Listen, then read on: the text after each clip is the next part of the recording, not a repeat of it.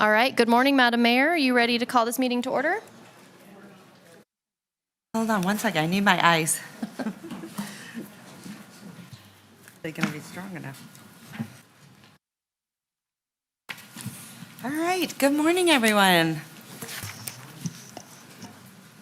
Okay, we are going to start the Reno City Council meeting. This is Wednesday, July 24th, 2024. And we are going to start out with the Pledge of Allegiance. I would love, who's the leader of your group? Do you have a leader? You tell me. I would love it if you would lead us in the pledge, sir.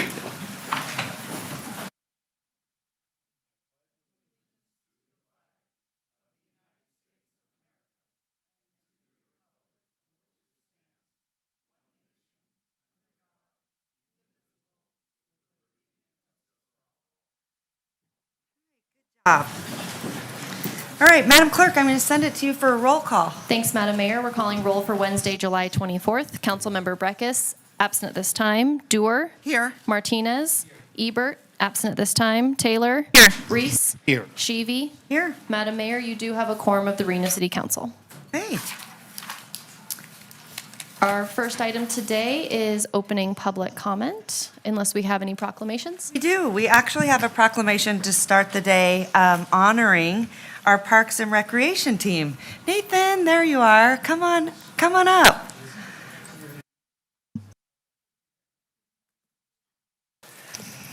Thank you, Madam Mayor. Nathan Elliott, Parks and Recreation Director, for the record.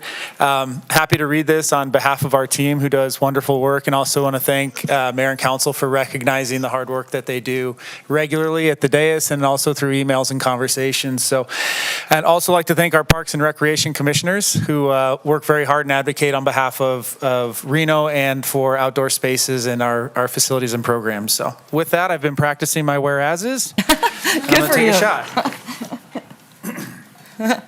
Is this on? Nope, the one's not. I'm still talking to this.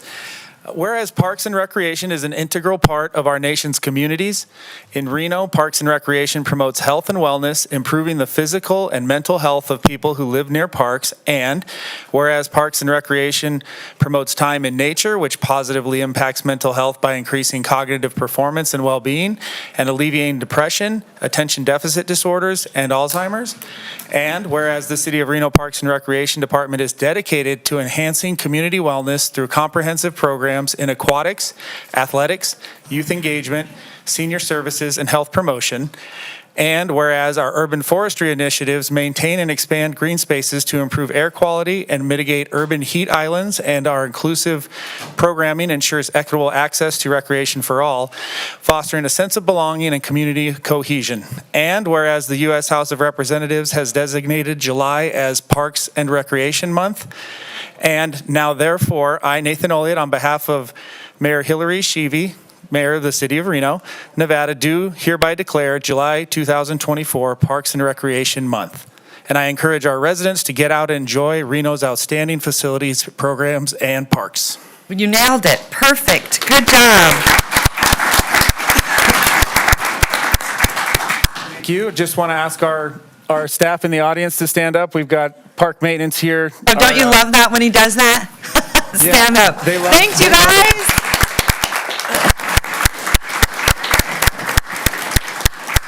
We've got a ton of years of service in this room and knowledge and experience.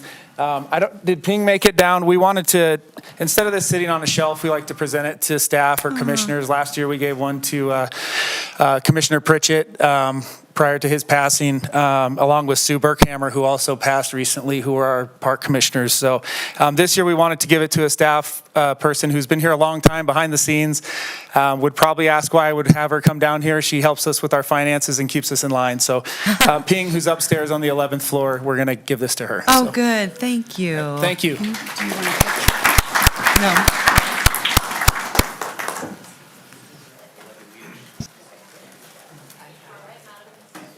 All right, Madam Mayor, so our first item today is public comment.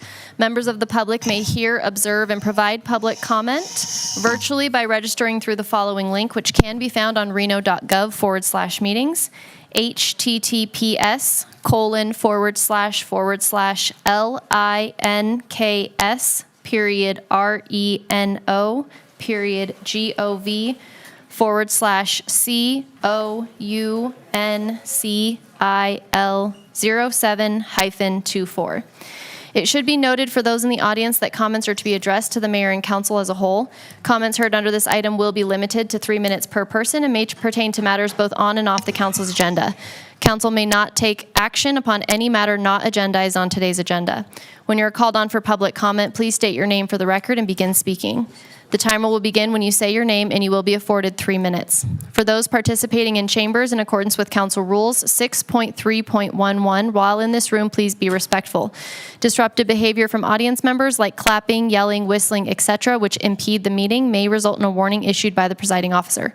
If the behavior continues, you may be removed from chambers. If you're an attendee in the Zoom meeting and would like to make public comment, please raise your hand at this time. Our first group of public commenters today is the Nevada Peer Support Network.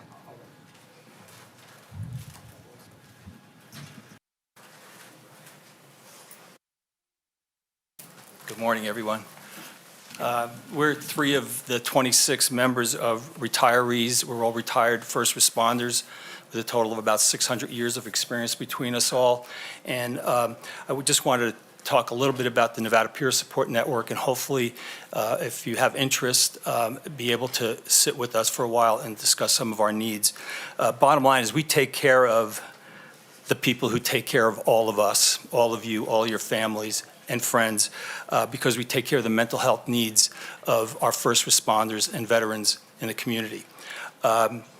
We have a history that started back in 2019 when one of our young, dynamic firefighter paramedics took his own life, and who, like many first responders, fear the going to HR or telling their boss, hey, I'm up for promotion, but I'm struggling with some things. So he did not feel that he was comfortable with this at that time. He was on probation and took his own life. And it started by his fire captain that said, we need to do something a little bit different, something we can do with confidentiality and then refer people out. Last year, our therapists and our peer support teams took care of, made contact with about 600 people, about 300 hours of volunteer therapy was provided by our 2 therapists. And one of them was in the Army for 20 years, one of our therapists, and the other one was a retired paramedic after 24 years at REMSA. So we have a really great staff. We have a resiliency center that, thanks to the Ribeiro Company, our rent is only $2,500 a month for a 2,500 square foot, really nice place. They gave us more than 50% off the rent. The second part of our organization is basically we have an incident support, and we go to emergencies when we're called. We've been numerous fires. I think we've been to about 17 fires in the county and in the city of Reno together. We've been to some law enforcement incidents, including the one in Sparks a while back where 3 officers were shot. And we provide climate-controlled shelters. In the summer, we had 3 fires last week in Sun Valley where the temperature was well over 104 degrees. So we had shelters set up, cooling fans, rehydration drinks and things like that, ice towels, etc. So again, what we'd like to be able to do is at some point maybe sit down with you, Mayor, possibly. We've met with Councilman Martinez a while back and Councilwoman Ebert. It's hard to get an appointment on that schedule, but we are 501c3s, and yeah, we beg for everything we get. So we have a couple old converted trucks, rescue trucks, that we respond to calls on. You're okay, you can finish. I just, it's the hardest part of our job is to ask for money from people. I was a pretty good paramedic. These guys were real good in Not their a great job. fundraiser. But yeah, It's the tough. begging part is really So it's hard. tough. The way I was brought up, I guess. Yeah. But we see such a strong need. Yesterday morning, received a phone call from a sheriff in one of the rural communities in northern Nevada who struggled with 2 of his deputies who responded to an infant who had died. And they worked on on the infant, because they have a volunteer fire department. It was going to take like 25 minutes for anybody to get there, and they were struggling with that, so we set them up with a critical incident stress debriefing. So that's we're kind of a referral service. We take care of our own, and then we do direct assistance right at emergency scenes for our brothers and sisters who are on the job. Okay. We also bring a toilet to fires because it's very, That's important. yeah, when we had the big, the ballpark fire downtown, the ballpark apartments, we were there for quite a while. I know Reno, that was quite a fire, and they really appreciated us. But the bathroom was used more than the coffee pots. So. I'm going to have Brian Colpin get with you because these services are so critical, especially when it comes to mental health and our first responders. They see some of the most tragic situations that we deal with in our community. So super important work. I did not know you existed. I'm a big supporter of TIP. So you guys are a lot like TIP, but for the first responders on that side. Yeah. And it's really important that we have those peer support groups because you can really identify, because the stigma that you talked about is very real, where they don't want to go to HR, or they don't want to go within a system for the fear of being either retaliated against or scrutinized, those types of things. And so when it comes to mental health, that's really, really important. Impressive work. Well, I look forward to supporting you. Make you so sure much. that you give your information to Mickey, the clerk, and I will have Brian reach out to you. All right, thank you for you so allowing us this much. time. Thank Madam you Mayor. very much. Go ahead. I'm also going to meet with the group, so if my staff can get together and make sure they do that. I also want to thank Councilmember Ebert, who I know is not here just yet this morning, but she's got a donation on the agenda today for the Peer Support Network, which I think is very important, and I thank her for it. Excellent. Okay. Where's Brian?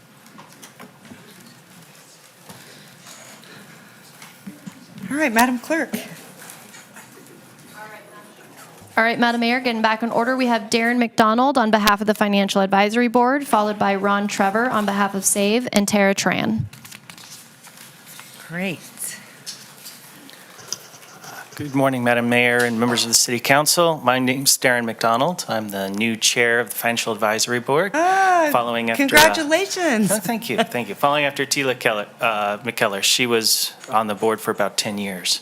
So I've been on the board about 4 years. But we have a fair amount of experience, and this time we're coming up to speak about our annual report and our annual work plan for your approval.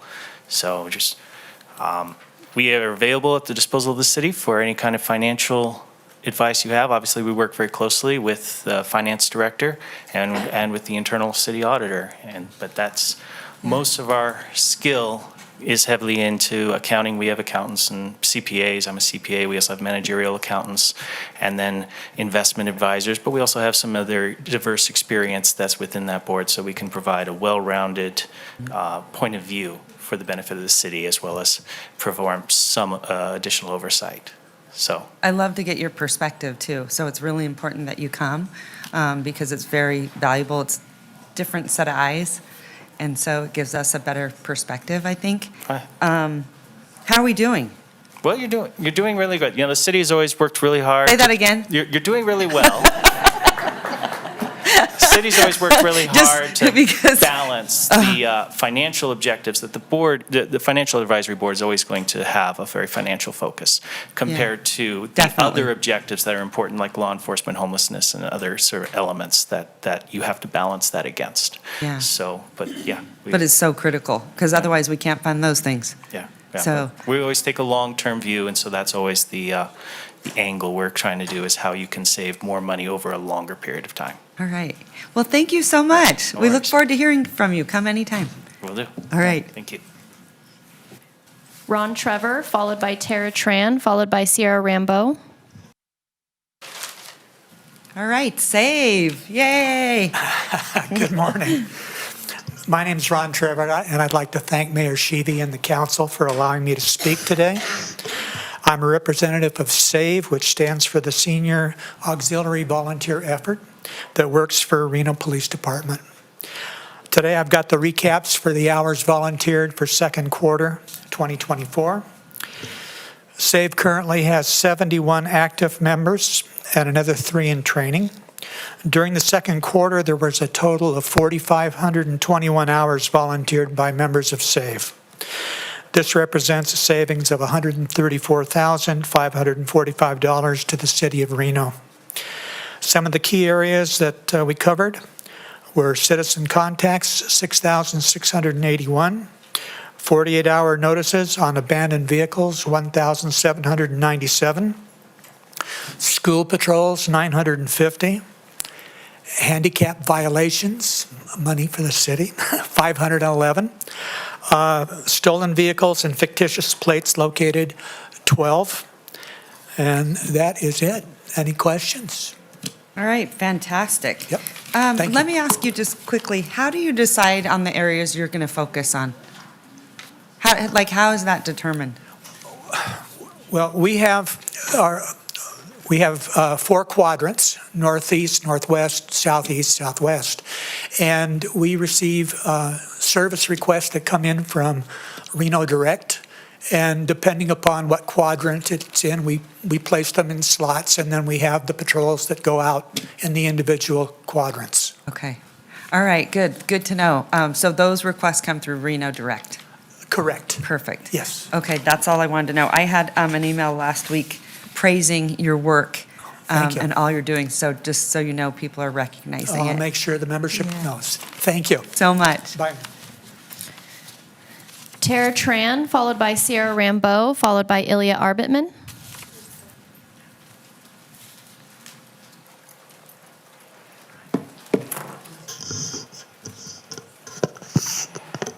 This is a clicker.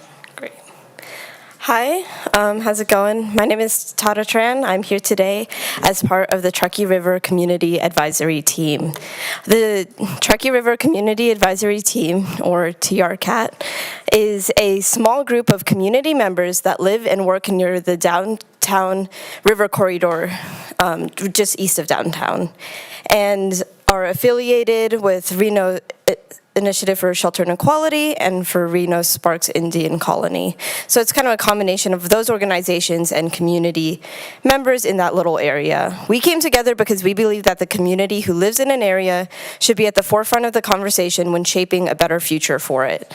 With the support of River Network, the National Park Service, and One Truckee River, we designed and executed a community-led research project to learn about the needs, wants, and desires of the people who use, live, and work in the target area. So the aforementioned target area spans from Broadhead Memorial to John Champion Park. And so for those who don't know, that's kind of the ACES Stadium to Sutro Street. And it has received a disadvantaged community status designation by the Environmental Protection Agency. This is a mixed-use area with apartments, homes, commercial, and industrial buildings adjacent to the river. Despite rapid economic change in the surrounding areas, this portion of the Pyramid Tahoe Trail and its adjacent green spaces face continual degradation due to a lack of maintenance. Because it is a highly urbanized area, this is also a critical source, a critical point for preventing downstream pollution into the Truckee River, which is a designated critical source water protection area. As a community, we believe that public green spaces are necessary assets that everybody has a right to use, regardless of their background or their current situation. So our goal in this community-led research project is to understand the needs, desires, and current usage of the community that already exists, benefits from, and is invested in this part of our city. So in our community-led research project, in order to reach respondents, we were really focused on meeting them where they're at. So thanks to the human service outreach groups through RISE, the newsletter in the Reno Sparks Indian Colony, flyering door-to-door, and tabling at highly frequented areas and in apartment buildings right on the river, we were able to collect information from 157 respondents in the area. And then I'll turn it over to my colleague to hit the next slides. Okay, good job. You could work here. That was so good. Sierra Rambeau, followed by Ilya Arbitman. So, hello, I'm Sierra Rambo, and I am a tribal member, and I also work at the Reno Sparks Indian Colony in our Cultural Resource Department as the program assistant and oral historian. I will be sharing with you the results of our survey. First, I would like to start off with our survey demographics. As you can see, we had a good distribution of responses from the various communities we were trying to reach. There's a nice bell curve in age and an almost even split of gender. This slide shows how often these different demographics surveyed use the Truckee River on a daily and weekly basis. Among homeowners, renters, and individuals in transitional housing, 40 to 70% of respondents use all areas of the corridor. We only see river use fall off with members of the Reno Sparks Indian Colony. We found that they use the river least of all the groups surveyed. And as a Reno Sparks Indian Colony tribal member and resident, I would like to make a small comment about that. Historically, many things have been taken away from our people, and this is another example of that. Many tribal and community members don't feel the river is safe. My father used to fish in the river all the time when he was a young man, and he no longer fishes. He tells us not to eat any fish that come from the Truckee River, and it is a common attitude among tribal members. This next slide shows, we know that people are using the Truckee River, and these are the five most common responses among our survey takers. These responses were walking and picnicking, biking, gathering with friends and family, and commuting. Respondents also use the river corridor for swimming, running, fishing, paddling, and other hobbies. Another question we asked was, what desired improvements do the survey respondents want to see? For us, this was one of the most surprising results of the survey. This graph shows that across the board, whether someone is in transitional housing or a homeowner, they want to see the same improvements at these parks along the river. The top 5 improvements were more benches, more trash cans, better lighting, public restrooms, and access to food and drink. And thank you. I'll turn over the All next right, good slide. job. Ilya Arbitman? Okay, Ilya Arbitman, for the record, we're just, there's a lot to talk about, and we're actually happy if anyone wants to meet, and there's a longer slideshow. This is kind of a condensed version. But I think one of the main things that it highlights is just the importance of soliciting input from people who use an area. We know, obviously, there's a lot of attention being paid to the river right now with the Truckee River plan that came out. I think what we were trying to do here is kind of balance some of those thoughts with information from the people who already use it, rather than looking at it as a place that we necessarily need to bring in people to who aren't already there. We want to start with the community that's already using it, or maybe would like to be using it, but doesn't for whatever reason. I think if we look at a park like Wingfield, we see an example of a downtown park on the river that's very different from Broadhead, from John Champion. These are parks that I think some people don't even know their names because they don't go there. And we were trying to understand why that is, what's different. Wingfield certainly has a very diverse mix of people there. There's people that are down and out, that are sleeping there. There's families, right? There's special events that happen there. There isn't really anything about Wingfield that's different from Broadhead and John Champion. It just actually seems like there's just more investment in that park. There's more amenities. It gets cleaned more regularly. It's better maintained. It's better lit.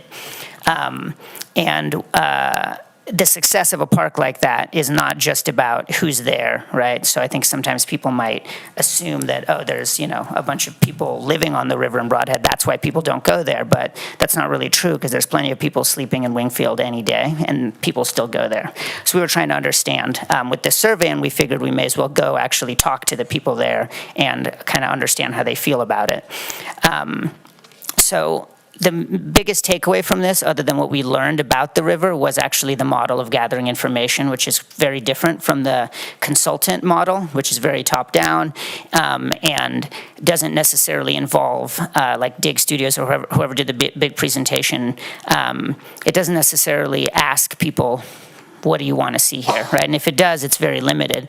And the surveys that the city puts out online, I think, are very effective, but there's no guarantee that they're actually going to reach the people that are there.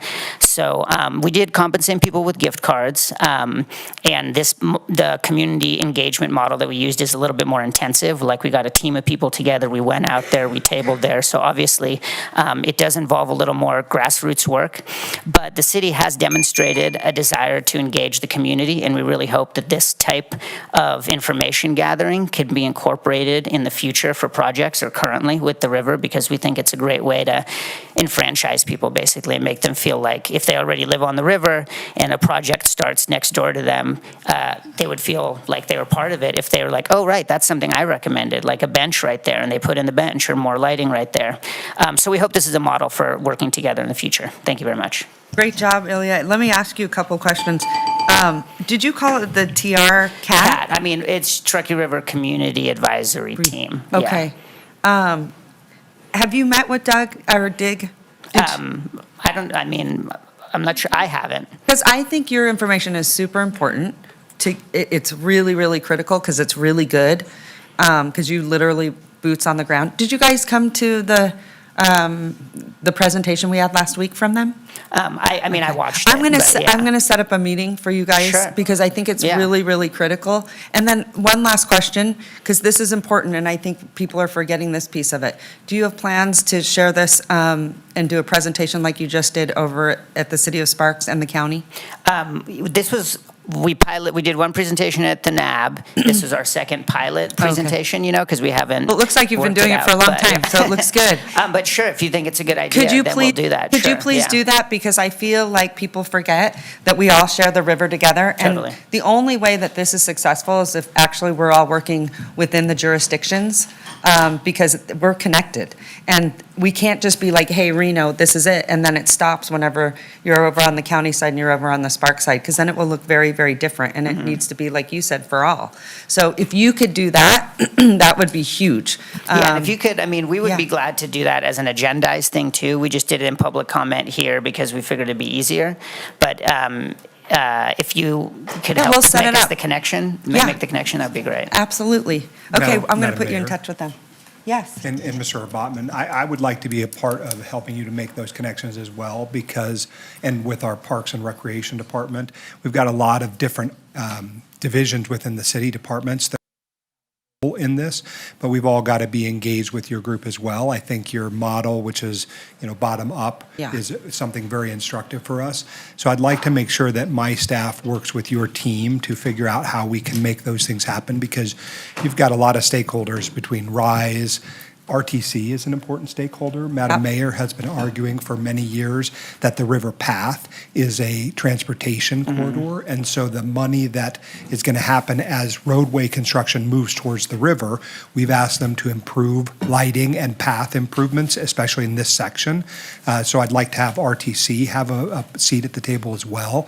And again, a lot of information here today is not entirely new, but it's presented differently, and also it does have the implication of being presented from the bottom up, which I think is much more interesting to us than a top-down approach. But traditionally, structures of government are very top-down focused. We'd rather be bottom-up, but governments don't really talk that language often enough. So we'd like to make sure that we can get a coordinated effort, because again, Public Works, Parks, RISE, our community team, our police officers, enforcement teams, our park rangers. There's an agenda item later about park rangers. All of those things have to be done together. So I'd like to make sure that we. Love to have you weigh in on Okay, yeah, that. if we can make the connection, I'm sure, we'd be glad to set up a meeting. Yeah, and just to clarify, because he said that I wanted to use it as a transportation hub, I want to be very clear, because I'll get emails of, cars and things Well, like that. bikes, for Yes, bikes and walking, bicycles, yeah. bicycles, yes. Cool. Great job. Thank you. Okay, thanks, guys. Okay, Connie Madam Clerk. Silvera, followed by Olivia Tanager, followed by Terry Brooks. the slide champion, I love it. Have you reached out? Good morning. I'm Connie Silvera. Thank you for letting me speak today. And I do have a little bit of good news. Is this on? Okay. Connie, it's coming. Okay, this is, the original reason I came down here was Liston Park, and it is fixed. It is completed. And when I stopped by the other day to check on it, these boys were having a blast. And I got to tell you, it was so rewarding to see them having so much fun. So I'm just really excited to see that happen. Moving on to the next park, we do still have Pickett Park, which I have to apologize. I think last time I mislabeled this as Stewart Park, which it is not. It is Pickett Park, the one by Reno Hospital. It has a pretty severe break in the slide that looks pretty dangerous for kids. And so I just wanted to bring that to your attention. And then also Wilkinson Park is the other at this time that I found that is pretty bad shape. And this is on the little kids structure.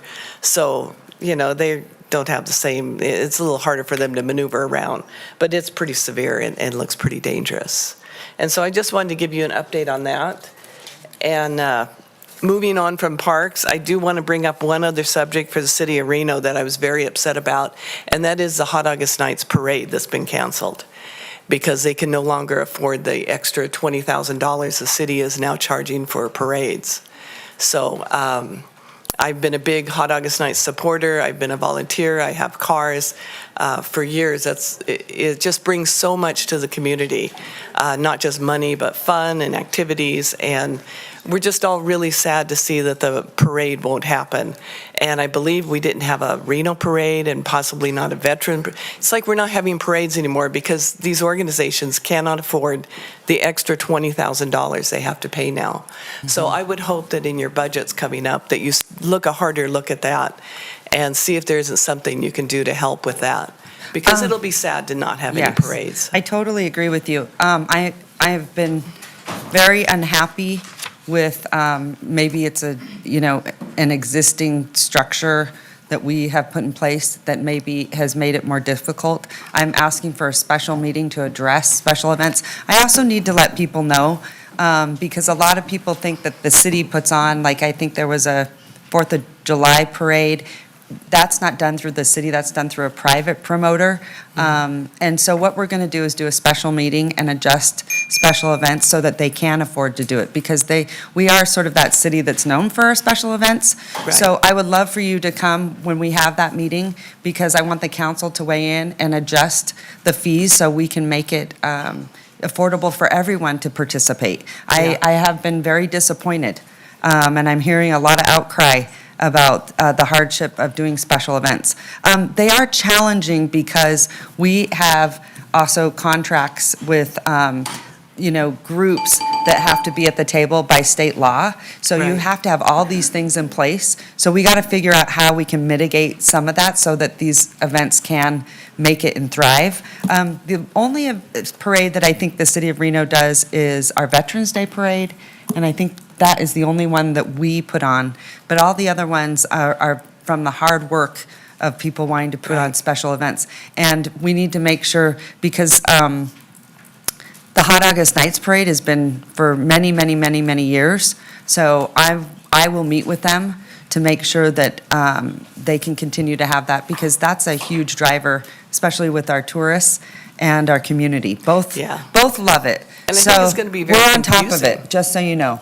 Good. So when we have that special meeting, it'll be in September, October. Jackie is on it.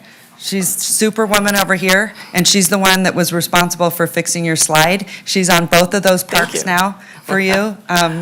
If there's anyone that can get it done, it's Jackie, and it was her. So we can't take the credit up here. It was all her that helped. Thanks, Jackie. That's helping. We appreciate it. Yeah. All your team. So thank you very much. All right. All right. Barry Levinson, followed by Olivia Tanager, followed by Terry Brooks.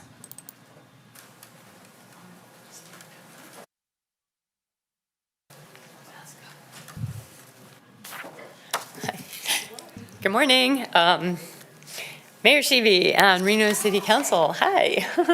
My name is Barry Levinson. I'm a Reno resident and a member of Sierra Club. Going to be talking about NV Energy, so kind of a change of subject here. As you all know, NV Energy has proposed a large increase in the base rate for electricity with a concomitant reduction in the charge per kilowatt hour. It is quite clear that their goal is to shift their income from a variable amount based on electricity usage to a guaranteed fixed rate independent of usage. While this may be advantageous to NV Energy's bottom line, it would be devastating to customers and the environment. Firstly, customers would be charged the elevated base rate before they ever even turn on a light switch. This removes the ability to reduce one's electricity bill by conserving energy. Consequences may be dire for lower-income people who may not be able to afford their bills. It's also terrible for the environment as it removes incentives to conserve energy. Secondly, the increased base rate will almost surely kill the solar industry in northern Nevada. People install solar on the roof to save money in the long run on their electricity bills. I did just that 2 years ago, with the expectation that the base rate would stay low and the charge per kilowatt hour would continue to increase over time. With these set of assumptions, rooftop solar makes a lot of sense in the long run. If NV Energy gets its way, rooftop solar will not likely make sense financially, greatly reducing the number of people that choose to go solar. This would be a travesty for the solar industry and for our environment. This proposal also flies in the face of the new Reno NV Energy Partnership Agreement, which is where you guys fit in which NV Energy has agreed to work with Reno to reduce energy-related emissions, increase local renewable energy, improve resilience and reliability, and support equity. The proposed huge increase in the base rate runs counter to all of these goals. Sierra Club, in conjunction with other environmental groups that you see behind me, is requesting a statement from the City of Reno in opposition to the proposed base rate increase in the form of written comment to the PUCN and a letter to the NV Energy, whatever makes sense. We feel that support from the city could really bolster our position against this egregious proposal from NV Energy, and that the city must stand up vociferously for the tenets of the Energy Partnership Agreement. Okay, thank you for any support you can provide. All right, thank you so much. Okay. I'm actually going to send it over to my colleague, Councilwoman Dewar, because we've been working on this. Yeah, we have. As you know, Barry, I was, I think, really the only local elected official that had an opportunity to comment when MV Energy had their meeting in, I want to say it was June. At their hearing. It was a meeting to gather public input. And I came out against it, and I was, for the main reasons you just said. It really disadvantaged low-income residents, and who is out advocating for them but us? They are our residents. Number two, your point about solar is very important. I think I may be the only elected official in Northern Nevada that actually has solar on my roof. Maybe not. Tell me, I want them in the team. I want them in the team. Anyway, one of the few, I'll say, that have it on their roof, and I advocated in 2014 for the same reasons that you made, which is that as you change this energy pricing model, you disadvantage solar, which has an economic base and a rate of return. And I wanted to mention to the mayor, didn't we recently have the Secretary of Commerce here? And when she flew in with Senator Rosen, they spoke about our new technology hub that we're going to have at UNR. And she made a comment, how few roofs in Reno It's outrageous. had solar. I mean, Yeah. it was part of her commentary. And so for a person to just come in and recognize the issue that we have made very little progress, the only solar the city's been able to add in the last 10 years is our community solar project, which is a partnership with MV Energy, the work we're doing with our public safety center, and our Moana pool. But separate from those that are new buildings or new adds, we haven't been able to retrofit or add other uses. So, Madam Mayor, I hope that we can get this on an agenda and consider it for a potential resolution before MV Energy, or before the PUC has their final hearing on the rate setting in August. August 12th, that's the deadline, so. What's that? August 12th, I believe, August 12th. is their hearing. So Well, we that would spoke be- about it this morning. Oh, great. And we did. Oh, yes, you and I. I thought you meant with the, I thought you meant with Where have you been? No, I was here. Okay. And so, and we thought that would be a good idea. So. Great. We look forward to seeing Thank you you. soon. Thank you so much. Okay, thanks so much, Barry. Great job. Olivia Tanager, followed by Terry Brooks, followed by Benjamin Castro. Thank you. Madam Mayor and City Council members, my name is Olivia Tanager. My comments are very similar to Barry's. We probably should have conferred before getting up here today, but I'm the Executive Director of the Sierra Club Toyabe chapter. I just started in March. The Toyabe chapter believes that we all have a right to a livable planet, and we work on supporting equitable, renewable energy, increasing access to public transportation, and protecting and conserving the land, water, and wildlife in our region. We represent 40,000 members and supporters across the state of Nevada and a little slice of California as well. And as such, we're the largest grassroots environmental group in the state of Nevada. As Barry mentioned, NV Energy recently proposed a basic service charge increase for Northern Nevadans, and the BSC is how much you have to pay to NV Energy every month before turning on a light switch. As Barry mentioned, we're very concerned because of the implications that this would have for the renewable energy market in Northern Nevada and for small solar businesses that feed our Northern Nevada economy, as well as for the equity of low-income folks who live here, right here in Reno. And as Barry mentioned, we're especially concerned about the potential violation of the energy partnership agreement that you all work so hard on with NV Energy in the city of Reno because of the equity concern that we have and because of the implications for renewable energy development in the state as well. And if I may, Madam Mayor. Go. Olivia. Wait, Olivia, are you finished? I was just going to add that we will be reaching out to all of you council members, and I would like to echo what Barry said about our desire to have the city of Reno publish a resolution and send a letter to the PUCN to that effect about your concerns about this proposal. Okay. I will have their liaisons reach out to you. Thank you very much. Okay. And before you go, you mentioned the high base rate. I had heard that it was tripling Correct. and that it was going from $16 to $45. Yes, that's And correct. It would make our be- basic service charge here in Reno the highest in the whole country. That's what I wanted to make sure that it was accurate, that you put that on the record. Yep, thank you. Okay, thank you. Maybe you want to say that again. Sure. If NV Energy goes through with this proposal to increase our basic service charge, it would make our basic service charge right here in Reno the highest in the country, disadvantaging low-income Renoites and folks across the state of Northern Nevada. Triple Correct. what it is today. Correct. Yep. Yeah. Do they give you a reason for why that is? I think the reason that we've heard is that it would add more stability to the revenue stream for NV Energy, so they would be able to count on having a set amount of money flow in every month. But of course, it wouldn't allow for folks to do things like conserve their energy, like turn off light switch when they leave the room to try and protect their energy bill. It would allow NV Energy to make more money, which is the reason that they're proposing this. And that seems disingenuous. It does. It certainly does. Well, one more question, if I may, Madam. Sure. Olivia, I read that their rate of return, I think, would go from 9 to 11%, is that right? Yes, that's correct. So this is so that their shareholders, their corporate shareholders, can make more money every month. Is that in a public statement? I believe so. I believe it's in their proposal in the PUCN, in the docket that you can look at. It says that their rate of return will be higher under this proposal. They have commissioners, right? PUC commissioners? There are 3 PUC commissioners. They're appointed by the governor. Okay, do you know who they are? Yes, there's, I'm not going to be able to remember all 3 of their names. The one doing this hearing is Randy Brown. Oh, okay. Yep, Randy Brown from 18? yep. Thank you, Councilwoman Dorr. AT&T, and he's a Oh, he's PUC not, okay. commissioner. Oh, I didn't know that. Perfect. Okay. Thank you so much. And Olivia, I'm so impressed with you, future senator. Thank We you, Mayor need Sheedy. more women to run. Thank you. Great job. And we are counting on all of you to protect your constituents from this dangerous proposal, so I appreciate your attention to this urgent matter. Thank you. Thanks so much.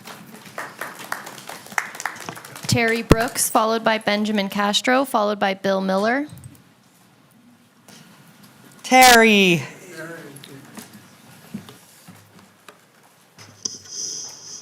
Good morning. It's me, Terry Brooks, again.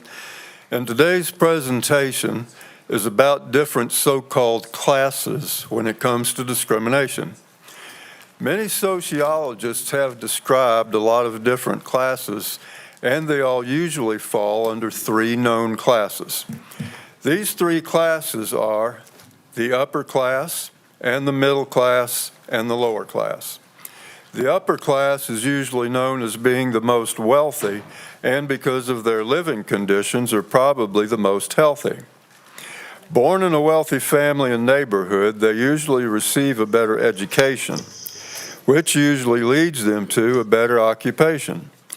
Most of the wealthy don't work long because once they've gained their wealth, they don't have to work anymore because they're just living off of their wealth. Then there's the middle class who are not quite as high. They are referred to as the working class who make enough to get by. Most of them have access to a decent education, which can then lead to a decent occupation. And a middle-class person usually has enough of what they need and survives, and usually winds up working for most of their lives.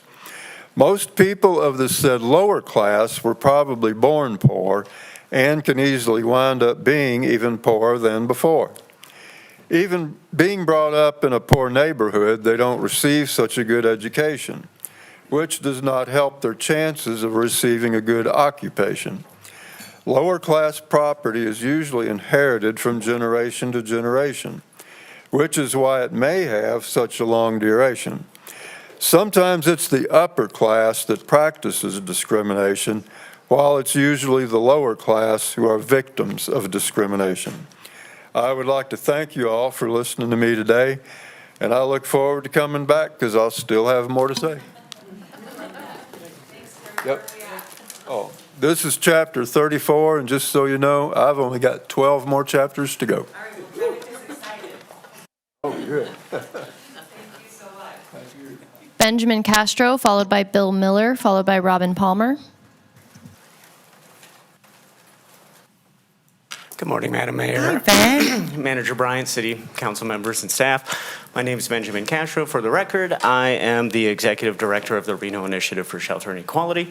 Today, I'm here to give you an update on the River Stewards program that we launched back in May. For those of you who may not recall, this was us employing residents of the river or unsheltered neighbors to help pick up trash on 100 feet of either side of the river. So far, from West 4th and McCarran all the way down to the end of the world, which is out past Sparks Vista, that's what they call it. That has been kind of that's almost the entire river stretch. We have gathered 571 50-gallon bags of trash, which is pretty significant. Our truck holds about 12 at any given time, assuming that we're putting like a net over it to make sure it doesn't, go all over the freeway. So that's about 48 dump runs, or about heading to the dump every other day, sometimes twice a day. So I have tons of pictures of before and after. I didn't bring them with me. It's pretty significant, though. And I definitely don't want to discount those wins. But for me, and of course I'm going to be sappy, it always comes back to people, right? Because people don't remember what you did, they remember how you made them feel. So if people feel seen, if they feel safe, and if they feel heard, that's really where the work begins. As of today, we have employed 10 of our unhoused neighbors to help us in this work. 4 of them are looking very, very promising as far as being consistent and reliable, and 1 of them we've actually convinced to access emergency shelter. So that is within the first 90 days of this project. Yep, and I'm very confident that by the end of 12 months we'll have even bigger wins. So there's that project. Again, we would have never been able to achieve this without our original partnership here and our partnership and connections with the county. So I think the intersectionality of government agencies, public-private sector, and even just environmental sciences and human sciences, we're able to achieve a lot. So I want to come down and say thank you. And I hope you all have a good day, okay? And it's impressive, like where we've been and where we are now, and what you've done. It is truly remarkable. Well, we do it together, so. Well, that's very, very, very kind. I'm curious, are you also still over seeing our place as well? And both initiatives, tell me. All the stuff we're doing. So we operate Our Place in partnership with Washoe County HSA, Human Services Agency. We operate the Men, Women's, and Women and Families Crossroads programs in partnership with HSA, that's sober supportive housing for our unsheltered neighbors. Under the Clean and Safe umbrella here with the City of Reno, we do outreach. The River Stewards is funded by the Truckee River Fund and administered by the Community Foundation of Northern Nevada, so we have that partnership. We have a partnership with One Truckee River to maintain the loos at Broadhead, right outside these doors here, in John Champion. And we're about to launch another project with One Truckee River, the State Forestry Division, and the City of Reno to do workforce development, reclamation, and restoration along the river path. Wow, that's impressive. I mean, you have really grown. I think, again, if you treat people well, they tend to stick around. Yeah. So they do all the work. I just get to sign their That's checks, not I true. guess. That's not true. You do a lot of work. Great job. So great. And please keep coming back. I love these updates. Yep, I will be back. I hope Okay. you all Madam have a Mayor, good if I day. may? Thanks, Ben. Go ahead. Councilwoman Taylor. Thank you. So good to see you. I think this is a phenomenal project, and I think it goes back to one of the challenges that we see that Madam Mayor has always talked about is the dedicated funding source for the river. And what you are doing, it helps the whole community, and I am always going to be supportive of what you do and the way that you do it. So from the bottom of my heart, and I would say the entire council, thank you for this effort, and we know it's not easy. We know you have a tough job, and you do it with compassion, Yeah. and you do it with leadership and results. So thank you very much, Ben. I appreciate that. Thank you, Councilwoman. Oh, go ahead. Ben, I think we have a meeting scheduled for August. I'd like to make sure that we have more time than has been allocated, so if you'll just coordinate with my staff. I think we've only set it up for an hour, but it sounds like I'd need to know a little bit more. I'd also like to include, as part of that, a walking tour. It's interesting to hear the earlier presentation, which I think you had a part in. Some of the folks are overlapping team members, so I'd like to be able to actually walk it with you when we do the tour in August. But also, I'm interested to know if you know about a group called Green Vibe World. This is a local nonprofit that the mayor was able to secure a national U.S. Conference of Mayors grant for, and they do a lot of cleanup activities along the river. I wonder if there would just be an opportunity to coordinate with you and work with you, in part because I wonder who's paying for the dump runs? Yeah. And the amount of trash, because Yeah. we obviously have some ability to help with that with our partners at Waste Management and the ways that we can use our allocated dumps.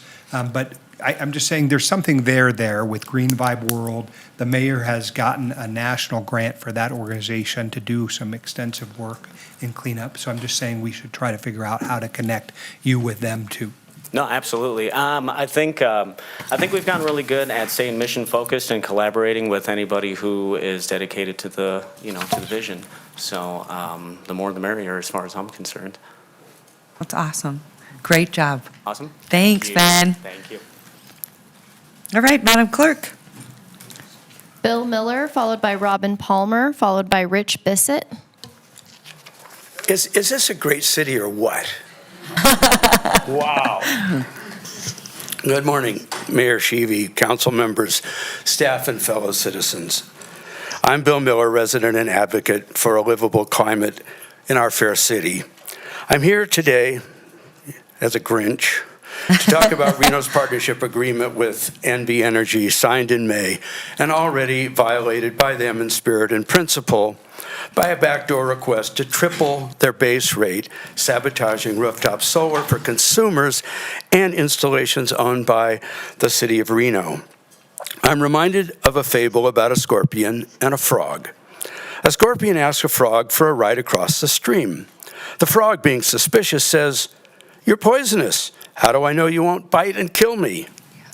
The scorpion replies, "Because if I did, we would both sink and drown." The frog thinks it over and decides to give the scorpion a ride. Halfway across, the scorpion sinks his fangs into the frog. As they're sinking, the frog cries, "Why did you do that?" And the scorpion answers, "Because that is my nature." So let's examine the nature of NV Energy and the Reno Council. The council is empowered by citizens to protect the public welfare, build and repair infrastructure, plan for sensible growth, and protect our environment, in which it is doing a remarkable job. NV Energy is a publicly traded corporation owned by an out-of-state investor, beholden to Wall Street, and managed by law solely for the financial benefit of its shareholders.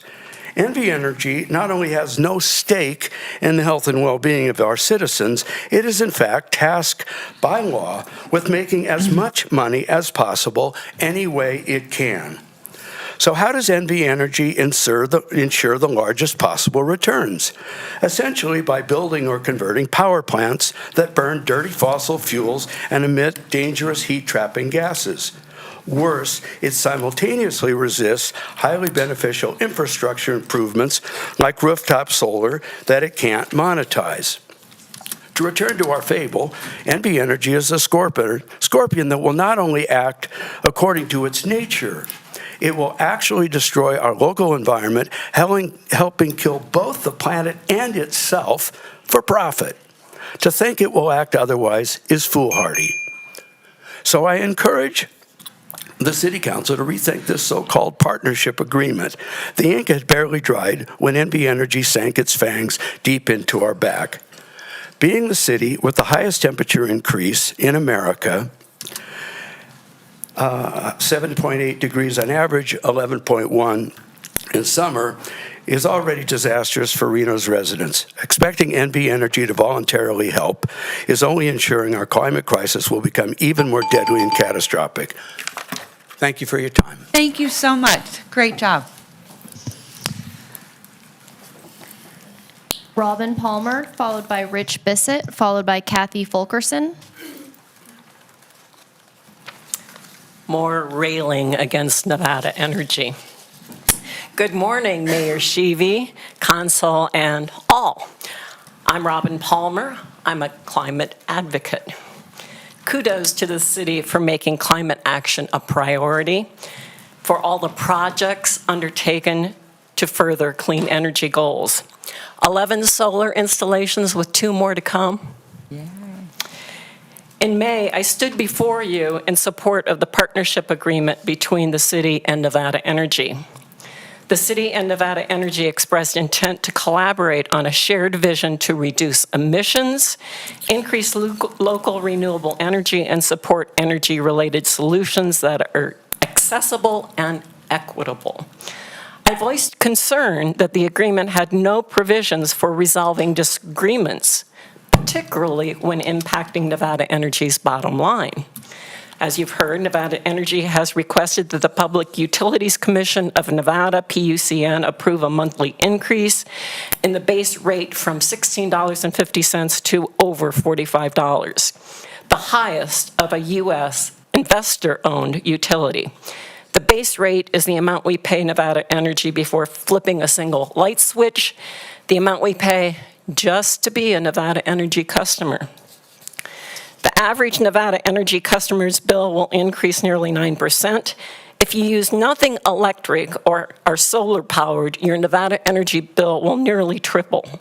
Low and fixed income families who typically use little electricity will be financially burdened, while higher income, high energy users will be rewarded by a decrease in electricity rates. Those who have installed solar will be penalized, and future solar installation will be disincentivized.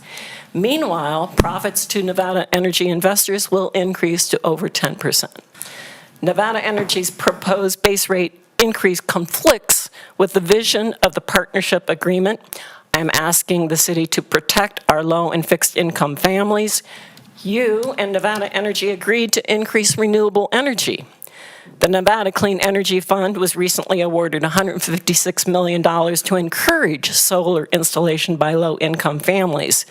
The base rate discourages solar. Call Nevada Energy on the carpet. Please formally oppose the base rate increase and inform Nevada Energy not stand for their double talk regarding the partnership guidelines. The city and Nevada Energy customers can submit comments to PUCN. Overhead, please. Is it showing? I can't, it's not up there.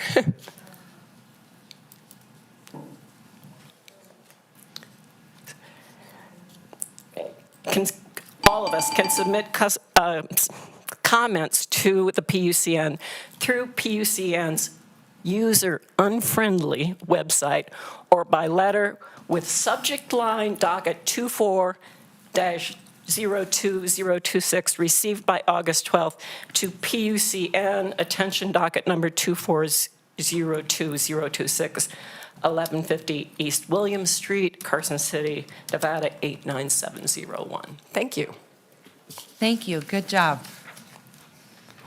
Rich Bissett, followed by Kathy Fulkerson, followed by Rochelle Mazzano via Zoom. Good morning, Mayor and Council members. Reno Mayor Hillary Sheevy won one of 2 top awards at the recent U.S. Conference of Mayors 92nd Annual Meeting. Our mayor, members of the council, and Washoe staff Reno staff won for the Moana Springs Recreational Complex and Fire Station 3 nearby. This is a rather complex community-based solar resource. These awards recognize outstanding leadership in combating climate change. Reno citizens can feel justifiably proud that Reno is recognized nationally as a greening city targeting the ill effects of our warming region and worsening air pollution. Mayor Sheevy and Reno Council's community-based solar resource initiative utilized a partnership with NV Energy to build the state's first community solar project in the city's core. Participating businesses and residents receive solar energy from a utility-scale facility as opposed to installing a private solar system on their property, with low-income customers eligible for a guaranteed lower rate. There are many climate and environmental groups in our region. I feel I can speak for all or a majority of them when I say congratulations and good job, Mayor Sheevy and Reno Council. Keep up the good work and realize we are here to help you on any climate project in any way we can to help reduce carbon use and emissions or moderate the harmful effects of higher temperatures. Mayor, you all hit a grand slam with Moana. We will still be looking forward to some home runs now and again. We'll be cheering Team Reno on. Thank you.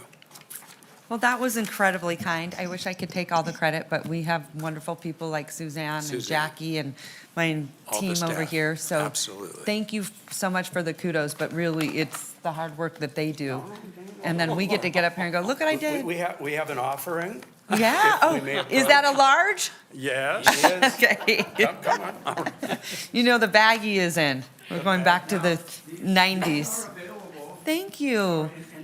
How can we support you? Yeah, we all Yes. want one, I'm sure. That's a very brat color even. So it's definitely a brat summer for you all. I'm grateful. I love it. But the color is Thank very you, guys. brat. Thank you very much. Kathy Fulkerson, followed by Rochelle Mazzano via Zoom, and Dora Uchel via Zoom. Hi, I'm Kathy Fulkerson. I'm the co-facilitator of Third Act Nevada. Third Act is a national organization that harnesses the generational power of experienced Americans. We work to repair the climate and repair our communities. Those are the values that drive our work. We have 3 main campaigns. One of those is to democratize energy, and that's to facilitate moving away from fossil fuels as quickly as we can, as well as to ensure that all our communities benefit as we transition. My perspective in coming to speak before you is that opposing NV Energy's base rate is a nonpartisan issue. Increasing this base rate from $16.50 to $45.30 will be the highest in the nation. That means you have to pay $45 a month before you even turn on your lights, before you cook anything on your electric stove. And it also means that you can do nothing to decrease your bill if you run up short with money. In 2020, the American Council on Energy Efficient Economy did a study and found that low-income Nevadans already experience a high energy burden. That means they pay more than 6% of their household income for their energy bills. That was in 2020.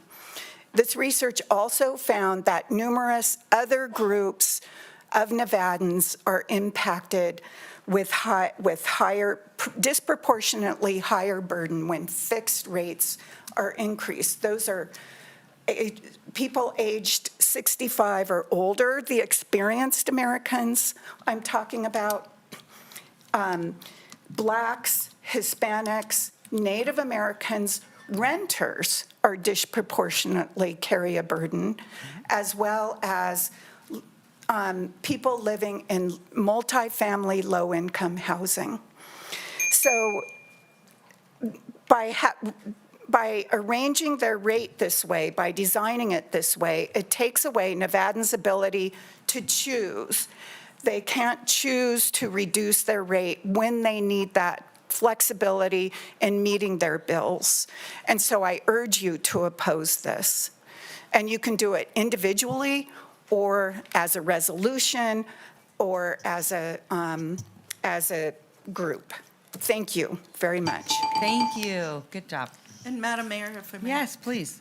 Just for the information for the council, I've looked at the time of the hearing and when our next meetings are, and it really has become apparent we would need to take this up at our next meeting if we're to be in time for the PUC hearing. So just some thoughts that we may want to, at the end of the meeting, when we talk about future agenda items, we may want to direct our staff to bring this back ASAP by our next meeting, which is a very short turnaround. But even if we just record what we've heard here from the advocates, there's plenty to put into a letter or a resolution by the 31st.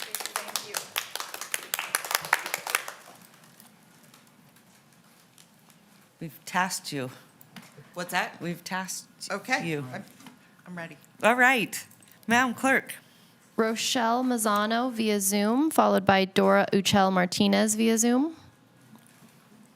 Good morning, Madam Mayor, council members, staff, and fellow citizens. My name is Rochelle Mazzano. I learned how to address you from the previous public commenters. Thank you.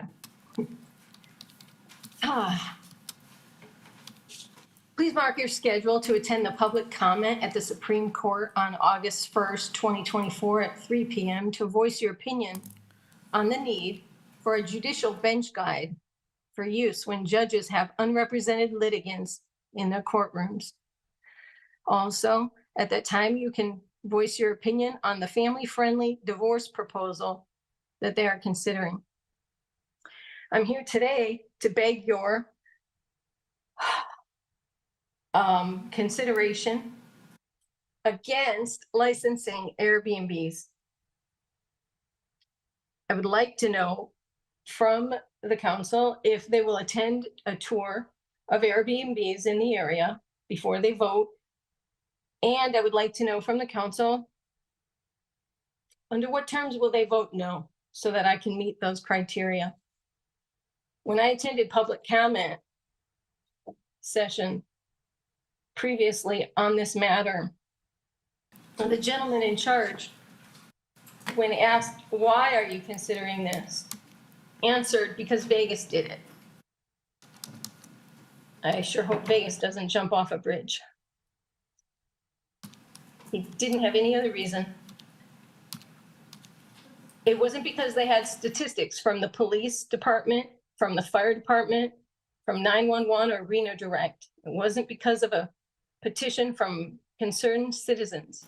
I think it's a cash grab, but they have no idea, A, if they already receive money from Airbnb, and if so, how much, because they have no idea. Nor do they have any idea how much revenue they will receive when they start requiring licenses. When asked what did they do to get the word out to current homeowners, it was passive. The homeowners who are renting their homes to short-term rentals, I have to go to the website to find out about this. That's ineffective. We need to attempt to inform current hosts. We need to do more information gathering, and it needs to be community-based. Will you please deny the proposed law, since Lands for Reno cannot show the council serious and successful attempts to inform current hosts? There are no statistics. There was no petition.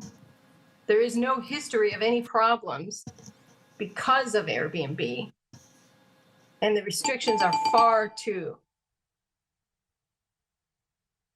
great to make any sense. Minimum one night.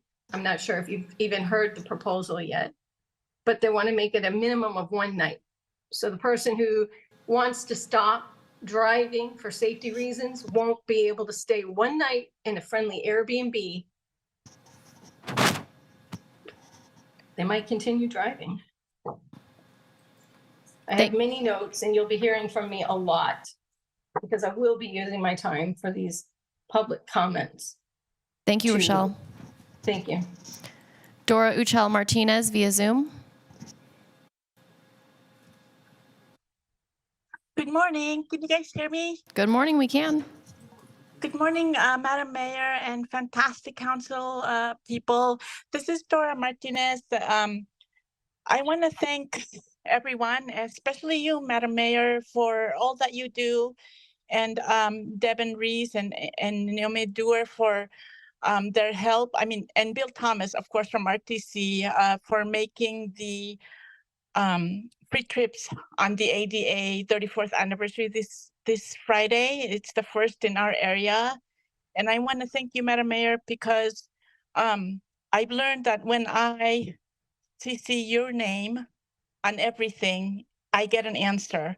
So I guess who you know really counts.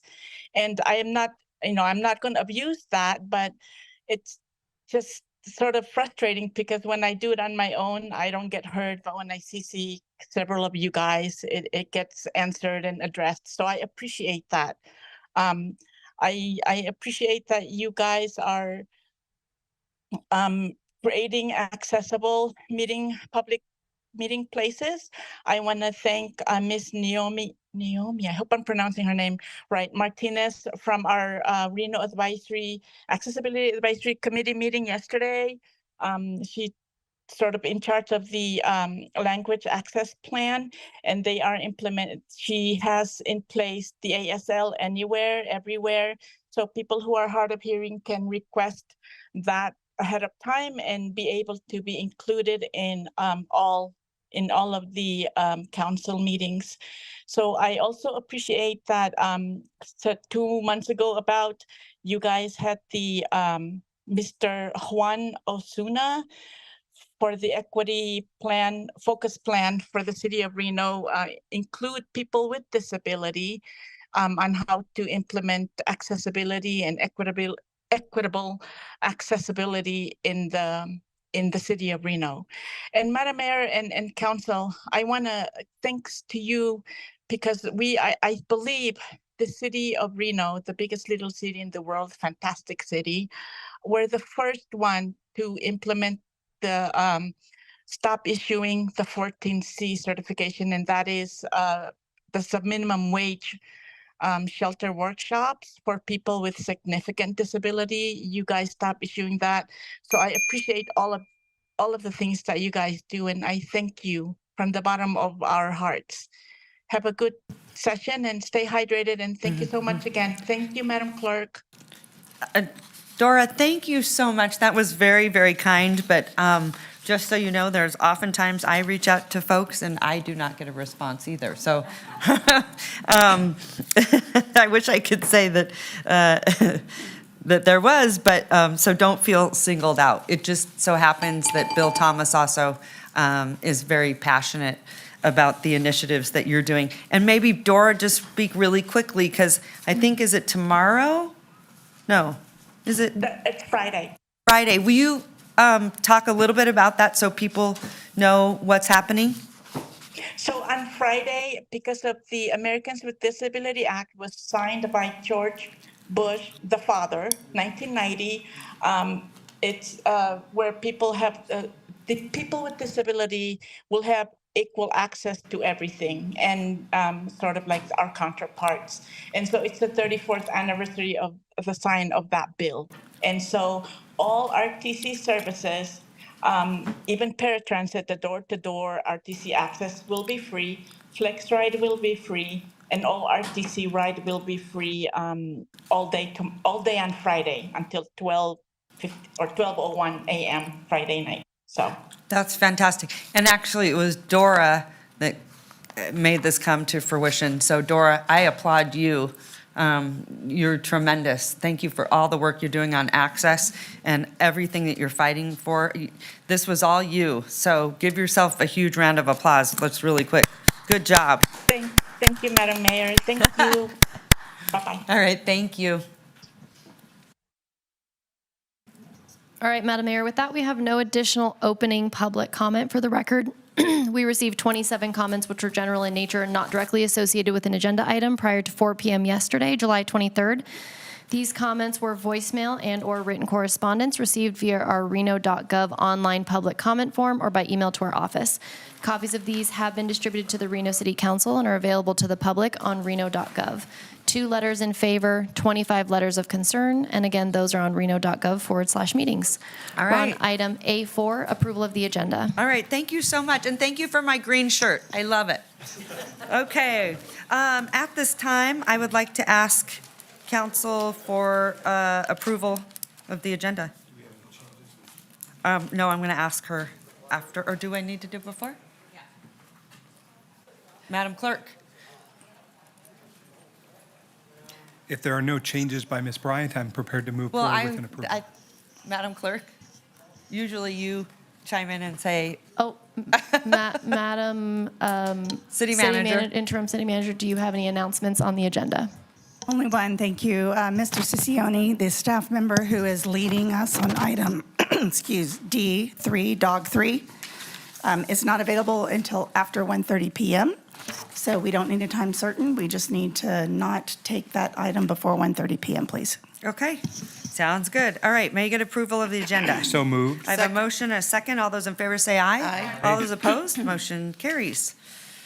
All right, approval of the minutes. Move to approve. I have a motion. I have a second. All those in favor say aye. Aye. All those opposed, motion carries unanimously. All right, Madam Clerk. Thank you, Madam Mayor. We're moving into our consent agenda items, and just for the record, we do have one public commenter on this item. Perfect. Okay, let's take public comment. Richard Waite. Hi, Madam Mayor and council members. Thank you. My name's Richard Waite. I'm a board member with Sierra Nevada Community Aquatics, who's been involved with the Moana Pool for quite a few years. I was a founding board member in 2008. And I'm here commenting in support of item B45 for you, which is your acceptance of a contribution from Sierra Nevada Community Aquatics Fund at the Community Foundation of Northern Nevada. This funding's been raised by generous donors in the community who have supported SNCA, we call it SNCA, in our mission to facilitate the expansion and sustainability of aquatic resources in Northern Nevada. It's our pleasure to continue our efforts to facilitate the development of the highest quality aquatic center to meet the needs of the community. This enhancement to the timing system will prove invaluable to the competitor user groups, but also will allow for enhanced City of Reno programming of things like sponsorships, upcoming event promotion, and movie nights we hope to see. That will prove beneficial to many users of the facility. We look forward to the opening of the pool and our continued partnership with the City of Reno to make further improvements and enhancements to the project as it becomes operational next month. So thank you. Thank you so much. Really appreciate your being here and the donation. I was going to pull it off the agenda just to to highlight it. Well, I was the only one available today, and due to the timing and not able to predict when that would happen. Yeah. Well, I a number came of groups have made contributions, but yours is one of the larger ones, and we just so appreciate what you're doing, what you have done to help us get the Pennington grant, and also this individual donation, very important. Yep, thank you. Looking forward to having you at the ribbon cutting. I look forward to being there. Yeah. Okay. Thank you. All right, and that ends public comment on the consent agenda. And Madam now- Vice Mayor, just for the record, we did receive one letter in favor of an item, and that also has been distributed to the Reno City Council. Okay. Well, I was just going to start calling if anyone has items to pull off the consent agenda, and then we'll hand it back to the mayor. Councilmember Martinez? Thanks so much, Madam Vice Mayor. I don't have any items at this point. Nothing? Okay. Councilmember Taylor? B19, please. Thank you. 19. All right. Councilmember Reese? B17. All right. Let's see, Councilmember Ebert? I have a few. 1 second here. B13, B17, B19, B21, B23, and B24. Okay, let me go over that. B13. Wait, I'm not done, Okay. actually. B31, B32, B33, B34, and B36, and B41, and B49. Okay, so just to recap, I have 13, 17, 19, 21, 24. No, 23 and 24. Oh, 23, 24, 31, 32, 33, 34, 36, 41, and 49. Yes, Okay. thank you. And then I have some, which is, I'm just pulling B11, just so that staff can explain what this downtown safescape process is, since so many are on there, unless someone's pulled one of those. I pulled 17, and 13 has also been pulled. Okay, so I won't pull 11. I just wanted to have staff explain what that is. My same Yeah. request for Okay. B17. And then I had B29 and 30, just for some kudos. And then B39. I don't know if anyone else pulled that. And I think that is all I had. Let's see. Hold on one sec. And B45. So I had 29, so 29, 30, 39, and 45. Okay, Madam Vice Mayor, I'm just going to read them down the list to make sure I've got all of them. Hold on. And then You're Madam good. Mayor. Oh, You're sorry, good. Madam Mayor. I'm going to pull B11, B12. Hold on. 11, 12, 13, 14, 15, 16, 17, 18, 19, 20, 21, 22, 23, 24,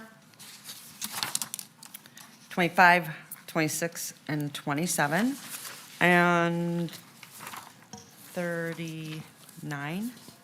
Is it 39? Was that a number?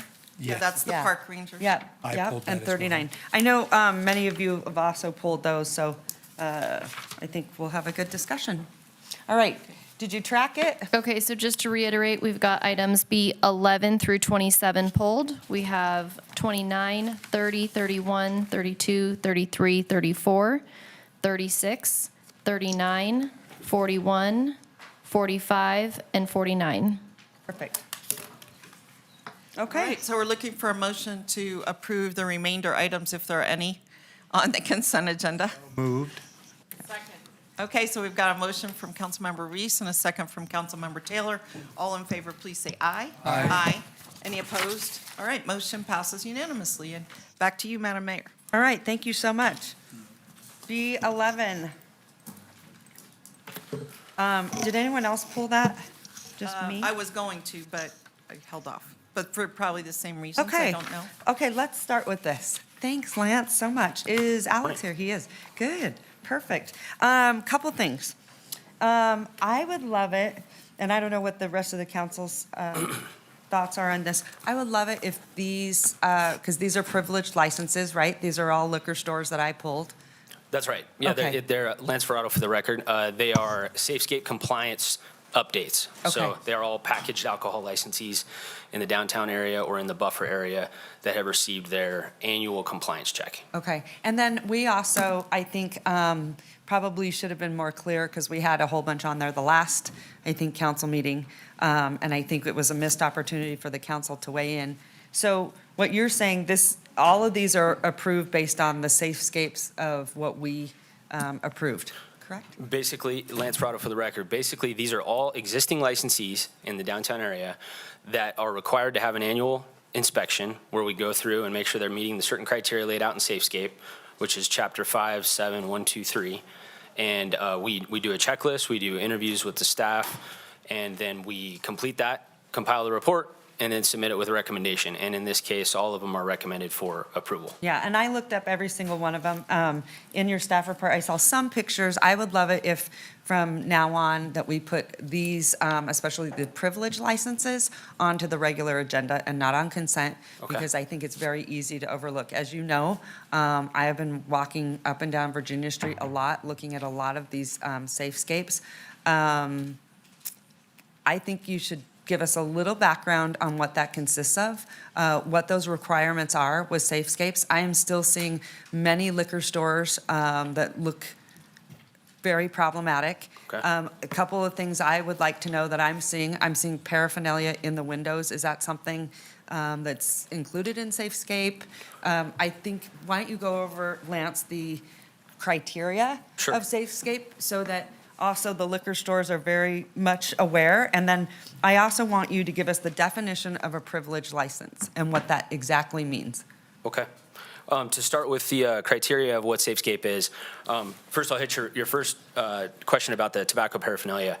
That is not included in Safescape, but that is regulated under the tobacco paraphernalia chapter. I figured. And it should not be out in the windows.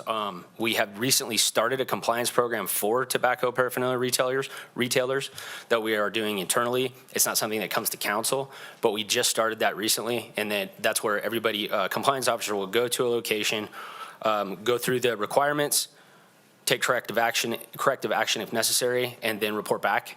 That's being done when the annual license renews, so they're not all done at one time. So if there are certain ones out there, then yeah, definitely we'd like to jump ahead and get to those. Yeah, there's a few right here, right outside this door. Okay. So maybe on my walks, it's if I can have sort of a checklist, what you guys check off of, because I'm seeing things that I'm like, this just can't be permissible. Okay. Okay. Yeah. As far as the Safescape operating requirements, as I said, we have a checklist where we go in and make sure that they're adhering to these. I'll go down the list. Basically, they have operating hours and conditions. Basically, they are required to, like any business operating within zoning hours, they have to have a height marker placed by the door in case of reporting any, identifying somebody that may have been in trouble. There's a height marker, like you'll see in a lot of convenience stores on the door. They are not allowed to store merchandise in boxes outdoors. As far as products offered for sale, then this was a big one that came through when we created this new ordinance in Chapter 5.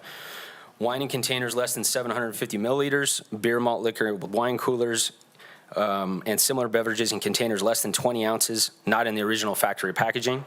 Distilled spirits in containers less than 375 milliliters, or paper or plastic cups in quantities less than usual customary packaging. Those are not allowed at all within the downtown Safescape area, which is basically the bid. There's the buffer area, which is 1,000 feet around that area, and then 1,000 feet north and south off of East 4th Street until the city of Sparks. In the buffer area, all the same rules apply, except for the fact that they can sell these products from the hours of 5 to 8 a.m. That's the only difference of the buffer, okay? Next on the requirements, surveillance. Entry detectors have to be placed at the entrance of the doors to notify a sales clerk that somebody has entered. ATM machines have to be located inside the building, mounted securely to the floor, and located not so to block required views of the cashier when in direct line of sight, and not less than 10 feet from the edge of the door. Video surveillance. The business has to have cameras that allow sales clerks to monitor the interior and exterior activities.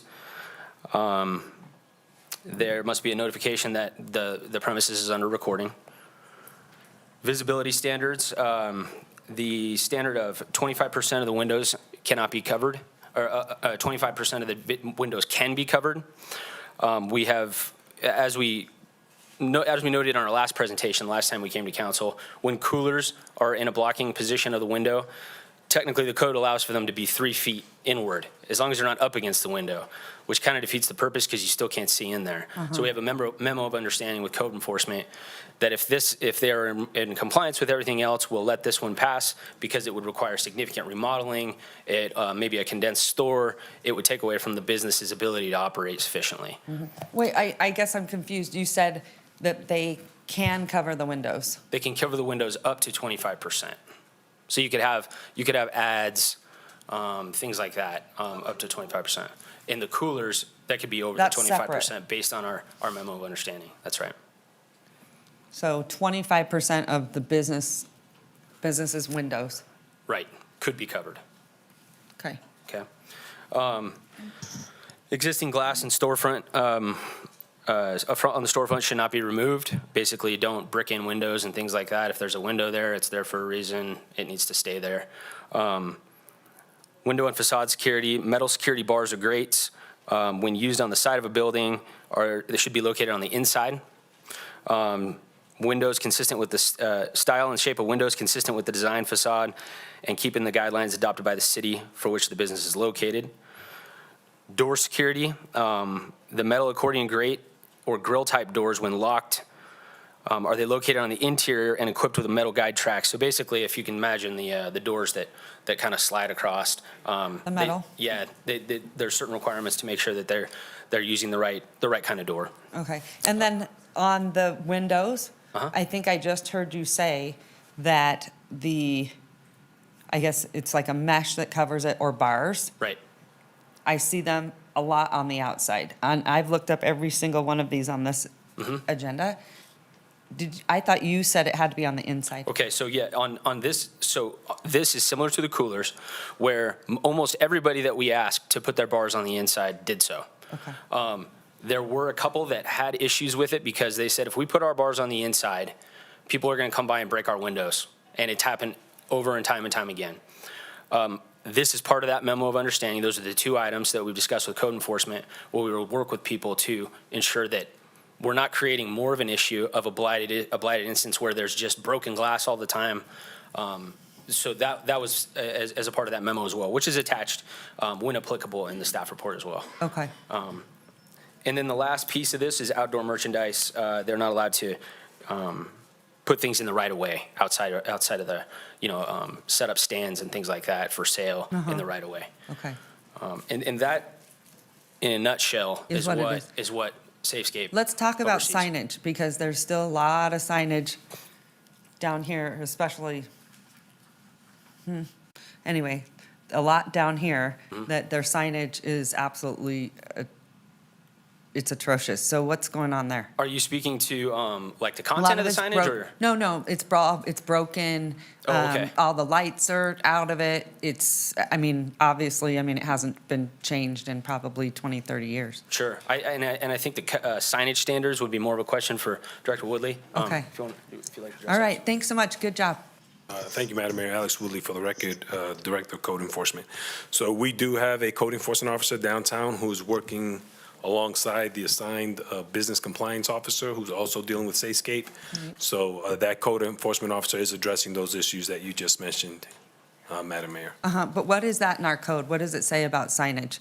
Can they have broken lighting and? That goes to the maintenance of the items. So we do have some cases that are open, and then we have some others. We just recently did a tour of with our new downtown code enforcement officer and identified several properties specifically on Virginia Street. Okay. Question here. Do any of these establishments have any outstanding code violations as of right now?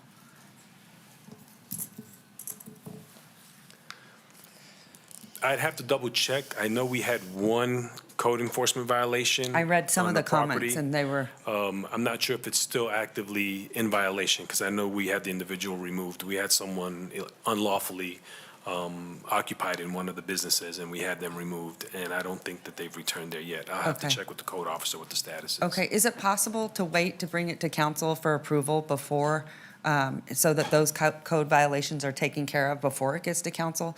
Because I think once we approve them, then it's really difficult to walk it back when there are bad actors. And that's what we've seen, to be quite honest. I think the city has been so lenient for so long. And, you know, they have become very, very problematic, high calls for service. I mean, I'm sure I'm not surprising anyone with these comments, but they're troublesome. That's a good idea. We can do that. We can, typically, we like to separate enforcement actions, but if that's the desire of the council, we'll definitely start doing that. Yeah, we'll work together. We have a code officer and a business compliance officer When do we get to meet this code officer? I've been asking to meet this code officer. I'm not sure he really even exists. Just kidding. You will, ma'am. All right. Thank you so Thank much. you, ma'am. Okay, good job. Okay, I'm going to start with you, Councilwoman Ebert. I don't have one just yet. Nothing? Okay.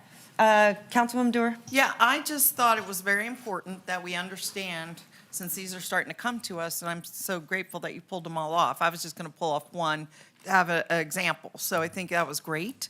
And it really sounds like a new day with this new program that we instituted to bring everyone up to compliance. And obviously, the whole team has to be working together to make this effective. I had asked you in my briefing, I wasn't sure how to interpret when they're on the agenda. I said, sort of related to what your comment was, Madam Mayor, what if they don't meet it? Are these going to be listed in a separate category? You know, you might be bringing ones that you reviewed in Safescape and don't meet the criteria. Right, Lance Ferraro for the record. Yes, you make a good point. The intent, we were going to cross that bridge when we got there, but we wanted to assure the council that if there was a recommendation for denial, that it would definitely be brought up, if not pulled to the department item. And we're happy to do that. If you'd like to see these all in department items as opposed to consent going forward, then you'll just know. And then when we have our briefings, we'll be able to discuss exactly, this is one, for note, this is one that was recommended of Maybe denial you could or sort them condition. into two buckets and put a little title, you know, meet compliance, don't meet, you know, Sure. so we know when we look at the agenda what we're reading. Sure, And I I could- know I could if work it you into want the to put them on summary. a separate item, C or whatever, but I think they need to be broken out somehow. Absolutely. But you're telling us today, all of these do meet, except what I heard the mayor say is maybe, or Mr. Woodley say, maybe one doesn't meet.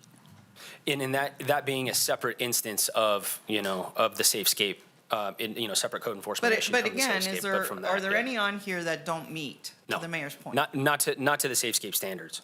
But they might not meet some other standards. They may have another code, Okay. code infraction Well, of I some think sort. that's a little concerning and confusing. Okay. You know, I mean, it implies sort of a seal of approval. Okay. Good seal of approval.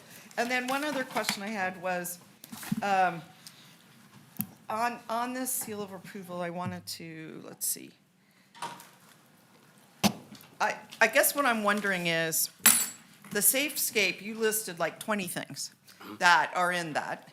But are there some things that we also care about that aren't in there? And if they aren't, like to this point that somebody's out of compliance on another issue, shouldn't we bundle it all together? Say you're either meet all the city's criteria or don't? I think that's a little confusing. We certainly can attempt to do that. Obviously, as you know, there's a lot of different departments that interact with these businesses, Yeah. and there's a lot of legwork that would have to be done. It's definitely possible to send out an email regarding each individual one and say, does any department have any issues with this or any outstanding I think it items? would be good. And then we could note that, yeah, I mean, it would be more comprehensive. sure. I guess my concern is whenever I see some of these and the signage is falling apart, the building is, you know, crumbling, the paint, you know, and then also, oftentimes we've seen where, I mean, the one, for instance, that I'll just keep talking about forever and ever until people stop listening, is when, you know, they come in and say, oh, it's going to be like a mini Whole Foods. Well, that is not anywhere near a mini Whole Foods. And so, you know, there's been a lot of leeway and leniency when it comes to approving these licenses. And, you know, you've seen the comments, the public comments, they're not happy about the condition of downtown whatsoever. And as I walk, most of them are typically these stores. So that's where I'm frustrated, that we continue to give them the licenses. And Lance, and I don't know if you did, and I don't remember if you did, but remind this council what a privilege license is, and what is the purview of the council under a privilege license. Madam Mayor, let me look that up really fast, just to give you the technical definition, and then if Mr. Woody wanted to address it. Madam Mayor, if I might, this is John Shipman over the City Attorney's Office. I just want to make sure that we're staying on the agenda. I mean, I'm hearing two things. I'm hearing the Safescape review, which is what's in front of you today, and that's kind of limited to the items that Mr. Ferrato is bringing you. And then there's the broader question about code enforcement downtown. That is not agendized for today. If that is something that the council would like to pursue or discuss more in depth, I would recommend that we put it on a I subsequent guess agenda. my issue is I don't want to be approving any licenses if they're out of compliance. So I do think that that falls in line with code. So Does it not? Yeah, so I just want to make sure maybe that's the confusion, that what you're looking at today is a Safescape inspection, and what staff is saying is that every store or establishment that has been reviewed has met that standard. And so you are not approving anything as to other potential code violations or anything else, and nor is that on the agenda today to be actually discussed. But Mr. Shipman, can I ask a question really quick? Hold on Sorry, one Madam second. Mayor. I just want to point out, that's not exactly what Alex said, so I want to be clear. Well, actually, Madam Mayor, Alex Woodley, for the record, I did want to clarify, because as Yes. this discussion was going on, I want everyone to understand, you can have a small business owner who's doing everything right and is doing everything to comply with the city, and then you can also have a property owner that has code violations. Got And it. it would just be terrible if we have a small business owner that's doing everything that we ask for in Safescape, but because their landlord has a code enforcement case, that they be penalized for it. That's a very good point. Thank you. Good point. I'm so glad you mentioned that. Very good point, Alex. Go ahead, Councilwoman Taylor. I guess I can wait until my turn if we're No, going it is down. your turn. Oh, okay. Well, then I will. Whoops. Throw my water. I'm going to take this time to say I am fully in support of your initiative on downtown. I want a clean and safe downtown, and I think we all do. And in this item, I only pulled one because it was one of the ones where the calls for services have gone up. And I think for the most part, this is really improving downtown, but what is the tolerance? I mean, I'm seeing places that have 1, 2, 3, 4 tries. How many tries are we giving these businesses downtown? When you have to go back, you start in May, and then the fourth time it comes in July. So how many compliance checks do they get before we say enough is enough? Lance Ferrato, for the record, you make a great point. This being the first go-around, we were trying to introduce this in a way that we didn't just run in and shut everybody down. That was the approach we took. Being that the next time that they get a review, you've already been on notice. You've been warned. This needs to be fixed. You're But they gonna don't get cited. another review for a year, right? That's correct.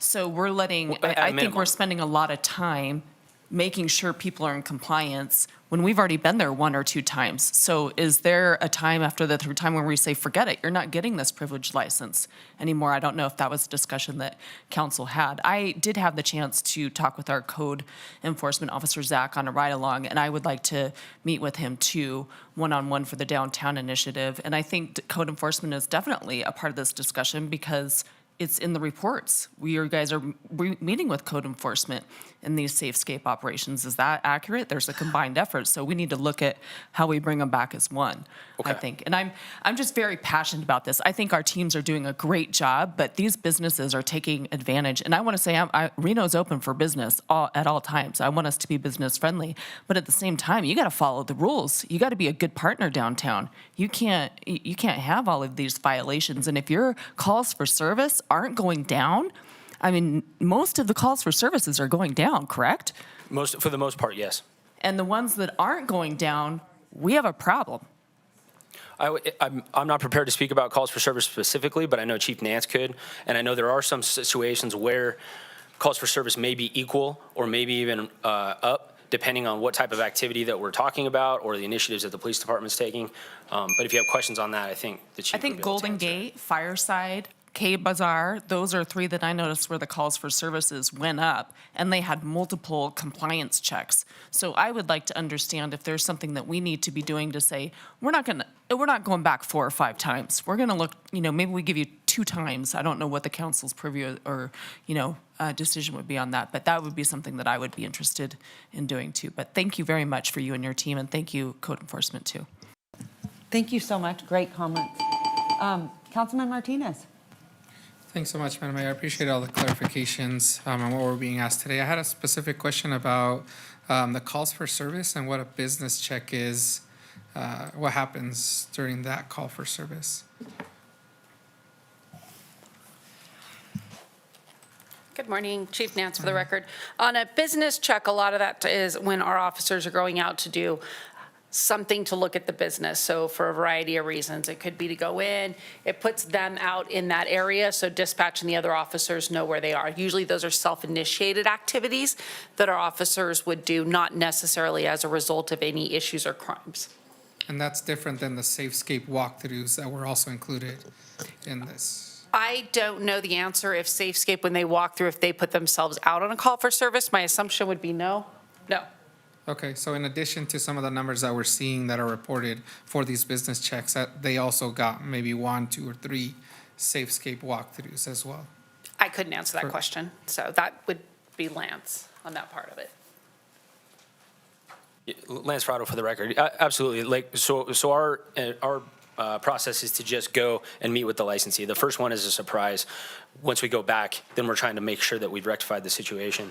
Those aren't really related to calls for service, or we're not, again, as we're not calling out that we're at that business, that those are totally separate. Okay. Yeah, I just want to understand. I hear a lot of concerns, not just up here on the dais from my colleagues, but also in the community about the multiple opportunities that folks get to come into compliance, and when are we going to actually, put our foot down and decide where enough is enough. And we do see the detriments to our community, to special events, to things happening downtown, and encouraging more businesses coming and thriving. So I know it's not what we're considering in the SafeScape, but I would like to see us look at code and calls for service within this sphere. And if there's something else that we need to do in a future agenda item, happy to support that conversation and continue to help create a thriving business situation for Reno, which we do have here. Understood. Yeah. Take it away, privilege license.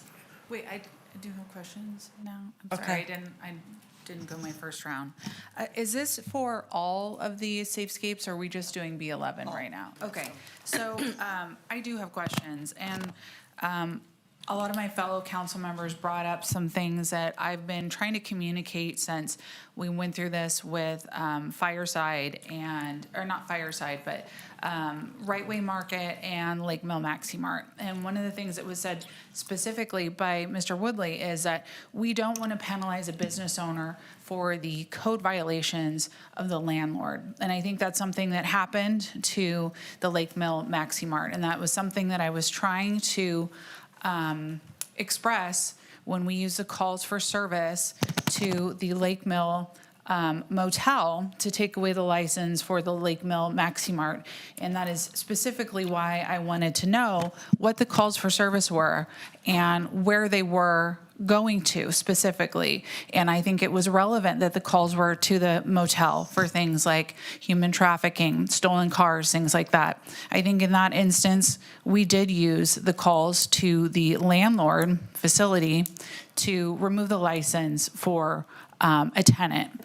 And that's exactly what I didn't want to happen. So to hear now the rest of council get that and understand that, I hope that they have a better perspective as to where I was coming from when I was arguing my case for those 2 liquor stores at that time.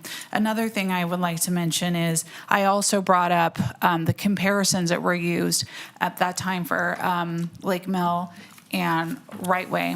One of them being that we should have compared Fireside to one of the locations, and I can't remember which one it was now, but I think it might have been Right Way, because it was a closer liquor store than the one that was given in our staff report. And I think it's interesting that now that the liquor license has been removed from Right Way, that the calls for service have increased at Fireside. Because I think the issue is the location, and these things are shifting to another location. I don't think it's necessarily the fact that they have a liquor license. I think it's a proximity to the bus station. And I think that's pretty clear based off of the data that we now have. And I also have concerns and questions about these types of calls for service. I think it's relevant. I think calls for service, we should look at them, but we should also look at what they were. But I've also been asking since the first discussion about Lake Mill and Right Way that we do have a hard and fast set guideline for when we pull the license. And I know Mr. Woodley said it previously that we need to trust their judgment on this, but it doesn't seem like it's uniform. And to Councilmember Taylor's point, how many times are we going to give them opportunity to make these required changes? Are they really required at that point? And are these rules being enforced unilaterally? And we need to have a hard and fast set thing that says, this is the rules. And if you don't follow these specific rules, you don't get to have a license. And from what I'm seeing, we don't have that at this time. Thank you. Thank you. All right, privileged license. Section 505.005. This title regulates those activities which are found by the city to require a higher demand of city services by affecting the economic, social, health, and general well-being of the city and its residents. The activities have commonly been referred to as privileged and must comply with this title, which shall be known as the Privileged Licenses and Permits Code. Okay, and what other businesses are privileged licenses? Quite a few. I can run down a list.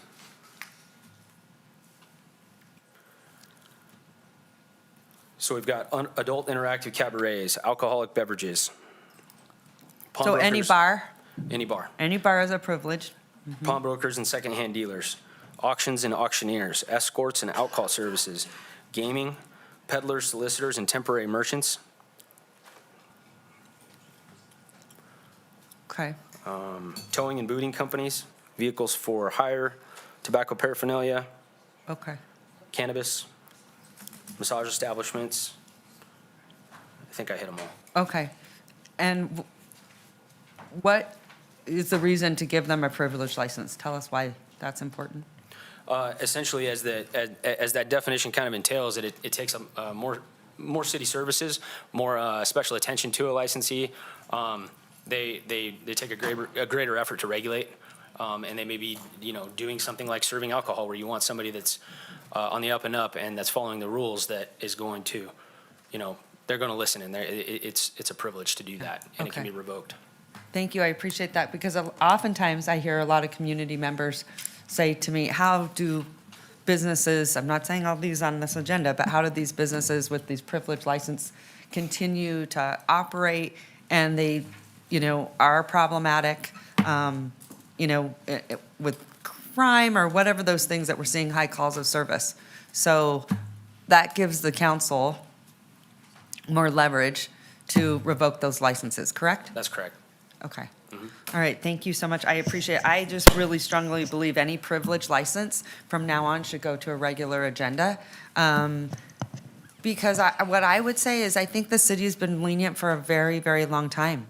We've allowed people, one of the reasons why we see the way things look the way that they do, because they've been allowed to get away with it. So in some ways, it's our fault and hasn't been, the business fault in that retrospect, because they've been able to get away with it. So, yeah, I just think you can tell we're all very passionate about it. We're all paying attention.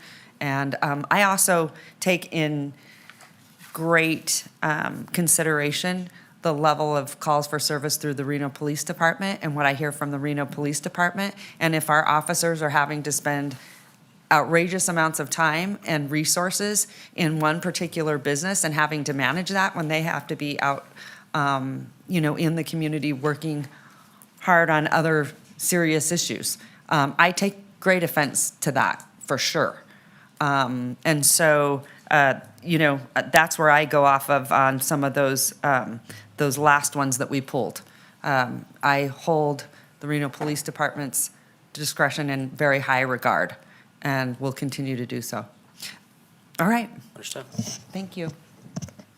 Anyway, Councilman Reese, go ahead. Thank you, Madam Mayor. I have probably more than 3 minutes of comments, and they're not particularly linear, so I'll just start where I can.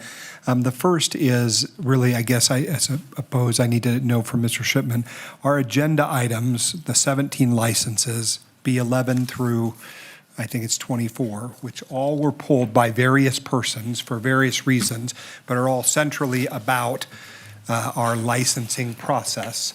I'm trying to understand what the contours of the discussion are supposed to be about, because in my mind, I feel uncomfortable voting for any of these, even though they've been recommended as compliant, because there's a broader question to be had about the SafeScape policy discussion. So what is it that, and then I've also heard lots of council members go on to tangents about past revocations, which I think you did not say that they shouldn't be doing, which I think probably would have been the thing that I would have advised.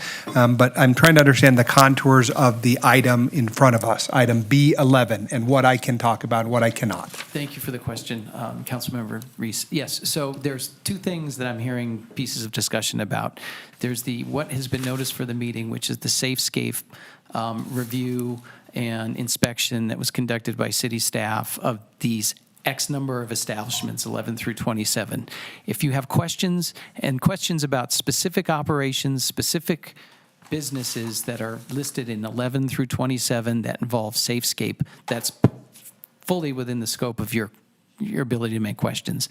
Where this is starting to get a little concerning on my end is that we're starting to talk about broader issues about code enforcement in general, about whether, things unrelated to the SafeScape specifically. In addition, I would say that to your question, you are not doing anything here today that I would call a seal of approval that these businesses, other than complying with the SafeScape requirements as has been verified by staff, that is the full extent and scope of what the council is doing today relative to those specific businesses that are on the agenda. If there's a desire to talk about broader issues about privilege licenses, about revocation of privilege licenses, about non-renewal for certain code violations that are unrelated to SafeScape, that's fine, but that should probably be put on a separate agenda and so that people would have the ability to participate and know that that's what's going to be happening today, if that makes sense. I think I'm understanding, except I think it's a related concept. Meaning if I, as a council member, believe that a specific license holder among these enumerated 17 licensees is a bad actor, and the bad actor evidence is that they have a high volume of calls for service. That is one of the criteria under the SafeScape or SafeScape compliance considerations, right? So may I today vote to deny a privileged license to a person for believing they have excessively high numbers of calls for service? So I think our recommendation would be if you believe that there is a business that meets that criteria that because of calls of service, then we would recommend that you pull that item and put it on another agenda, on a regular agenda, notify the owner, notify everybody that potentially would respond to that, and then deal with it at that point in time. And I say that because at this point in time, you have a staff recommendation that says they meet the SafeScape requirement. So it's you need to have a record. If you want to go and not renew a license or deny a license, from a city attorney standpoint, we'd want to have a record, not so much just, we think it's calls for services. That should be drilled down on a little bit more before you make that recommendation. So that would be our recommendation. Okay, and I agree 100% with that line of analysis, meaning I think that if someone is going to lose a privileged license over the decisions we make, they ought to be here, there ought to be notice, due process, all of those things. And at this point in time, I'm not sure that I can personally vote for any of the licensees because I don't think that that piece has been teased out. And there may be one example on this list where I have I don't know, a gut instinct, a feeling from talking to our code folks, from talking to our police folks, that one of these on this list enumerated is a bad actor. And you're saying if I believe that to be the case, that individual one should be pulled off and tabled, and the others should be going through.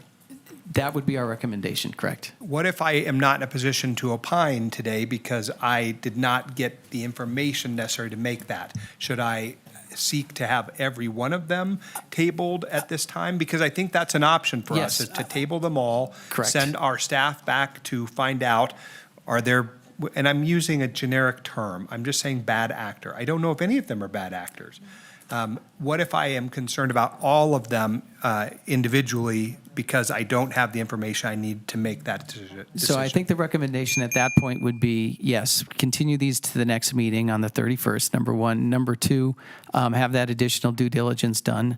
Number three, if it comes back and there are flags that you believe that one or multiple of those companies or businesses do deserve an additional layer of scrutiny, I would still go the next step and at the next meeting, move those particular ones to another meeting, because my guess is, and I'm doing, that there's not 11 of them or what have you. It's probably maybe a couple bad actors in the vernacular.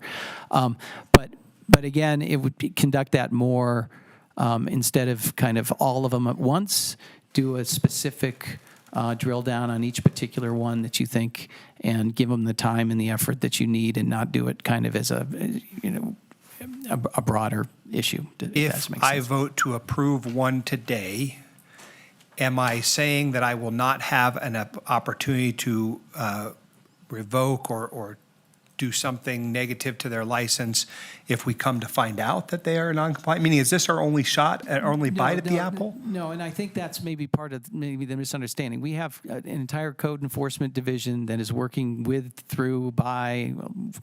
all of these businesses on a day-to-day basis. There's an administrative process that if there are codes violations and they're not being administered, that triggers things like revocation of license hearings and of that sort. So what you are doing today has nothing, you are not passing judgment on the quality of any particular establishment. You are just recognizing that staff has indicated that the SafeScape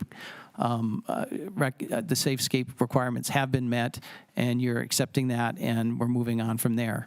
That does not, it's not a seal of approval. It's not anything other than just that. And if you want to come back and look at some of these because you think that that hasn't been met, that standard, you're entitled to do that. But we just need the conversation not to turn into a broad discussion about downtown. It would be the request, because we can do that. We just need to notice it as such. Well, I think then I have to ask Mr. Ferrado, is one of the requirements of the SafeScape licensing schema, is it an analysis of calls for service? It is not. Okay. That answers the question. I suppose then I'll leave my time, Madam Mayor, for round two, unless I can continue just briefly. Any further questions? Okay, back at you. Okay, so I want to also ask, the mayor said something which I think is very instructive to me, and that is whatever decisions we made in the past, and I won't, I spent a lot of time on our past decisions, that those have come and gone, but they were based on our police department and our code enforcement team's very strong recommendations. So anyone who's not following the strong recommendations of our police department and our code enforcement, I feel very bad and shame on them for making that choice for other motivated reasons. I, like the mayor, believe that when the police department and code comes to us and says this individual business owner is a bad actor, that evidence is kind of presumptively the answer, right? We can dig around the edges, but I'm not conducting my own stings of those individual places. I'm not sitting on them for 6 months at a time and analyzing their calls for service. I trust our police chief, I trust our police officers in this community, and they will have my full support when they tell me that a business is a bad actor, right? I do think, Madam Mayor, that although these SafeScape compliance considerations are on our agenda, there are broader questions which will require us to have different kinds of agenda items about them. Because, Madam Mayor, your point, and I think Ms. Taylor's point, is well taken, that what we are looking for is a different enforcement mechanism. And if you're saying, Mr. Ferrato, that the SafeScape standards are not that enforcement mechanism, we need to know as a body where our off-ramps are. How do we see and identify a known bad actor and make sure that they cannot continue? Because Madam Mayor is correct. We've allowed a long history of this, either by sort of malfeasance or misfeasance. And what we need to do is perhaps do a town hall where we bring all these license holders in, say what we're going to do. I'm just suggesting that the SafeScape standards are not necessarily the way for us to do that today, but there is some future action that should come from it. Okay. Okay. Madam Mayor, I Go have right a ahead. quick question. Thank you. I don't know if it's necessarily a question, but I also want to bring attention to, this is not something that these business owners are new. It's not something that they just heard of. As I understand it, it was put into effect, and then we gave them 18 months to comply with this. And we also did more outreach with them. So when they're not complying with SafeScapes, it's not something that they have not seen before or have had adequate time to prepare for or invest in. Is that accurate? I would agree.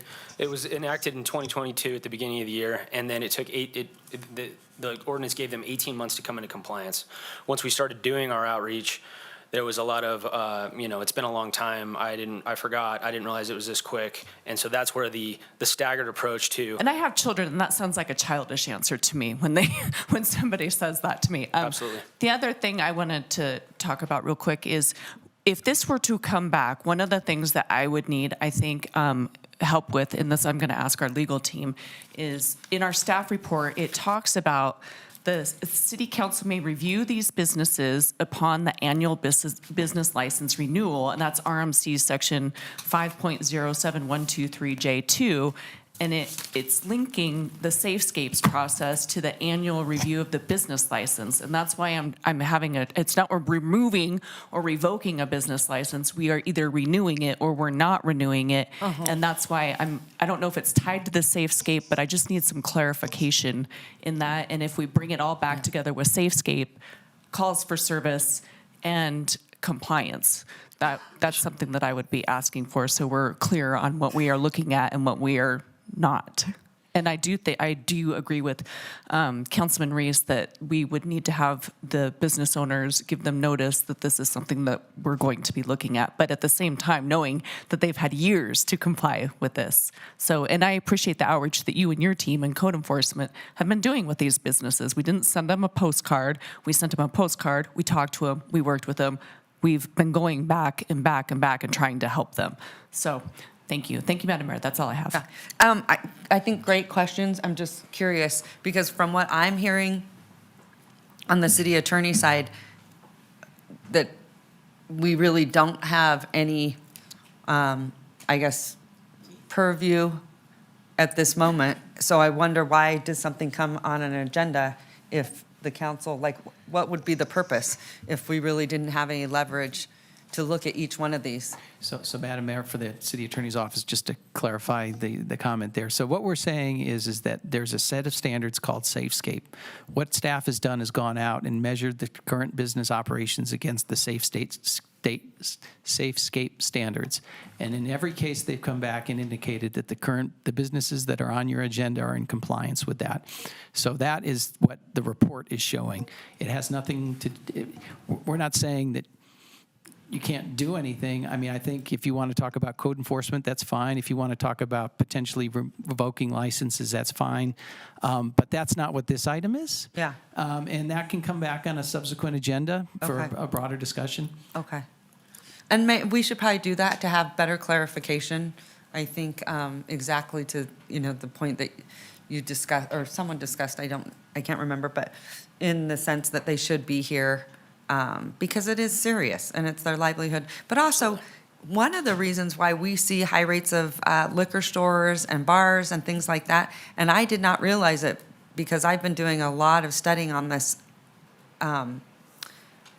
business and agenda is that it's much more expensive in California to get a liquor license. I did not realize how lucrative these liquor licenses really are and how Nevada is very easy to obtain one.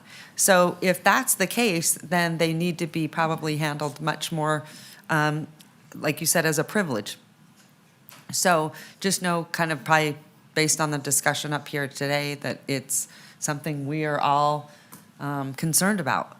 Okay. And, you know, because these are sort of coveted licenses, that it's time to start treating them as such.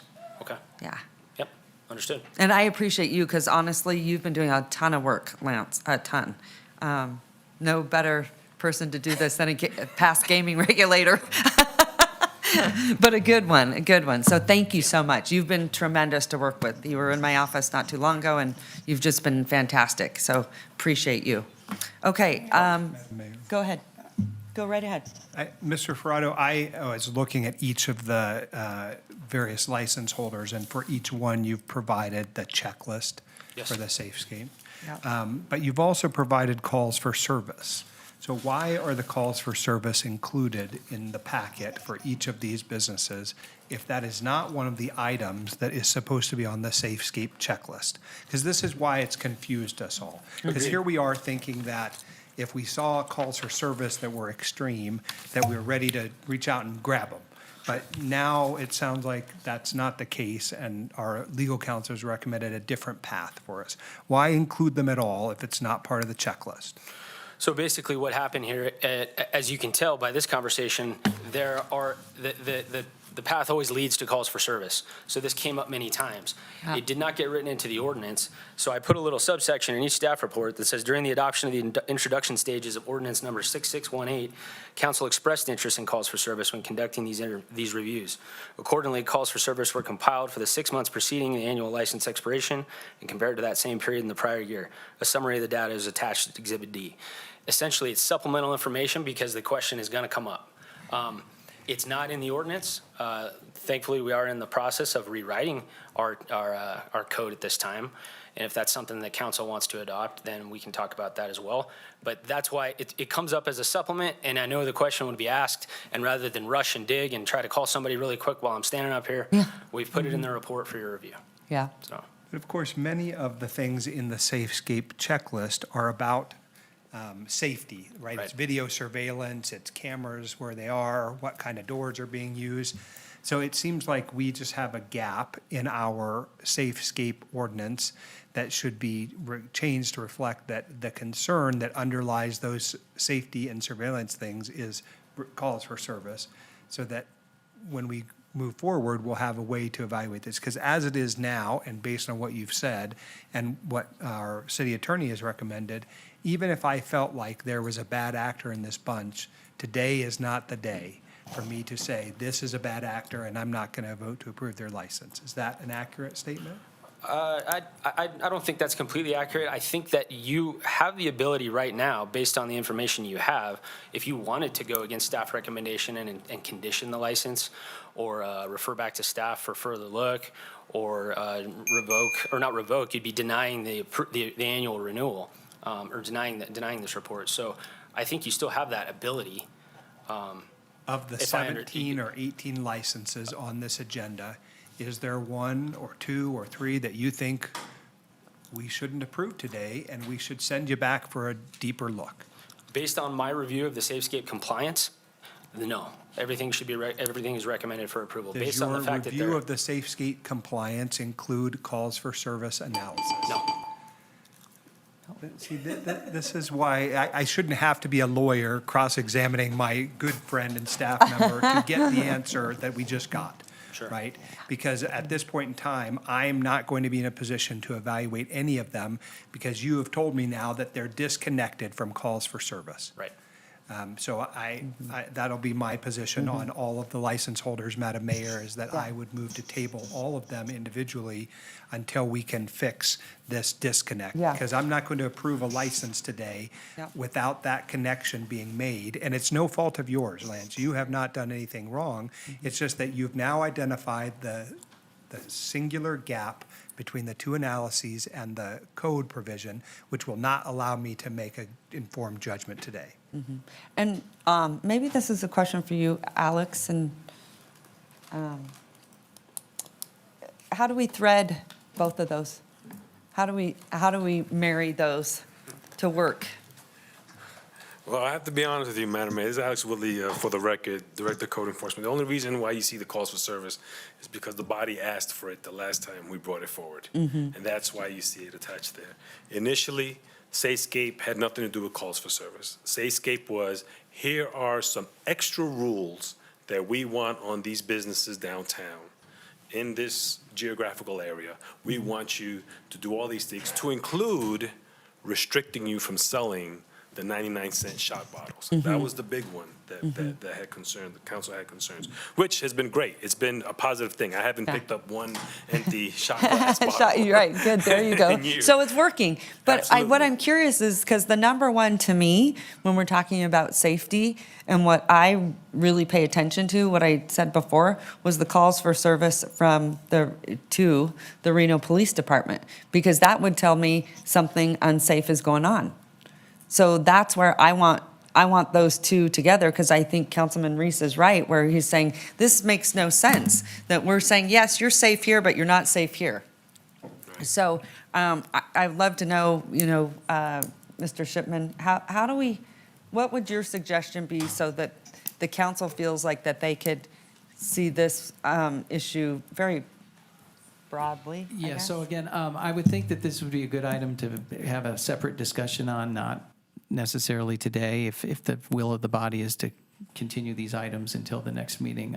Okay. I think calls of service is a very difficult situation because you've got issues about, you don't want to penalize people for calling the police, and that people won't call the police because they know potentially it'll have an impact on their license. That, again, jeopardizes potential Right. people. So it's a very subtle, it's a very, it would have to be a thoughtful conversation. I don't think calls for services alone is a very good metric. It needs to be thought out and create a metric. Yeah. And we're just not equipped to do that here today. Yeah. So. Okay, so you just say, put it on a future agenda? Yes, there's two components. There's if you want to have a discussion about calls for service and where that should be located in this broader regulatory framework, that would be an item. If you want to table these items until the next meeting, that would be another issue. So. Okay. And Mr. Shipman, are there any unintended consequences of delaying this? And I'm not saying to next meeting, because by a week from now, I don't think we're going to be able to make the change to coordinate linking the Safescape standards to calls for service being part of that checklist. So are we going to lose revenue? Is someone going to be without a license to operate? Do you see what I'm saying? I'm Yeah, trying I to totally figure out. see, and I would defer to Mr. Ferrato on kind of what that would do to the status of the license and, the timing element. Lance Ferrato for the record. So no, there would be no impact right now. The ordinance reads that these may come to council for review. Council expressed when we initiated this, bring it to us. So the shall is not there.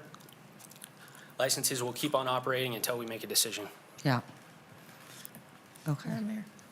Yeah, go ahead. Yeah, just to clarify, so Lance, are these, you said it was done in recognition that they were up for their license renewal? I mean, are all the ones on our list, of which there are, I guess, 16 or 17, are they all up for renewal? They are up over renewal over the last couple months. So there was when this project came on, it all got kind of bunched together. So you're are seeing they on something. hold now? No, they're not on hold. They've already been issued their license? These ones have been issued. Some of them are coming up. But the way the ordinance reads is basically you could just say, the current license that's Okay. issued right now. So it's not still an tied to opportunity. renewal? It's You're tied- doing it the at review is renewal, tied to but it's not part of the renewal. Already people on this list got renewed licenses. Correct. Okay, so us holding it up or deferring it doesn't affect their license. That's correct. And it's not a precursor to have this done to get your license. Correct. Okay, so then I just want to be clear too. These Safescape, to me, seem primarily about infrastructure improvements in a building. Now, there might be some operational changes too. For example, you mentioned security cameras. And is there a requirement, an operational requirement that they retain the security footage for a certain amount of time? That's different maybe than it used to be? Is that an example? There is a requirement, and it is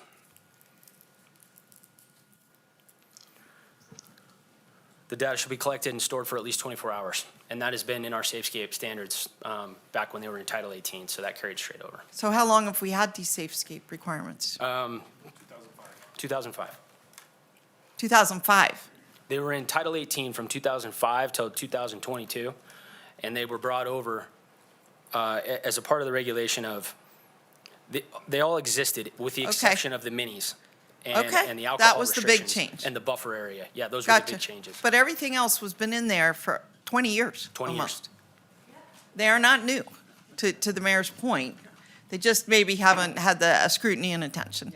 And then one more thing, I want to support what our attorney said. And I brought this up way before, and I think it was really well said right now. When I just pulled up the first one, B11, and here's the kind of calls for service. There was an accident at their place, 2 of them. There was medical. I mean, they can't control if someone has a medical problem at their place. And there was a suspicious vehicle. They can't control whether a suspicious vehicle suddenly shows up. And the other thing is, like him, I do not want to discourage them from calling. I don't want them to be punished because they're trying to be careful. And so whenever this comes back, I just think we really have to keep that in mind, that it's not just the sheer volume of calls. And I think Ms. Ebert brought this up a long time ago and today again. What is the nature of the call? Is it a medical call? Is it an accident? Is it a suspicious vehicle they had no control over? Or is it something that they did have control over, you know? So I'm not that they do. I mean, do they have control over larceny or robbery? I mean, how well they secure their facility, if they deposit their money frequently, all the things that prevent big robberies. So, you know, I just think if we get into call service, we have to be super careful on how we analyze that data. One thing I do want to point out, because I know we're saying, listen, we don't want to penalize the businesses versus the landlords. That is a joint relationship between basically 2 businesses. The city has to be very careful about getting in the middle of that. And that is where, as a business owner, it is your responsibility to also do business with a landlord that is going to maintain the property so that they can also thrive, right? That goes there. That is something where the city has to also, as I think about it, you know, and understanding what those leases look like, you would want to rent from someone that is going to keep those properties to the condition that they meet the city requirement. So I get that we were saying we don't want to penalize them and all of that, but there is a responsibility between you when you're in business and also who you do business with. So let's just be very careful about that, and we don't want to penalize them, but also I think probably appropriate thing to do, and as attorneys over here would probably recommend something in your lease that says that you have to maintain the property to where it's up to the city standards so that they are not found in violation, and then if that were to be broken, then maybe there's an out clause in those leases. But I want to be very careful of the city getting into that business, because we're not. That's a relationship between the business and the landlord and the lease. So as much as it sounds like, oh, yes, we don't want to punish these people, but therefore it can work together where they're both sort of putting pressure on each other to make it work if you really you know, want to receive revenue from those establishments or those properties. All right, go ahead. Madam Mayor, I'm going to move to continue items B11 to B27. Okay, I'm going to go to Councilwoman Ebert for a second. Well, I just had a comment, and I just wanted to start by saying that I would just appreciate a little bit more respect for colleagues during council. I don't think it's appropriate to call lines of questioning and thinking of one member tangents while theirs are relevant. So I just wanted to ask for more respect amongst the colleagues. The other thing I wanted to call out is part of the reason why we're talking so much about calls for service is because that was the reason why licenses were revoked. That's why we're talking about it. And that's why it doesn't make sense that we're talking about it now, because it's not part of SafeScape. But it was used to justify taking away licenses. And yet, here we are now saying it's not actually relevant currently. So that's why there is a disconnect, because it didn't make sense to do it that way. And I also recall that case and reaching out to Mr. Woodley about code violations at those locations. And to my recollection, there wasn't any, or they had been addressed. It was things like a cord in the wrong place or whatever. So again, I just want to reiterate that we really need to have a set of rules for everyone. And if we are going to use calls for service, and if that's the identifier for knowing who's the bad actors, then that needs to be included in the SafeScape, and that needs to apply for everyone. So that's my comments. Thank you. All right, thank you so much. And I do want to say, I think this is, go ahead, Councilman Martinez. Go ahead. Thank you. Sorry, I didn't mean to interrupt. No, you're fine. No, I'd much rather you guys get on the record, for sure. Appreciate it. I had a question. When we are looking, and I know this is not the portion of, or the agenda item, but when we're looking at renewals for annual business licenses, are calls for service included in that process? Lance Ferraro for the record. In a normal annual renewal, no, calls for service aren't run. This is the only compliance type checks that we would run in concert with a renewal. And being one of the new members, I was just wondering if, like, those two were ever envisioned to be coupled? So the SafeScape renewal, denial, implementation of more conditions, along with the annual business license renewal? Or was there just a different focus? It does seem like it's evolving as we've implemented a SafeScape a little bit differently over the last couple of years. And so just curious your thoughts on if there's a way to merge both of those processes coming together, or if you think with the code cleanups that we're going through currently, that would be a way that we can get in. I know they all have different times and renewal dates, so it might take a little bit of legwork to get that done, but just curious on your thoughts on how we can put both of those processes combined together. Yeah, absolutely. I think that anything's possible with this code rewrite, and the way that things are worded and the way that we draw it out logistically. The biggest thing to consider will be how those are measured. Like if calls for service are considered, what's the line and what's the type of call, and that's where it gets tricky, I think, and that's where I would need the assistance of PD and code and everybody to, contribute some real intel on this is how we can use this information. But it's possible. We can definitely look into it. Okay, thank you. All right, thank you so much. I'll second the motion. Councilman Reese, just clarify the motion. And I do want to say, I think this has been a very respectful conversation, despite some of the comments that were made. I think we're actually all sort of speaking the same language up here, but just a little bit differently. So I don't want to give the impression that we're up here attacking each other, because that's not what I've seen. And when that happens, you guys know I try to call it out. I want everyone to be up here cohesively, even if we are have a difference of opinion. I think that that's important. Okay. I would ask then that we All right. wouldn't call conversations tangents. Thank you. What did you say? You want to repeat that? I didn't hear you. I said I would ask then that comments would not be called tangents. I find that to not be respectful. All right. Thank you. Madam Mayor, I'll renew my motion, which was a motion to table items B11 through B27. All right, thank you so much. I have a motion and a second. All those in favor say aye. Aye. All those opposed? All right, motion carries unanimously. Okay. Madam Clerk, sending it right back to you. Sorry, Madam Mayor, just logging that motion. We're now moving on to item B29, pulled by Councilmember Dorr.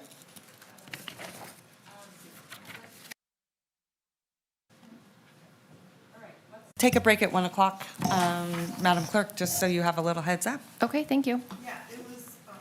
It was, thank you, it was item B29 and B30 together. They're both on the same topic of Huffacre and Lake Ridge lift stations. And this is really just a compliment and a reminder, since half the council wasn't here then.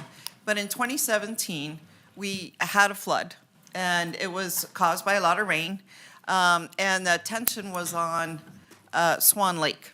However, a few houses flooded in Swan Lake, but a majority of houses that flooded in Reno were actually in the Huffacre area, about 40, as compared to, say, 3 or 4 or 5. And while those 40 homes were being flooded, we have a sewer lift station that's below ground that also flooded. And what happened there is that the mechanical, the electrical, and the actual facility was below ground, and so it filled with water. And what that meant was that sewage started backing up in these 40 homes, or more homes, because it didn't matter if you were flooded or not. The sewage is not moving, and so you're flushing your toilet, it's backing up into your house. Not a good situation whatsoever. And so the staff did a two-phase process. They elevated, I think, the electrical mechanical parts of this, but there was still an underground vault that is really not a good standard. Bottom line, much of sewer flows by gravity, but then if you run out of angles, you gotta lift the sewer again so it can run by gravity. And isn't that what these are? These are lift stations to lift the sewer up so it can continue its journey by gravity, right? That's correct. So I just want to say that back in 2005, now this is 20 years ago, there was also a flood in this very same place. And in fact, the city was sued about that because it was perceived that it was lack of action that the city took that caused that flooding, and there was a settlement back then in 2005. I didn't come on council till 2014, so I had to learn about this. And I learned about it when I went and visited all the homes in 2017. After that flood, I learned all about the previous flood. And I know we have worked very hard on our stormwater, but we have not really made progress like we would like to with a separate stormwater utility, separate fee, which would have helped. Remember, this is sewer, and right now sewer and stormwater are together in the same budgeting bucket. They might be separated internally in the CIP, but they're for all intents and purposes together. We don't have separate stormwater funds. So I just wanted to say, now I know far less about the Lake Ridge challenges, and the Lake Ridge apparently I learned is a sewer lift station that's within the private community of Lake Ridge, and so it doesn't flood, and it's a different issue. Is that correct? Or it does Yes. flood? No, it does not flood. Right. But, I mean, it's a similar issue that the lift station, we want to bring it up to code. And isn't the idea, I learned, to not have to go below 5 feet in an enclosed space so that our employees don't engage in a risky situation that might be dangerous to their health?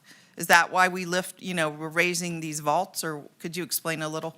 Yeah, Eric Miller, Associate Civil Engineer with Utility Services for the record. Both of these lift stations, how they currently are designed, they're referred to as a dry pit, wet pit scenario. So the live sewage comes into the wet pit portion, and then the dry pit portion has the pumps and all your valves, which sit, I think these ones are about 20 feet deep, or we have some others that we've already fixed that were about 25 feet deep. And so all the pumps and the valving are all down 20 feet deep. So if a service needs to happen on these lift stations, then the maintenance folks have to climb down 20 feet, service it, and these vaults are maybe 5-6 feet in diameter, and so they're doing all the work down there, and it's, yes, they need In to have. a dark, confined space. In a dark confined space where they have to use confined space entry techniques, where they have to be hoisted together, drawn down, so in case something does happen, they can be pulled back up to safety. And so, yes, we are trying to bring those valving and the equipment that maintenance actually has to work on up to the surface, or as close to the surface as possible. Okay. Well, I just want to commend you that we're finally addressing this. I mean, it's been a long time coming. That 2017 flood, when it came to my attention, is now, 7-8 years ago. And so we're finally here. And this is, we hear government move slowly. Well, we have to have the money to address the issue, and we can only take on so many things. But I just wanted to bring everyone's attention to the issue that, we have employees crawling into confined spaces. It's like mining, and you have safety arrest gear and probably oxygen and probably some other safety gear, as well as hard hats, as well as people up above. I mean, it's a complicated operation and dangerous. And now these will be raised up to 5 feet now? They'll only have to go down 5 feet? Is that it? The valve vault will be roughly about that 5 feet mark, so yes, they'll have a ladder that they can climb down and. Is it wider too? So it's Yeah, not? so the vaults are wider and they're spaced and, yeah, just a lot safer in Okay. that sense. The pumps are still down deep. The but- 20 feet? The 20 feet, but they're at a portion where they can hook their crane truck up to and bring the pump to the actual ground surface, do all of their repairs right there on their truck, and then they just lower them right back in. They never have to go below ground at all for the pump.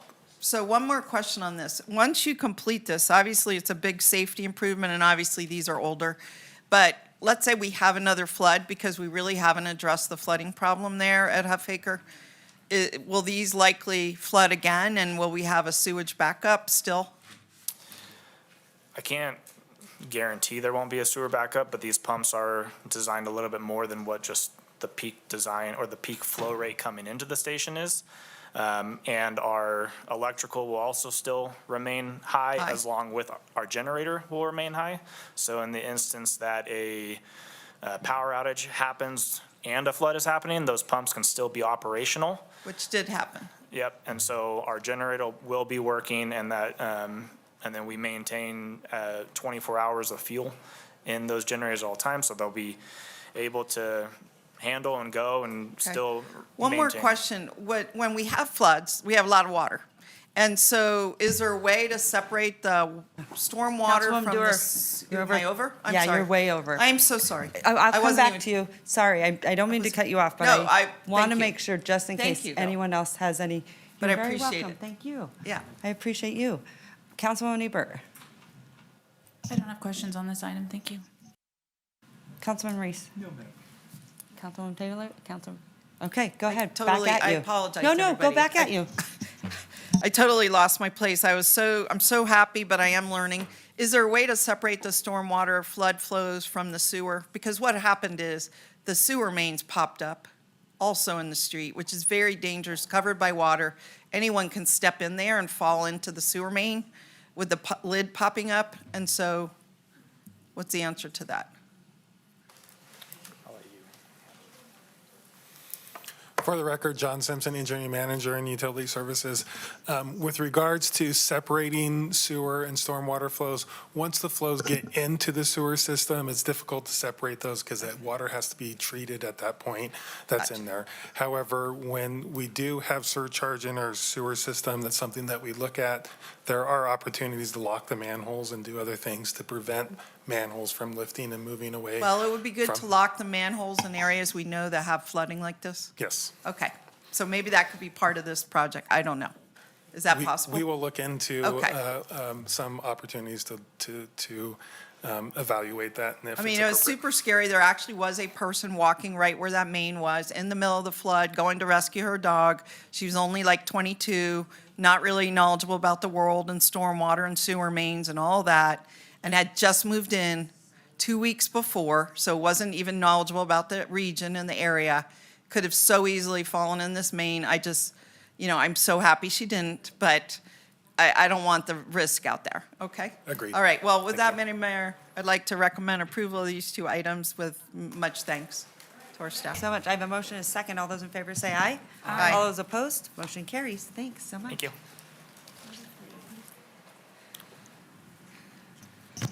All right, Madam Mayor, we're on items B 31 through 34, pulled by Councilmember Ebert. All right, Councilwoman Ebert. I'm going to ask if we can do these later. I need to leave to a county meeting for something that's relevant to the soccer fields in Ward 4. So I don't know if it's possible if we could do these items after our lunch break. Yeah, I think that'll be fine. Okay, thank you. We'll just hear them right when we get back. Great. Sound Okay. good? Okay. Are you good for item B 36? Councilmember Ebert? Yes. I think B36 I show is pulled by Ms. Ebert as well. Oh, okay. So the That's what next one I that just I didn't know show, since We'll it was hold off on shorter, that if one. she wanted to do that one. We'll hold off on that one. B39 is the first one that is, because we're trailing all the items that Ms. Yep. Ebert is on. What's next? Okay, so item B 39 pulled by Councilmember Dorr, Vice Mayor Dorr and Mayor Sheevy. Right. So I'll just say, it was a challenging meeting. at flood. Mr. Martinez and I were there. We did get through it. Mr. Uliat, who I think is here, did a very good job, and he had been able to meet with the staff, and it sounds like Mrs. Esparza as well. By that I mean the flood staff, but Mr. Uliat maybe come up and, you know, I know it's not what I wanted. I wanted a higher number, and I wanted it more defined and easier to administer rather than a 20% of every employee. I wanted it to be a set amount, more like a grant to go to this program for simpler operation. I did make the motion to approve it with a caveat that every quarter, Mr. Uliat will present probably just a written report to the flood management on how it's going. But one of the things I brought up to Mr. Uliat later, and well, I actually brought up at the meeting, is this. There was an argument made that the flood should only pay 20% of these costs based on the lineal frontage of flood lands along the river. And I brought up at the meeting that that is probably a flawed metric, that we're not just looking at 1 foot within the river bank, we're looking at the whole property. And the whole property is over 100 acres. And I asked Mr. Uliat for a future time to compare our city parks and their acreage with the flood parks or flood property.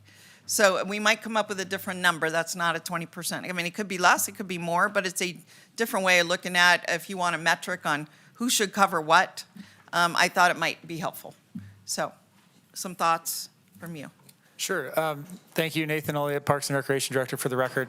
I think it's definitely worth looking into, and I think as we've had discussions, let's not wait another 2 years to get something going. So getting the one position funded will be very, very helpful in the meantime, and hopefully allow us to share that reality at a clearer level for the entire board to hopefully understand and see the value of the rangers, not just on that property and what it means for the flood authority. So looking forward for the next year and getting this started and building that relationship further. And we also made the point that the work that we do upstream in the city, upstream of this property, helps keep this property clean. I mean, things float down the river during floods, or even just high waters. Things are deposited on the land, all kind of trash, debris, logs, all kind of things that impair the property. So I'll leave it there. I'm sure other people will have comments or questions, but thank you. Okay, this is maybe you at this point, River Rangers. Yes. I guess I'm sort of confused, Nathan, like who's doing what? Today we heard Ilya. It sounds like they're somewhat involved. I think there's like a lot of touch points, but I never see them here. I don't know where we're moving along, because part of the initiative was supposed to be that Sparks and the county were supposed to contribute. It was supposed to be, and I feel so strongly about the river being really regional cooperation, because we've seen where when one side is doing something and the other is doing another, you know, you can clearly see the difference when there's two very different ideas.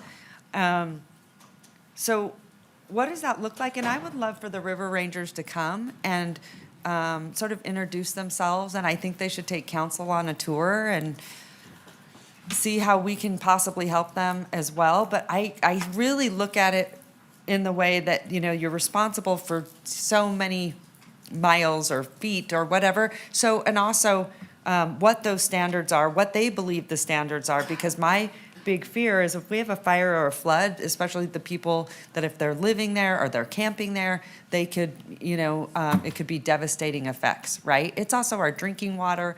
Want to, you know, make sure that you can't be sleeping there, make sure that, you know, because I believe that's in our ordinance, you know, those things. And we've looked at doing the Parks District. You know, I just think there's so much more to do. So maybe you can weigh on what that looks like. Sure. Firstly, the general fund positions that were approved, we're near hiring those. That should go through the final steps in the next week and a half. And then that will be the 2 positions that you funded through the budget. So thank you for that. That will allow us to get to 7-day coverage, which keeps us from losing our foothold through the week. And then the weekend, everything seems to reset. So that's going to be a huge lift for our staff and then also for the river in general.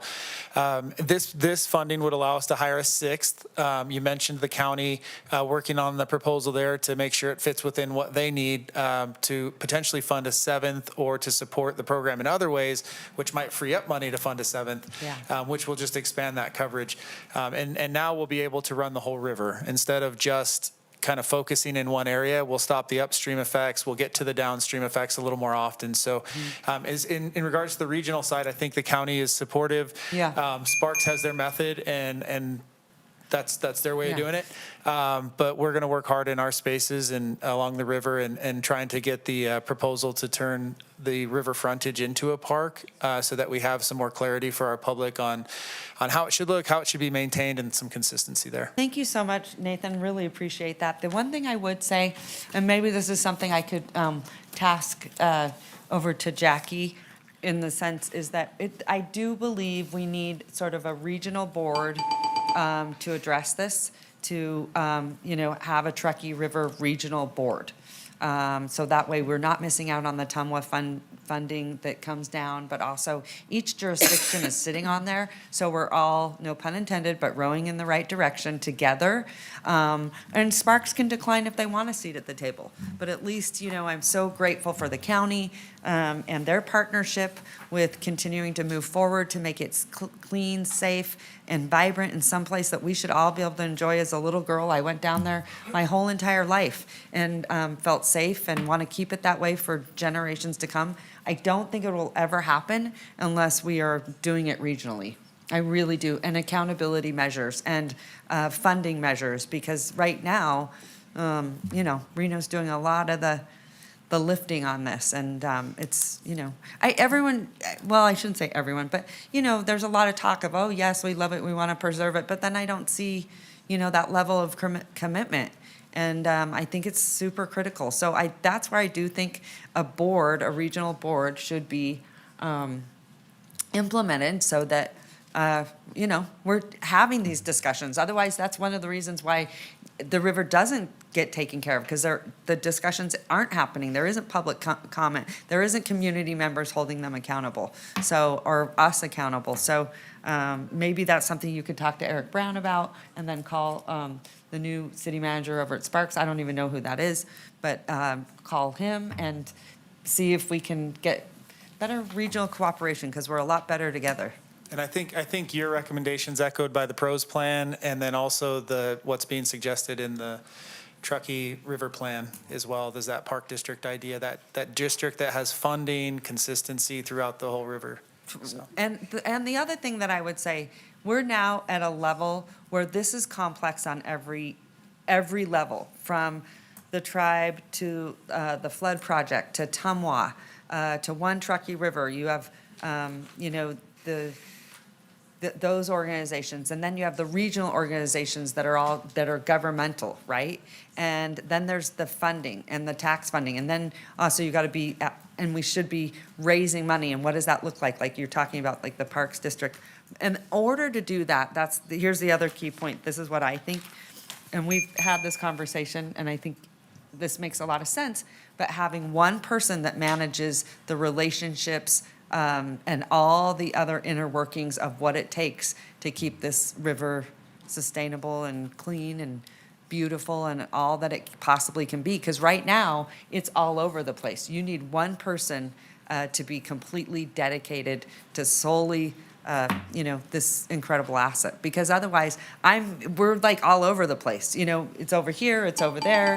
Right now I'm talking to you. It would be just really great if we had one person that's all they focus on, like Suzanne does with sustainability. So, but great answers. Thank you so much, Nathan. All right, go ahead. Councilwoman Taylor, take it away. Thank you, Madam Mayor. I would like to say really quickly, thank you to the leadership of Councilwoman Duerr and Councilman Martinez. I know this was, and to you, Ms. Gilly, I know this was not an easy lift at all. I saw the couple of meetings where you had to go back, and I appreciate all of your efforts. I would just echo the mayor that this river could be our greatest asset in the region, and we need to look at it as regional partnerships, not just Sparks, not just the county, not just the city of Reno. It is a treasure for all of us, and the Reno Sparks Indian Colony, the Pyramid Tribe, everybody needs to be on board with this. So echo those thoughts. And the idea of a park district for this, I think, is a great idea. We can start. I love where you're going with that and the pros plan. So, but thank you to my colleagues. Really, very much appreciate your lift on this. I know it was not easy. So thank you. And I don't know, some broader conversation, maybe Jackie, attorneys, and this is where you're really good, is a ballot initiative for a citywide parks initiative. What do we call it? Well, a ballot initiative. Ballot initiative, but there's another name. I know we have a BDR, but something. Well, it would be a citizen ballot. We Right. already tried going to the legislature for the other ballot initiative where they authorized us to do one and they declined to move it out of committee. So this one would have to be citizen-led. But we could put this on ours, correct? I don't think we can lead, I don't know, can we? I think we're foreclosed from. I guess citywide parks district is Sure. what I was thinking. Yes, that's an option. We can look at, the first thing we would need to do is a service plan, somewhere around $200,000. That would give us the options. And it doesn't mean we do anything. It just lets us know what it would do, the amount of funds that would need to be raised and what that would cover, those types of things. And when you talk about a regional resource, who does what, Yeah. so. Jonathan, what does that look like? Mr. What does that look like for a ballot initiative? Well, I think you're talking, there's two different things. Mr. Uliat's talking about a parks district, which is already authorized under state law, and I think that just requires some additional funding for some studies, whatnot, if I'm understanding. And then there's the issue about an override for either property or sales tax. We'd have to look in that a little more specifically, just because there may be issues about capacity, bond capacity, and tax capacity. So, but yeah, there's potentially options, but it might not be something the city can lead pursuant to what Ms. Councilman That's what I Brewer was is saying. thinking, or to extend the parks district, because right now it isn't identified as here it is, and then actually you would want to extend it. It's the flexibility to do, we could do it river only, we could do city only, we could do regional. So it really gives us what the options that we want. Okay. All right, perfect. All right, thanks. Go ahead, Councilman Martinez. Thanks so much, Madam Mayor. I just wanted to give a quick thank you to Councilmember Dewar for the support and all of our regional partners. I know it did take a little bit, so thanks for your patience to Director Leah and Director Koski for all of your briefings and information that you provided to get all of us prepared for those conversations and make sure that we provided the best information. I know one of the key things that was said to us during the meeting was the accountability piece, so I'm glad that Nathan will be able to provide that and show the support, and we can continue to prove with numbers why it's important for us to continue to work regionally to support our river corridor. All right, Madam Mayor, I'd Yes, like please. to make a motion Please. to, let me just read how this should be styled. That we enter into an interlocal joint funding agreement with the Truckee River Flood Management Authority and the City of Reno to partially fund the Park Ranger Program for fiscal year '25, an amount equal to 20% of the salaries and benefits of the overall team, is what I understood, up to a maximum of $200,000. Second. All right, I have a motion and a second. All those in favor say aye. Aye. All those opposed? Motion carries unanimously. Do we want to do our break now? Let's do, what do we have next? Is it something we can do quickly? The next item would be B45, pulled by Councilmember Dewar. Yeah, this is just purely a thank you. So Please do that. I just wanted to do a shout out to Sierra Nevada Community Aquatics for putting forth the effort and collecting $125,000, which they are then offering to us to help underwrite the scoreboard and timing clocks for the pool, Moana Pool. So I'd just like to make a motion to approve it with great thanks. All right, thank you so much. I have a motion and a second. All those in favor say aye. Aye. All those opposed? Motion carries unanimously. All right, next, Madam Clerk. I think the rest of the items were. Is there anything else on there? Where are we at? There's nothing else on there that isn't Councilmember Ebert's. Yeah. Okay, we'll come back to that. And so when we come back, we will be hearing item C1. When we come back, we'll go back to item B31. Okay, but right now, if we were to move forward, C1? Yes, ma'am. Correct, okay. All right, well, let's take a break until 1:30. I think we have a legal briefing. Oh, do we? Do we have Is one? that true? We do. Jonathan? It's a labor it's a labor Okay, update. okay. All right, thank you so much. Then we'll come back at 2 o'clock.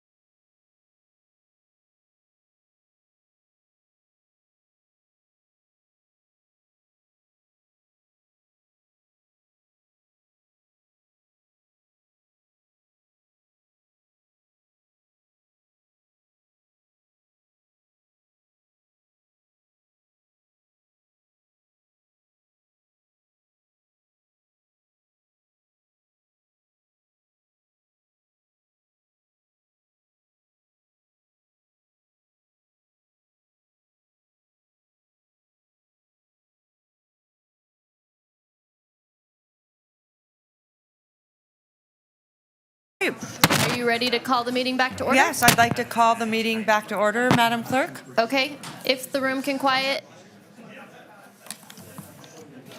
Okay. Quiet in the house. Is that what you say? Yep, Quiet thank in you. the house? I don't know. Okay, Madam Mayor, we're going to call the meeting back to order at 2:22, and I would just like to note for the record that Councilmember Ebert and Councilmember Breckus are absent at this time. All right. Seeing that we're coming back, we're moving back into our consent agenda, and we're opening items B 31, 32, 33, 34, pulled by Councilmember Ebert. All right, thank you so much.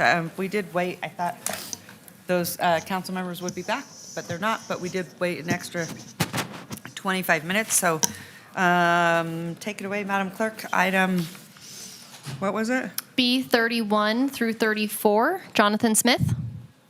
Madam Mayor, I'll move to approve items B 31 through B 34. Okay. I have a motion and a second. All those in favor say aye. Aye. All those opposed? Motion carries unanimously. Okay. Okay, we're on item B 36. Move to approve. I have a motion. Second. I have a second. All those in favor say aye. Aye. All those opposed? Motion carries unanimously. Madam Clerk, Item B 41. Move to approve. I have a motion. I have a second. All those in favor say aye. Aye. All those opposed? Motion carries unanimously. Okay, we're on item C1. Oh, I'm sorry, B 49. I apologize. May I get a motion? Move to approve. I have a motion. I have a second. All those in favor say aye. Aye. All those opposed? Motion carries unanimously. Okay, item C1. Okay, hold on one quick second. Here we go. Okay, staff report. At this time, Madam Clerk, oh, here we go. Okay. At this time, was proper notice, the public hearing will begin, was proper notice given, and any correspondence received?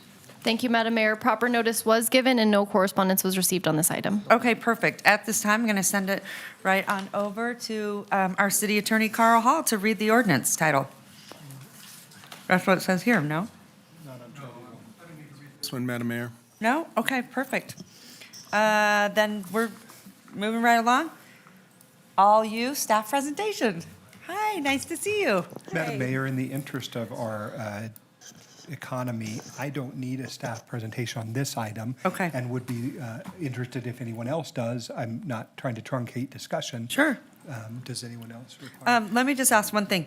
Madam Clerk, any public comment on this item? We have no public comment and have not received any correspondence. Okay, perfect. Thank you so Madam much. Mayor, I'll move to approve staff recommendations. Perfect. Second. Okay, I have a motion and a second. All those in favor say aye. Aye. All those opposed? Motion carries unanimously. And I bet you stayed up last night stressing a little bit about being here at the dais, because I know I, like, in my mind, you know, whenever I prep and prepare for something.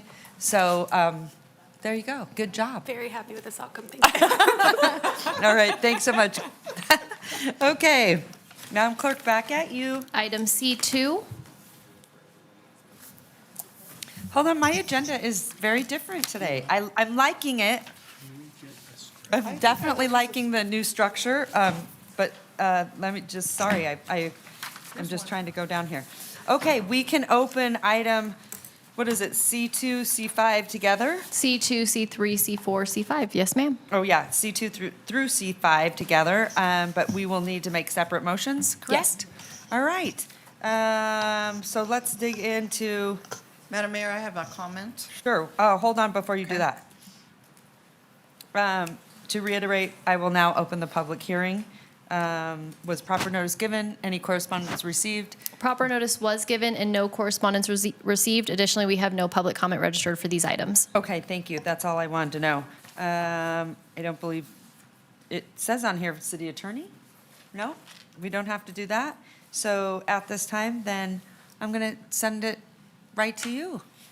You probably stayed up last night too, thinking about your presentation. I may or may not have. All right, go ahead, take it away. Jesse Pewitt, Labor Relations Manager with Human Resources for the record. I'm here presenting items C2, 3, 4, and 5, which are the tentative agreements with 4 of your labor groups, REPG Admin, REPG Pro, and then the 2 local 39 groups. Item C2 is for the Reno Administrative Professional Group, the administrative unit. We call them RIPG admin. Right. We've come to a 3-year agreement with these folks. There are 25 employees in this group. It's mostly your department managers, managers out in maintenance and ops, managers in public works, and managers in parks and rec. And then there are some sprinkled throughout other departments as well. Again, a 3-year agreement with 3 salary adjustments for each year, 3% in July of '24, 3% in July of '25 with a reopener in the case that the PERS rate increases, just on salaries though, and then a 3% increase in July of '26. Other economic items we have for our APG admin, we've implemented the classification and compensation study in totality for these groups. That affects about 10 employees in this group, so almost half. And we've added an education incentive for going above and beyond the minimum qualifications of a job with a degree. For item C3, we have the Reno Administrative Professional Group Professional Unit, or RAPG Pro. Again, here we've got a 3-year agreement. This is for 93 employees. These are your engineers, your analysts, your professional white-collar employees that are working throughout the city. We've got 3 salary adjustments here as well. 3% in July of '24, 3% in July of '25 with a PERS reopener, the same kind of PERS reopener we have for our APG admin, and then a 3% increase in July of '26 with an additional step added to their salary schedule. Here as well, we've implemented the classification and compensation study that the city began in 2022. It affects 28 employees, and we've also added an education incentive with the same limitations as well. C4 and C5 are for the International Union of Operating Engineers, Stationary Local 39, which is a mouthful to say. So instead we say Local 39 non-supervisory and Local 39 supervisory groups. For these 2 groups, we came to a 2-year agreement. We have a 3% in July of 2024 and a 3% in July of 2025 with that same PERS reopener. Some other economic items that this group received. The big one is longevity. They were the last group to receive longevity, and that has been included in this contract. We've also implemented the classification and compensation study for this group as well. So for this group across the 2, we have about 443 employees. These are your clerical staff, your dispatchers, your maintenance workers, your blue-collar folk who are working out in the field. And for the classification and compensation study, there's about 128 employees that were affected by the study. And we've included various incentives that really get this group to match the market and match their peers. On this slide, I have a total fiscal impact by group and by applicable contract year. So for RAPG admin, $269,000, and so on and so forth across these. The total per year in year 1 for all 4 groups is 6.2 million, rounding up, 9.2 million in year 2, and then 2.8 million in year 3, which seems counterintuitive, but because Local 39 doesn't have a 3rd year, their costs aren't included in that 3rd year. On this slide, I have some recommended motions for you. The way I envision this being read to make it easier for you is to read the first line and the first bullet point, return back to the first line, the second bullet point, and so on. Any questions? I don't think so. Go ahead. Yeah, I'm prepared to make a motion, but I Okay. also want to make a comment. Yes, So, please. my comment is that I'm incredibly impressed with the members of these groups, because what they've done is they have used the time, they've been able to come to closure on their bargaining. They did a very reasonable, multi-year, for the most part, contract with a reasonable salary increase. We were able to implement the class and comp study, which is major. And then we were able to do the longevity for this long-delayed group that never has received it. But I just want to do a shout out to them and tell them how grateful we are for coming to the table, getting through this process, being reasonable in their asks, being open to negotiation, and then we can actually bring it to closure. And here we are today, right at the beginning of the fiscal year. So a huge shout out, kudos to them, and it'd be a privilege to make a motion on these. All right, please. Madam Mayor, do you Yes, mind go ahead. just on top of that, too, I would also like to thank our team, Jesse and Norma and Vicky and all of our management team. I know there's a lot that goes on behind the scenes here, and you're all very talented, and appreciate your expertise in this area and getting us to this point, and agree with Councilwoman Dewar, too. Thank you very much. Thank you, Madam Mayor. All right, thank you so much. All right, well, with that, I'd like to move to approve the tentative agreement between the City of Reno and the Reno Administrative Professional Group Administrative Unit. All right, I have a motion and a second. All those in favor say aye. Aye. All those opposed? Motion carries unanimously. And then I'd like to move to approve the tentative agreement between the City of Reno and the Reno Administrative Professional Group Professional Unit. All right, I have a motion.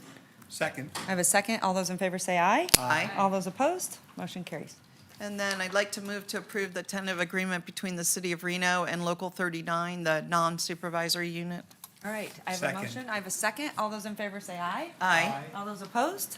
Motion carries unanimously. And then finally, I'd like to move to approve the tentative agreement between the City of Reno and Local 39, the supervisory unit. Second. I have a motion and a second. All those in favor say aye. Aye. All those opposed? Motion carries unanimously. Thank you. Are we done? Yeah, well, with Good. this, No, do you have any more? not for me. Not from you? I want to say, Norma and Jesse, great job. What a difference a day makes. Norma, you should be really proud. HR wasn't always this smooth and well-liked. That's the one thing that I hear from a lot of people. They're like, hey, I may not agree with her, but I really respect her, and they feel heard. Whatever you're doing it really well, and you're doing it really right. And Jesse, you've done a really great job too. So, and you've got a good team, and I just want you to know that I'm noticing such a huge difference. We used to live in a day where people didn't even want to go to HR to voice their complaints, and that's where they would come to my office. So I knew directly how challenging some of the challenges we had in our HR department, and you've totally changed the complete dynamic, and I think people are incredibly happy. So, Norma, good job. Kudos. Good job. Okay, Madam Mayor, we're moving on to item D1, David 1. Okay.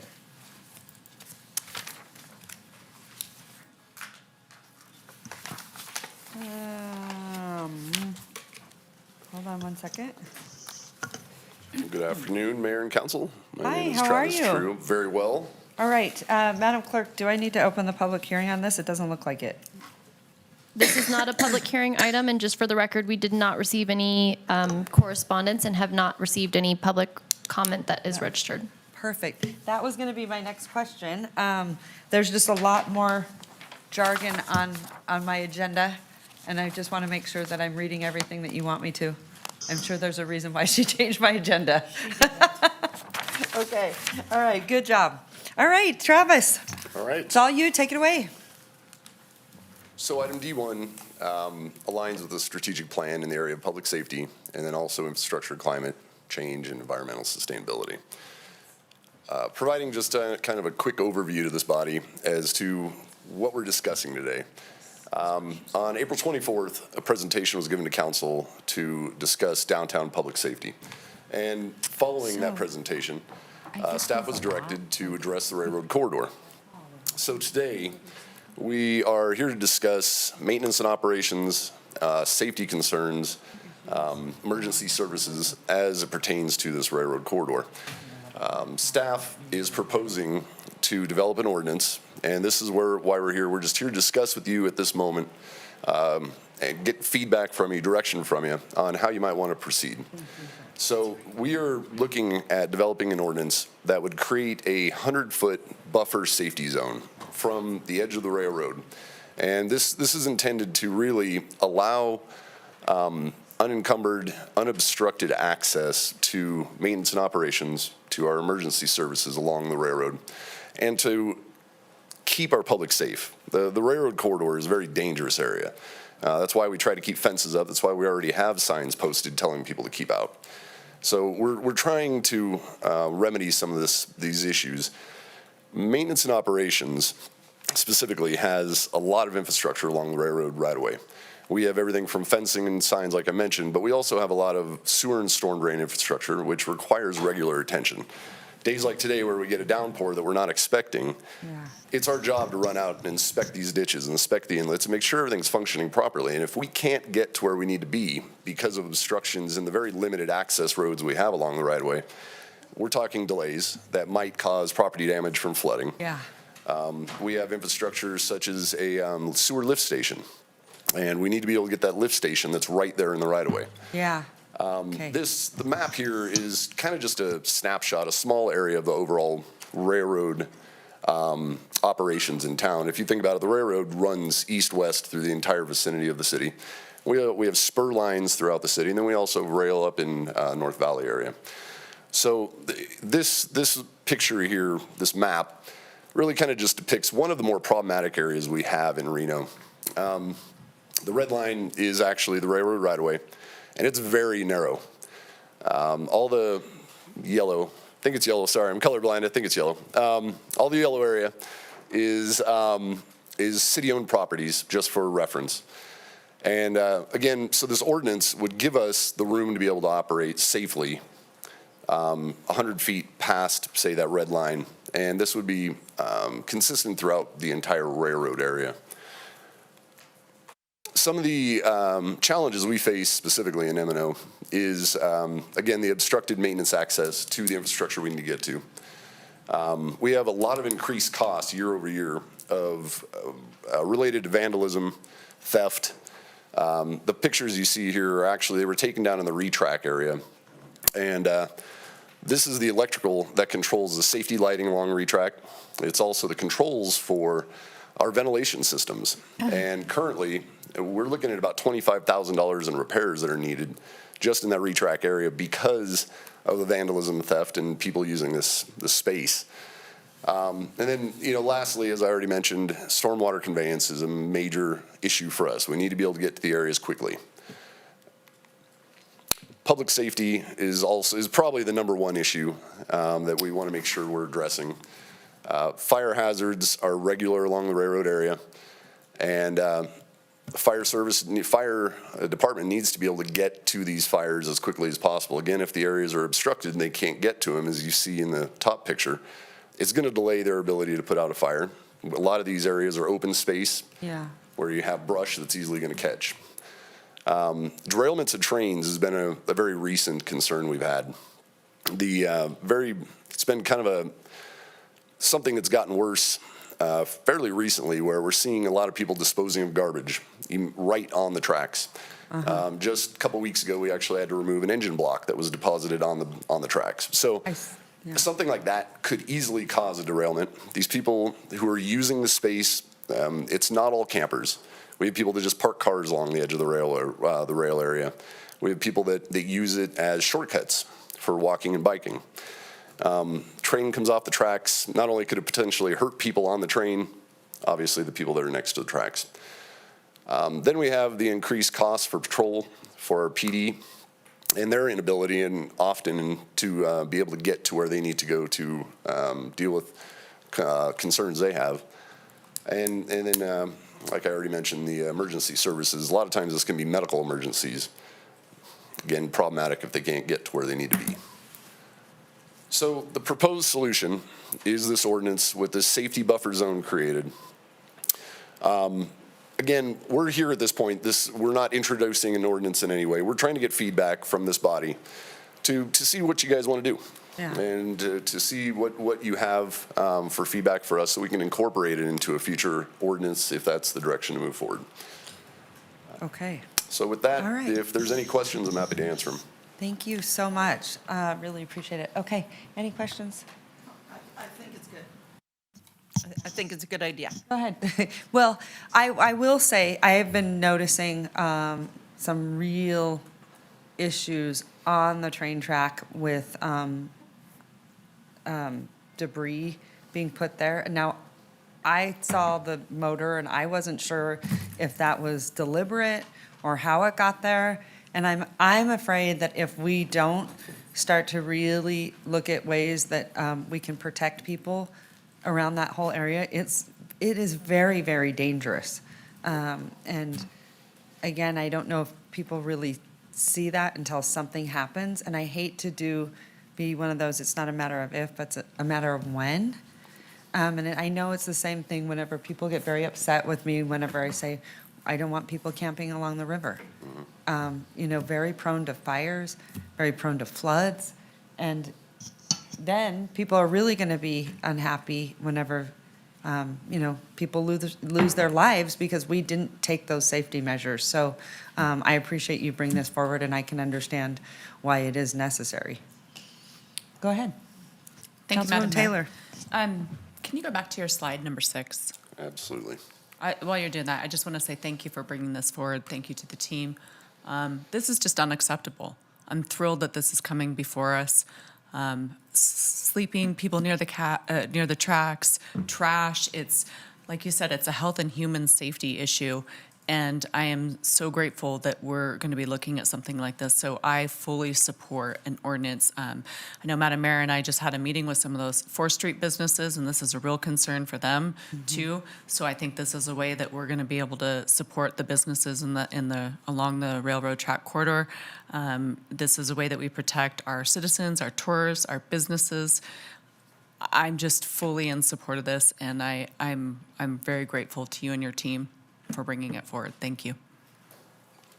All right, Councilman Martinez, anything? Yeah, thanks Go so ahead. much, Madam Mayor. Thanks so much, Mr. Trujillo, for the presentation. Outside of an ordinance, are there other things that staff is looking at? I know you said there's already like barricades and fencing and signs, but are there other things that will be included in this ordinance? Or are you just asking us to look at the ordinance for now? I'm soliciting feedback right now. If there's something particular that stands out to you that we would like incorporated into it, we can certainly work on that with our legal team. What we currently use right now as our main ways of trying to keep the public safe is the fencing we have up along the right-of-way, which requires frequent mending. We have to get to it frequently. It gets cut daily. It's also the signs. The signs that are on there, we're required right now to have, in order to make sure that somebody's informed that they're trespassing, we have to have signs placed every 500 feet. And when you think about the entire stretch of Reno that the trains run through, plus these spurs, plus the operations in the North Valleys, that's a lot of space and it's a lot of infrastructure. So we do our best with what we can under the current laws. This kind of expands it out. This creates a wider area that would give PD the ability to trespass people who don't have the legal rights to be in the space they're in. And when I think it's just curious, out of the word, you're using encroachment in a lot of the language that and that's just to be a little bit more encompassing of not just, let's say, a tent or a human, but an engine block and a car blocking access to those sites. Yep. And then the other thing, just to help me, once the ordinance does come through, if we can get a more clearly defined map than what you have on slide 4, because I think that gives the impression that there's things, obviously, like north of 80, which is, I know it's just a city-owned parcel, but if I could kind of see more clearly what areas we're talking about, I think that would help me better support this proposition. Easy to do, no problem. Thank you. Okay, that being said, I would like to get a motion, please. Madam Mayor, I move to direct staff to introduce an ordinance for railroad-adjacent city-owned properties that includes prohibiting encroachment and the recommendations made by council today. All right, thank you. Second. I have a motion and a second. All those in favor say aye. Aye. All those opposed? Motion carries. Thank you. All right, Madam Clerk. Thank you, Madam Mayor. We're moving on to item D2, which is a presentation and a discussion and adoption of the Reno's language access plan. Okay, thank you so much. With that being said, do you have any public comment? We do not have any public comment registered for this item. Okay, thank you. Staff presentation? No? Go ahead. Madam Mayor, I'm prepared to make a motion. Please do. Second. I have a motion. I have a second. All those in favor say aye. Aye. All those opposed? Motion carries. Fantastic work, though. Truly.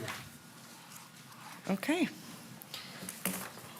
Madam Clerk, was D3 the one we needed a time certain on? I wrote a note. I'm so sorry. Yes, it was after 1:30, Okay. and we're well past that, so we're on item D3, David 3. Okay, thank you so much.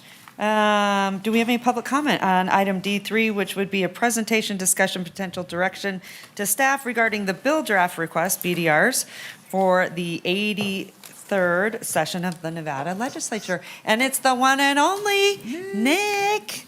So good to see you. Okay, the floor is yours. Take it away unless there's any public comment, which I don't think there is. We have no public comment. All right, let us know what's going on. Okay, great. Nick Ciccone, Government Affairs Manager, Office of Policy and Strategy, for the record.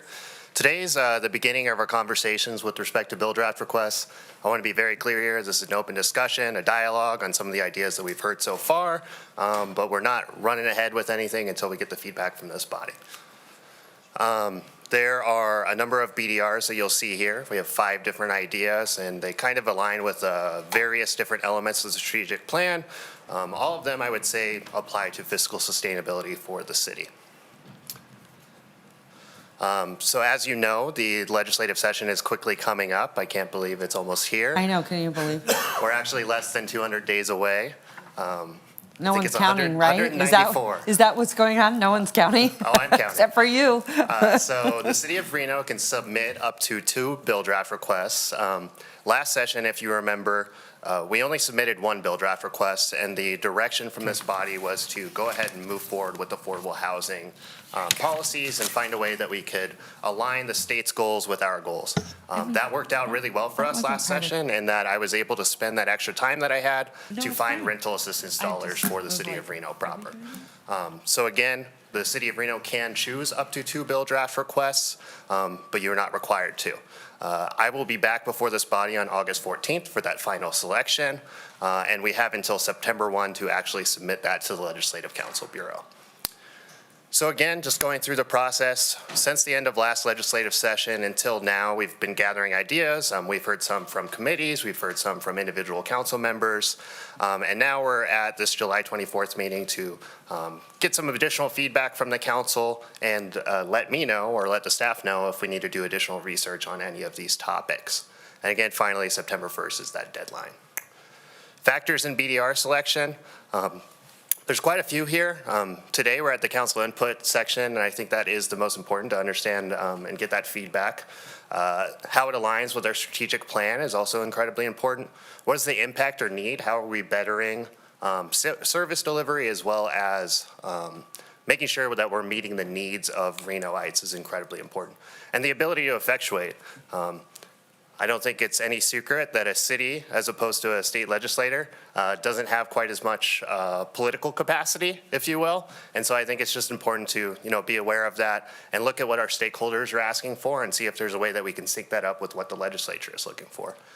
And again, I want to chime in on stakeholders and partners. So over the course of the last year, it's been an honor to serve as the government affairs manager, and I have had the opportunity to work with many different coalitions, leagues, the Urban Consortium, the Nevada League of Cities, the Housing Coalition. I actually was just on a lunch and learn for the Housing Coalition and sit on their policy committee. So that's why I had to have a time certain after 1:30. So we're building up those relationships. I just want to make it clear that for all of these ideas, I don't think any of them will be a surprise to our local government partners or the Housing Coalition. That's not to say that we have done extensive stakeholder feedback on every single one of these ideas, but we've been working very closely with our regional partners and other local governments. So these are the 5 ideas before you. You have the Charter Committee recommendations, changes to the capital surcharge fund, sewer, and changes to the residential construction tax, some kind of state mechanism or fund to replenish the cost of waiving affordable housing, sewer, or enterprise fees, and an update on the fire regionalization or consolidation conversations that we have had to date. So as you know, on Monday, July 29th, you will be meeting with the Charter Committee, and they will be presenting their recommendations.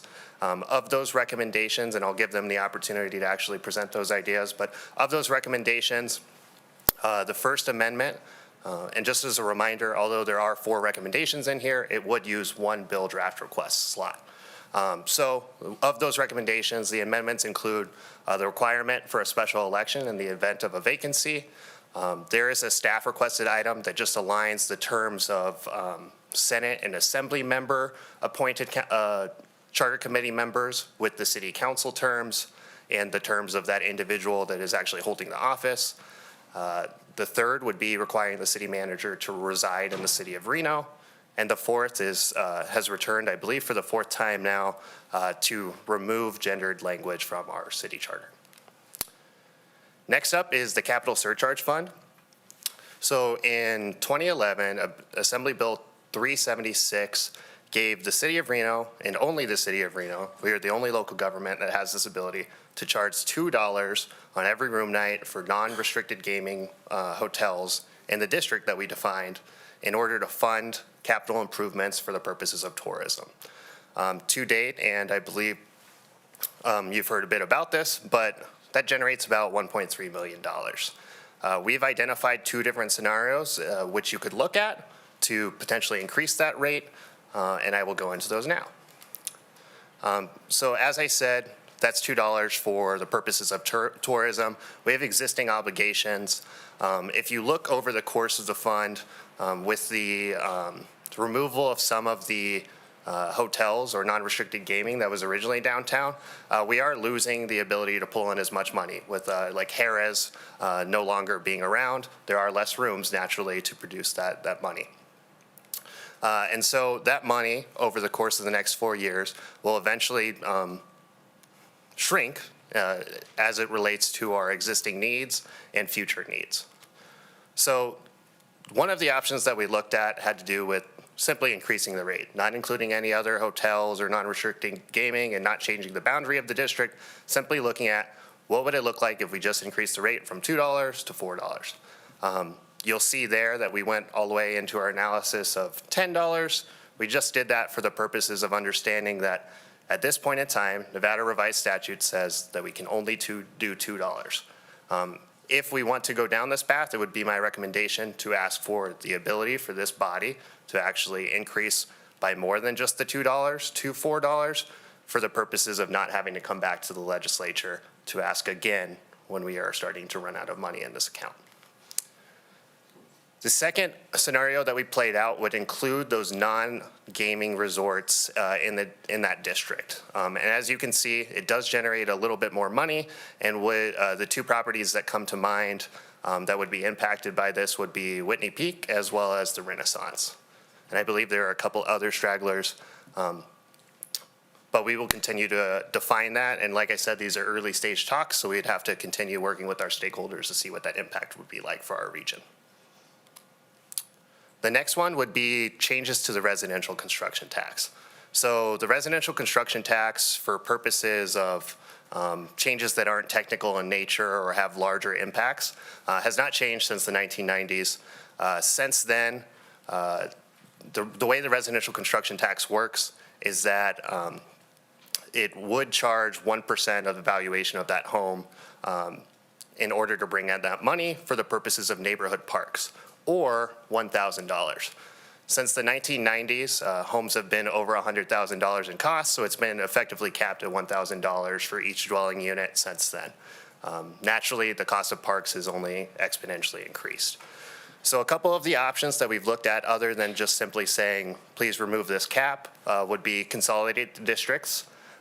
When I say that, I don't necessarily mean that all of the money would have to be spent in one district or that it couldn't be negotiated by this body as to where those parks would go, but it would remove that limitation that the money generated would have to be spent in the place that it was generated. And then if we were going to do that, it might be wise to look at the option of removing the acreage limitation, which is currently 25 acres. Again, it was created for the purposes of neighborhood parks, and the legislature at that time did not deem a 25-acre park or greater a neighborhood park. The example that came to mind, because I was very curious last night, Virginia Lake Park would be 30 acres, just to give you kind of an idea of what that looks like. And so just to, again, draw attention to the fact that this has changed quite a bit over the years. In 1990, about 100 homes were needed in order to build 1 acre of a park, or actually fund that. versus with the cap, it takes about 346 homes. And if there was no cap, if it was just 1% of the valuation of the home, they would only take 65 homes. So there is potential for a happy medium here. Again, we have not had a stakeholder discussion with any of the developers or realtors on this topic, and so I couldn't tell you where they stand or how they feel about any of these ideas. And this is just another example of, what would it look like if we actually consolidated all of those districts, put all the money in one place, and then gave this body the opportunity to decide where that money would be spent. So as you can see, these districts are not actually broken up by ward. I'm not sure when they were drawn. Maybe they at one point did align with the ward boundaries, but they do not currently today, and they most certainly do not align with the 6 wards that we will soon have. But if we were to have one single district, that would have $26 million in it, which could mean a game changer in terms of what that means like for building new parks. One thing I'd like to add here too is, with the $26 million, sorry, I lost my train of thought. Oh, just the discrepancy when it comes to these different districts. And if we were to consolidate the districts, the idea would not be to say, hey, we told you that you were in this district and this money was going to be spent that way. This would only be looking forward, so for 2024 on. The next idea is something that I'm sure you all are very familiar with, which is the sewer fee waiver connection cap that we have placed on our affordable housing waivers. To date, this body has waived roughly $9.5 million just for sewer connection fees, which has resulted in roughly 1,800 units being built or on their way to being built. This body has made great strides in this lane, and I know that Clark County is considering or has considered actually adopting an ordinance similar, but I'm not aware of any other municipality actually looking at what does it look like if we waive these fees and would it build more affordable housing. So I think everyone knows we're a leader in this space, but unfortunately we have capped that, and we're looking at other options for how could we replace this money.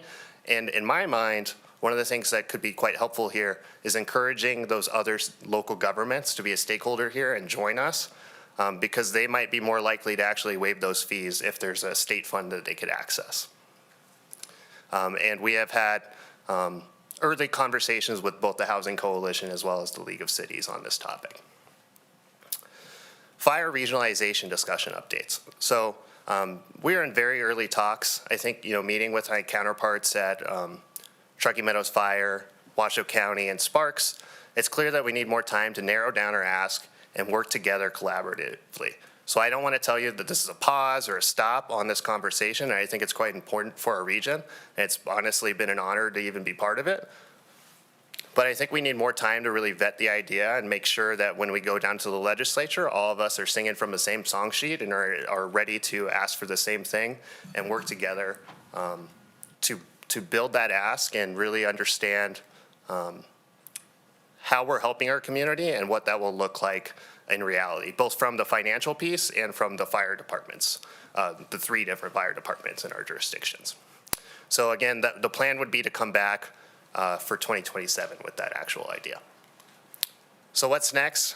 Continuing to meet with stakeholders. The Nevada League of Cities will soon have their bill draft requests ready. And again, these are stakeholders that we could ask to sponsor a bill for us rather than the city proper. The Nevada Housing Coalition, their policy forum is actually tomorrow, and I will be there, and I'm interested to see what kind of ideas they come up with.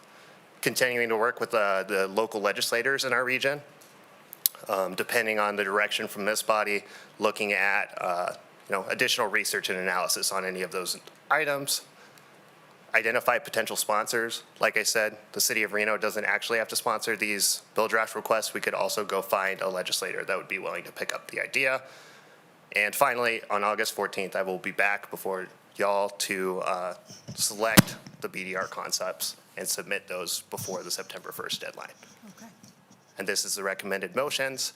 Just to dive into this, this would mean that I would come back on August 14th with the Charter Committee recommendations, with the residential construction tax and the capital surcharge bill draft request ideas. The second motion would ask that I look at the sewer fee waiver state fund and find a sponsor, or at least continue to have that dialogue. And the third would just ask that I come back for 2027 to explore the option of fire regionalization or consolidation based on how our talks go with other stakeholders. All right, thanks, Nick. Very comprehensive. And what I'd like to do now is to take these one by one and just discuss them. And so if you could pull up your first proposal there about the charter committee, I think it was. I'm going to start on this. I am supportive of moving forward with the charter bill. I'm not necessarily supportive of the way that the charter committee laid everything out. And I think some of these could be dropped potentially, but some could also be added. And so just very briefly, the very first one deals with a special election. And I actually agree with this principle, not necessarily the division that was laid out in terms of 6 months and 2 years, over 6 months, you would go to election. I actually think we would need a longer time, let's say 8 months, because even to go through an appointment process takes a couple months, as our appointees know. I mean, they got to register their interest, go through interviews, meet the public, have decisions, by council. So I'd probably move that to 8 months. But here's why I think it's important.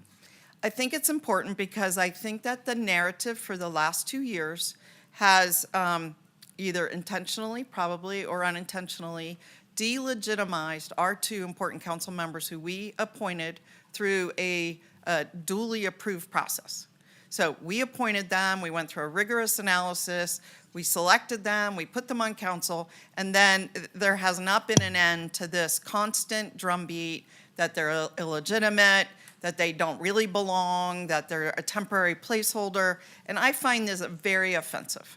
They were appointed through our process that we have, and they're doing a very fine job. They're coming to the meetings, they're learning, they're paying attention, they're bringing their brains to the table. And I feel that if we had a process laid out for when we appoint and when we elect, and it was set up, that this could get rid of this entire dialogue, which I really feel has hampered us, and hampered them, and hampered us as a body. And I would like to see it addressed personally. And I know that often there is a point that, it's either the 6 of us, let's say, appointing someone, or the fact that special elections have very low attendance. But we just saw some lower attendance elections in our last primary, disappointing. But still, thousands of people participated. And we could say, well, those thousands of people have low information, but they have some information, and at least they would have been participating in the democratic process to elect their representatives.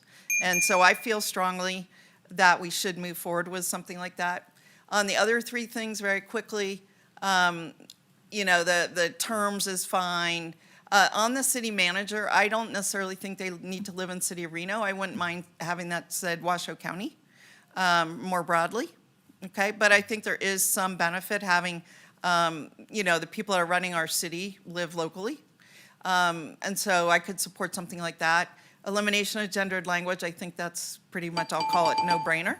And then I just want to add 2 more things very quickly. I brought this up at almost every discussion of a charter bill, and that is, and I think some people agree with me, I think that we should look at appointing our legal counsel instead of electing our legal counsel.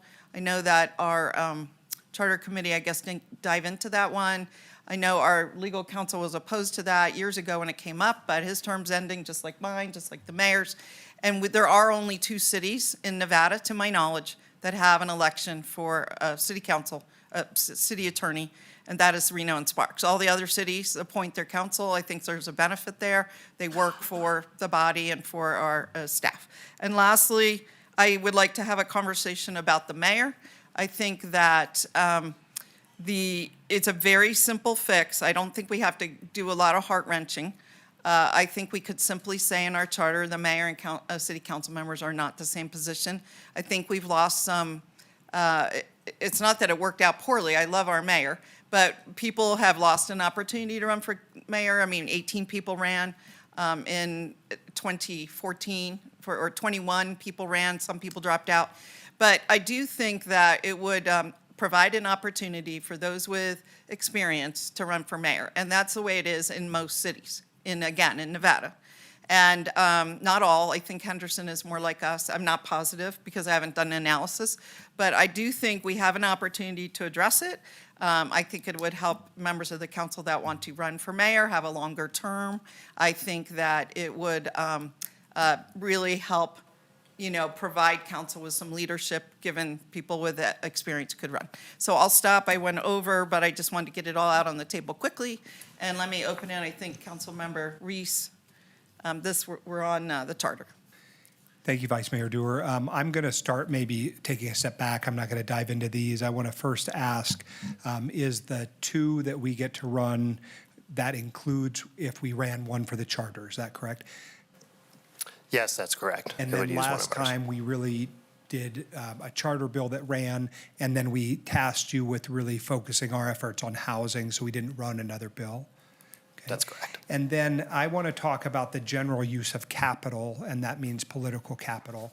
I get the sense oftentimes, and maybe that's just because I'm a little jaded, that their experience with local governments is very different than our experience with them, meaning that in spite of our protestations about various things that impact us, at times it appears our legislatures believe that their experience should trump ours. And as a result, I am skeptical to believe that they are really listening to us specifically about what we run.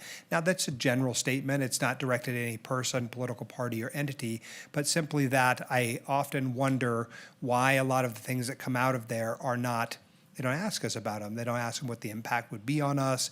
We are not necessarily always invited to the tables where those decisions are being made. And as a result, I think that fewer BDRs on our part is more effective, right? If we're going to have a particular policy option that we want and we think is very important, we should run fewer bills, not more bills, just because there's only so much political capital. There's only so much time that you have in the day. Sometimes how the sausage is made in Carson City is a bit confusing to those who aren't there a lot. And so for my part, I want us to sort of really say what our absolute priority is, rather than say, I want to do all of these things. It's potential we would say we would want to do none of these things. Now, if we turn our attention to the specific things that you've posited here, there are none of the charter recommendations that I want to talk specifically about today, because we think we're going to do that in a special meeting. I'd rather save my energy to have those conversations in that context. I will say that some of these are a little bit more not aligned with my interest, but that's why we have a charter committee, right? One that's not here, which I am and would like to explore perhaps more generally, is this question of whether or not, when there is a very close election, whether or not recounts of those elections should be automatic and paid for out of government coffers. I believe fundamentally that when an election is close, as it was in this last election cycle, and there were some headlines about it, we should not have placed anyone in the position of having to make very difficult choices about how those were paid for. So when you have an election that's, say, within a half a percentage point or a percentage point of being contested, those should have automatic recounts. Now, I will say, back to my political capital argument earlier, it sounds like the county may already run such a bill, so maybe we don't need to be running our own bill, but we're just supporting a bill that's being raised there. And if I may, Madam Vice please. Mayor, I think the bill draft request on residential construction tax is probably a good one in concept. Again, the question will be whether or not we want to raise our political capital and spend it in order to achieve that. I'm not saying whether I would either way. As to the capital surcharge fund, it's absolutely true that that fund will not be self-sufficient within the next several cycles of its budget. And as a result, we just really need to think about how we make sure it's solvent. And if it's not, it really cannot be borne on the backs of just two properties, which is what we're really down to there. But again, I'm not saying that that would be my priority. There are other things that might be a priority, like housing. The last two are the most important to me, and I think perhaps will be where I would look at using our political capital. One is the replenishing the cost for our sewer fee when we do use those funds to otherwise support affordable housing projects. Super important. Super critical to allow for those projects to be built, and really speaks to our concerns about affordable housing, and one of the few tools that we have in the toolbox to do it. So I am very interested in that. And then the last one, I think you've already said, that we need probably a little more time to bake and ruminate on it, and therefore I would not be in favor of using our political capital in that regard. But I will say that that is a very important topic. It should be the number one priority we have in a multi-year analysis of how we do. And I have been someone who has always said we should regionalize our fire services in this community. I'll continue to say that. So I'm sorry I spoke rather quickly, No, Mr. that's okay. Ciccone. I just trying to be respectful of my colleagues, but now you have my general thoughts. The overarching one, which I would like you to take from my conversation with you today, is just that concept that more bills does not equal better chances of their success or passing. In fact, I think if we narrowly tailor our ask, we are more likely to use the political capital we have to achieve the goals we want. Okay. Councilmember Taylor. Thank you, Madam Vice Mayor. I'm looking at these from a global perspective at this point, and when I look at the five bill draft requests that are here in front of us, 4 of them are specifically about revenue and increasing revenue. So I think that's a bigger conversation that we need to start talking about. Something about what Councilman Reese said, regionalization and how the local governments are funded, and that is through property tax and primarily sales tax. So until we figure out something different, we are always going to be having these conversations about fees, about added, trying to get more revenue somehow.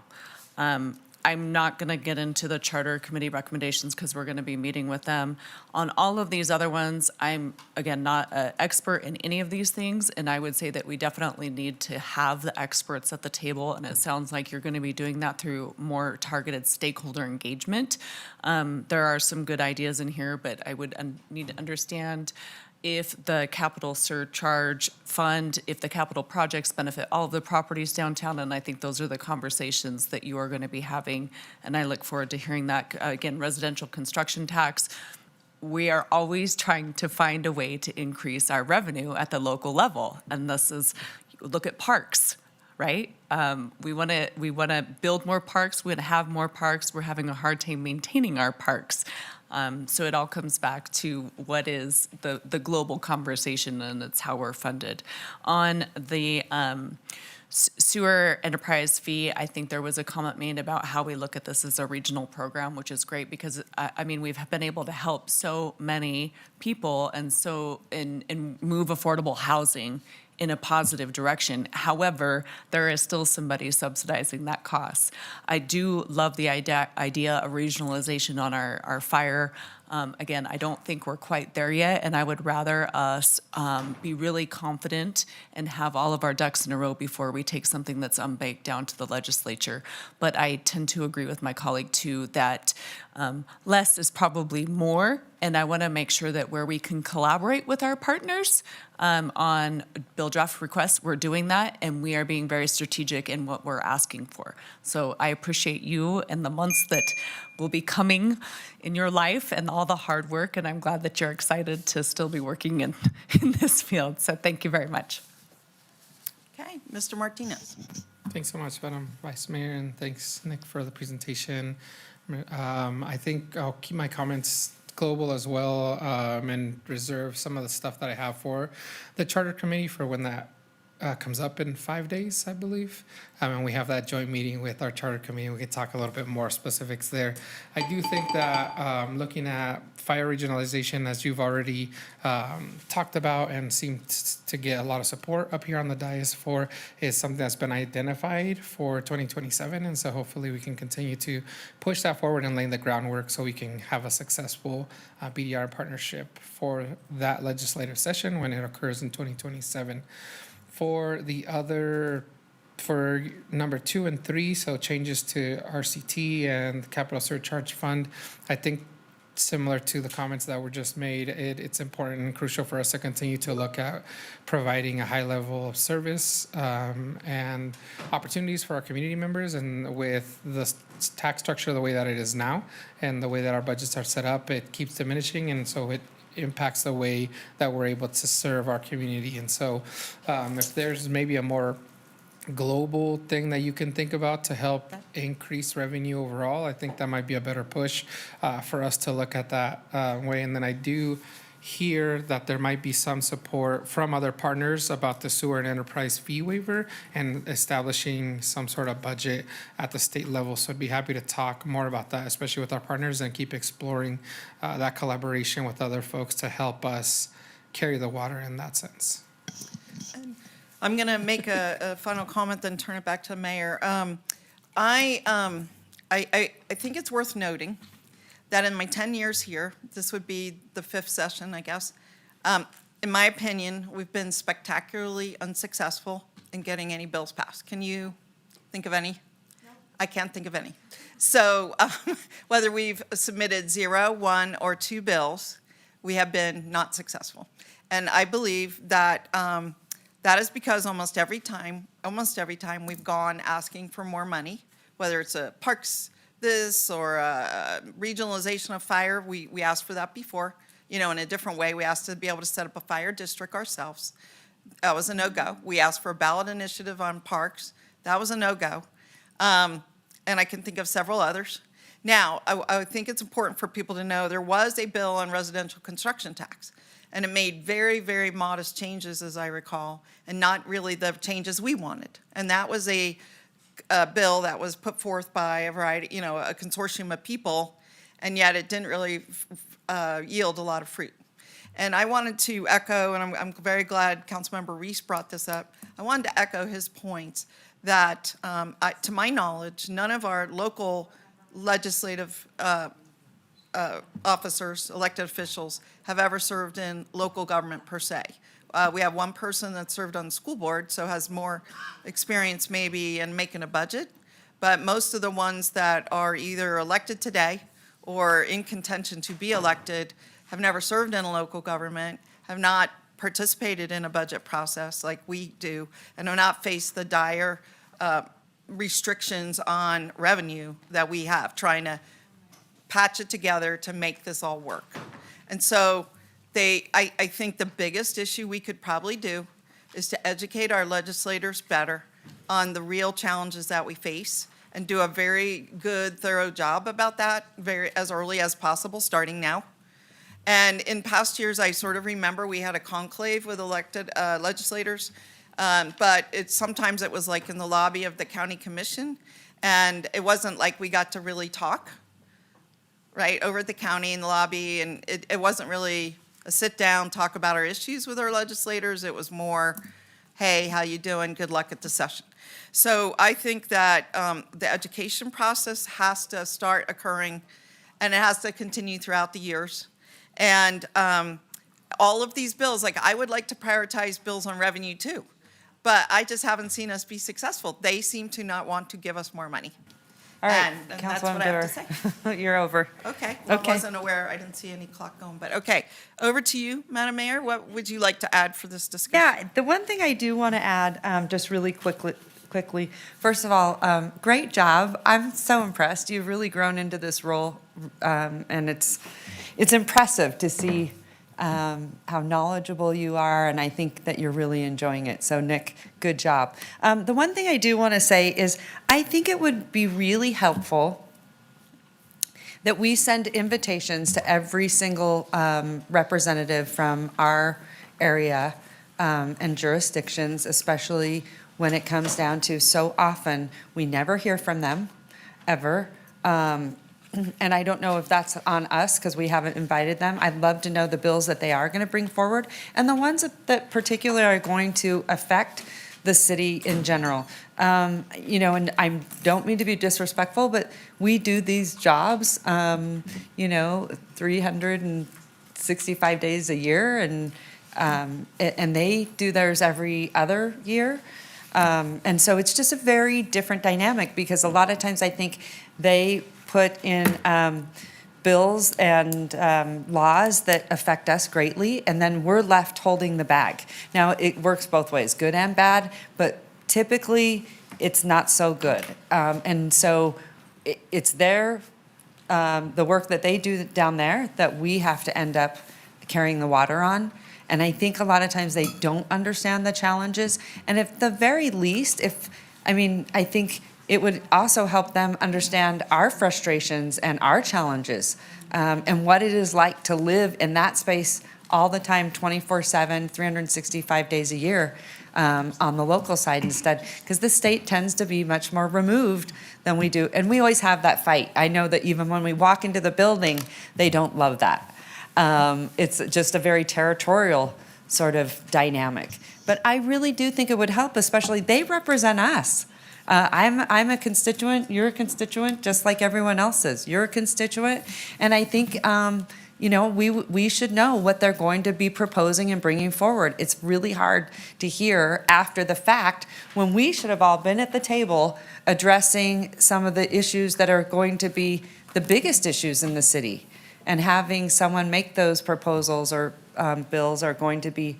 I just think that the people that they affect the most should be at the table. So maybe you could send some invites out and let's hear about what they want to do, what they want to propose, and I think that could be beneficial. What do you think, Nick? I just wanted to chime in and let you know that there is at least one local elected official, Assemblywoman Anderson, is moving forward with a key group of stakeholders to look at the property tax and how that actually funnels within the state of Nevada. I can't say exactly what that's going to look like. I know that we've heard a little bit about how that might look like Senator Ratty's bill from like 2018 with respect to reset at sale, but she's starting to get stakeholders together, and I know that it's a slow process, but I think that we're being heard. I do think that's Very true. slow process, because guess what? There isn't a politician that wants to go out there and say, hey, we want to raise taxes, and especially maybe one party more than the other. I don't know. I shouldn't say that, but the nonpartisan in me gets a little bitter, right? So, but I mean with everything. That's an important issue too, but with everything. I would love to see them come and address, the city, and also I would love for the community to hear, because a lot of times they don't. They have no idea also too, a lot of times, why they are supporting someone when they do. Usually it's a recommendation from a friend, those kinds of things. But at the end of the day, Nick, I would love to see, let's send them some invites. Let's have them come to council. And then it would be nice to, be able to expand on that, or, kudos too. So. And just one more thing there, I am excited to invite them and make sure that we continue having those conversations. I know that with respect to this council and voting for the Public Safety Center as well as Moana Springs Aquatic Center, that's very exciting for this community, and it's also exciting for them. And although they may not have given us money directly for any of those projects, I think it's important that we invite them to the table when we're celebrating our wins, so that they know what we're working on. Totally, because we all have to do it together. Promise you, it will be so much better if we are collaborative and doing it together. Thank you, Nick. Okay, do we have to accept this? Nick, you had put up a recommendation here. What would you like from us? I move to direct staff to bring back BDR 2401. There was 3. I'm going to send it to Councilman Reese. Go ahead. Do you have sufficient input from us to move forward, or do you need a specifically directed motion? Because none of these apply to what we've talked about. I think I could go either way. If you feel strongly one way or the other, then I feel like I've gotten the feedback that I need today. Yeah, perfect. And Mr. Hall or Mr. Shipman, do you believe we have to have action? Okay. So No. I have no. Okay, thank you for the presentation. Great job, Nick. All right, Madam Clerk, sending it to you.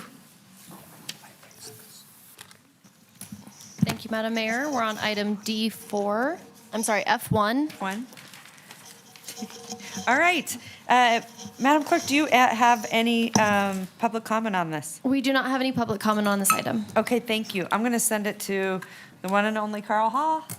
It's all you. Thank you, Madam Mayor. Ordinance adoption, ordinance number 6679, case number ANX 23-00002, Valley View Estates.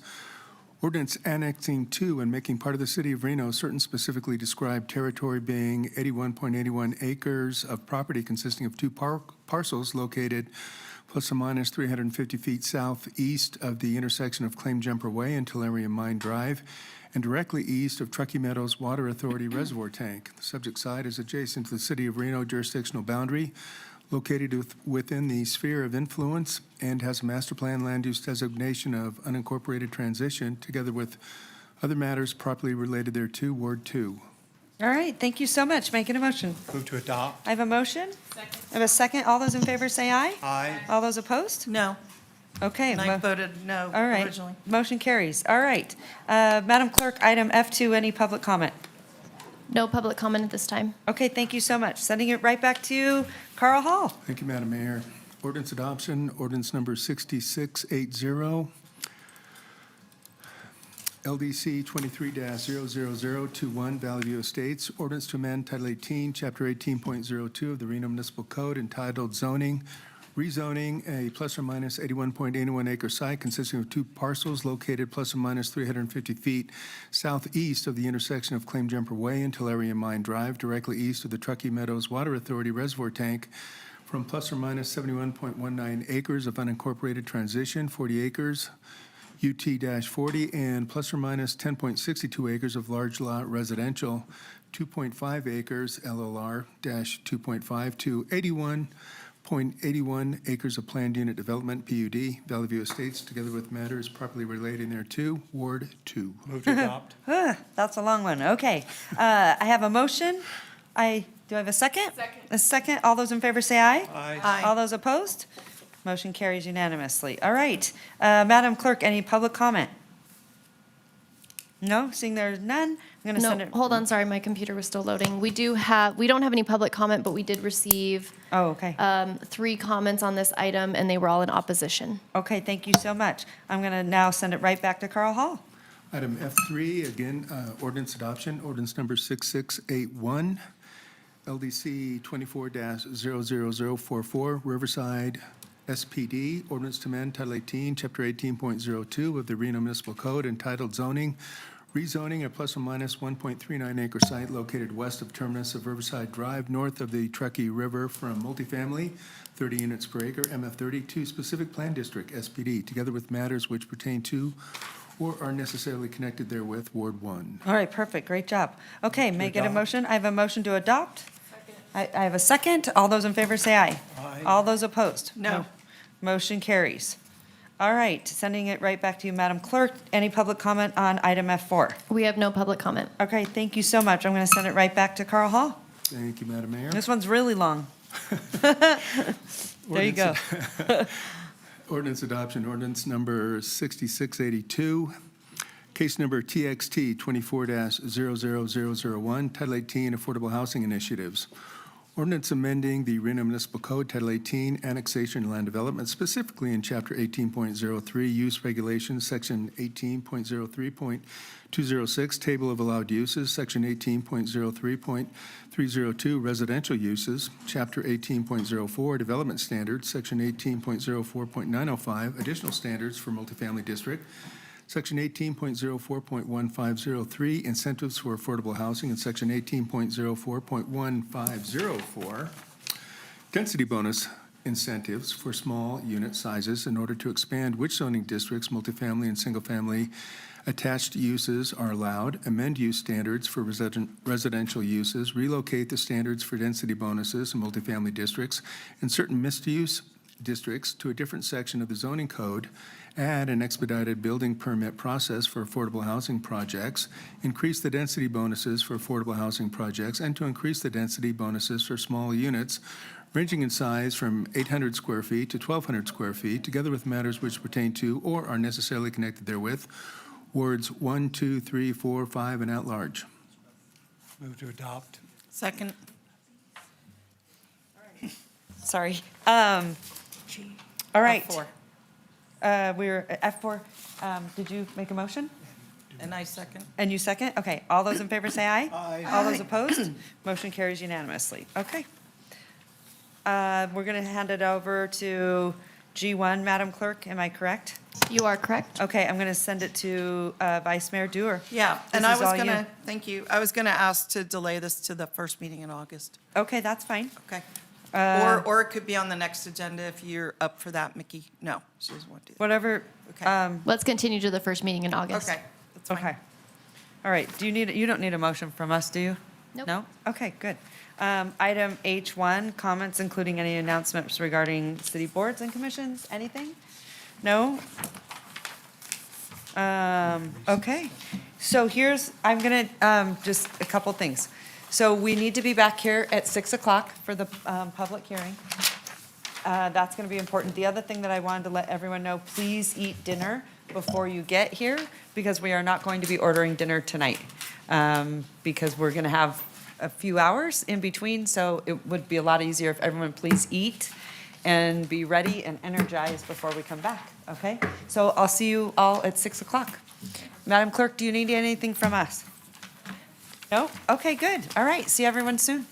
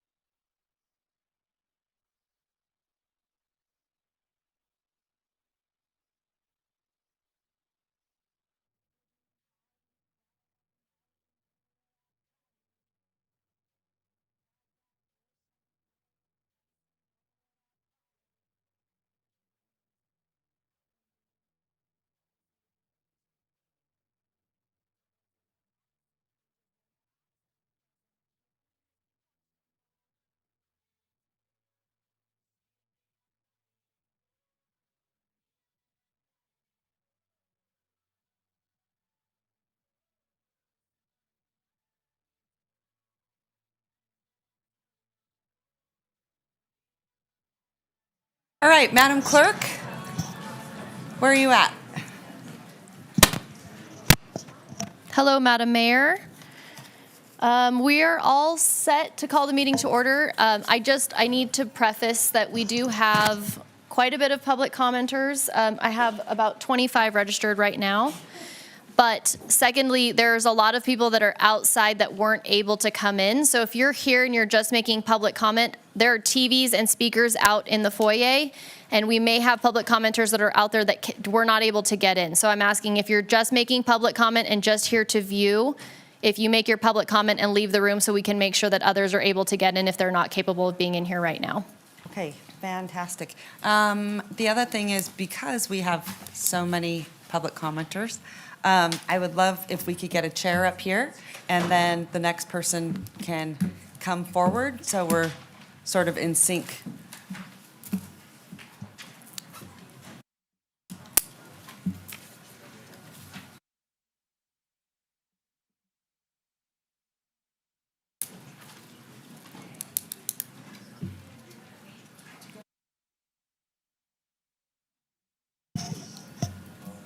Okay, Madam Mayor, while we get that set up, let's go ahead and open the meeting. So we'll call the meeting back to order. It's 6:05. And at this time, all members are present with Councilmember Breckus absent. Okay, thank you so much. Welcome, everyone. Thank you for being here. I see so many future mayors out here, right? Yes, she's saying yes. Maybe if you saw my email, you might think different. No, I'm just kidding. Kidding. No, we need you. You're our future. Okay, Madam Clerk, I have a little bit different script here, so just bear with me. If you need to correct me on anything, because I know we are changing it up a little bit to accommodate such a large group, just stop me, or I'll have the city attorney stop me. Carl Hall, please. Okay, so at this time, I am going to have, let's see, City Attorney Carl Hall. Oh, Madam Mayor, if you want to open the public hearing. I will. Hold on one second. Okay. I'm going to open the public hearing, and then I'm going to send it to you. Perfect? Okay. All right. At this time, Madam Clerk, we will now open the public hearing. Has proper notice been given and all correspondence received? Thank you, Madam Mayor. Proper notice was given on this item. For the record, we received 214 comments, 53 in support of the MUP, 157 in opposition of the MUP, and 4 of concern. And then, as I stated previously, we have about 25 public commenters that are registered at this time. Okay, perfect. Thank you so much.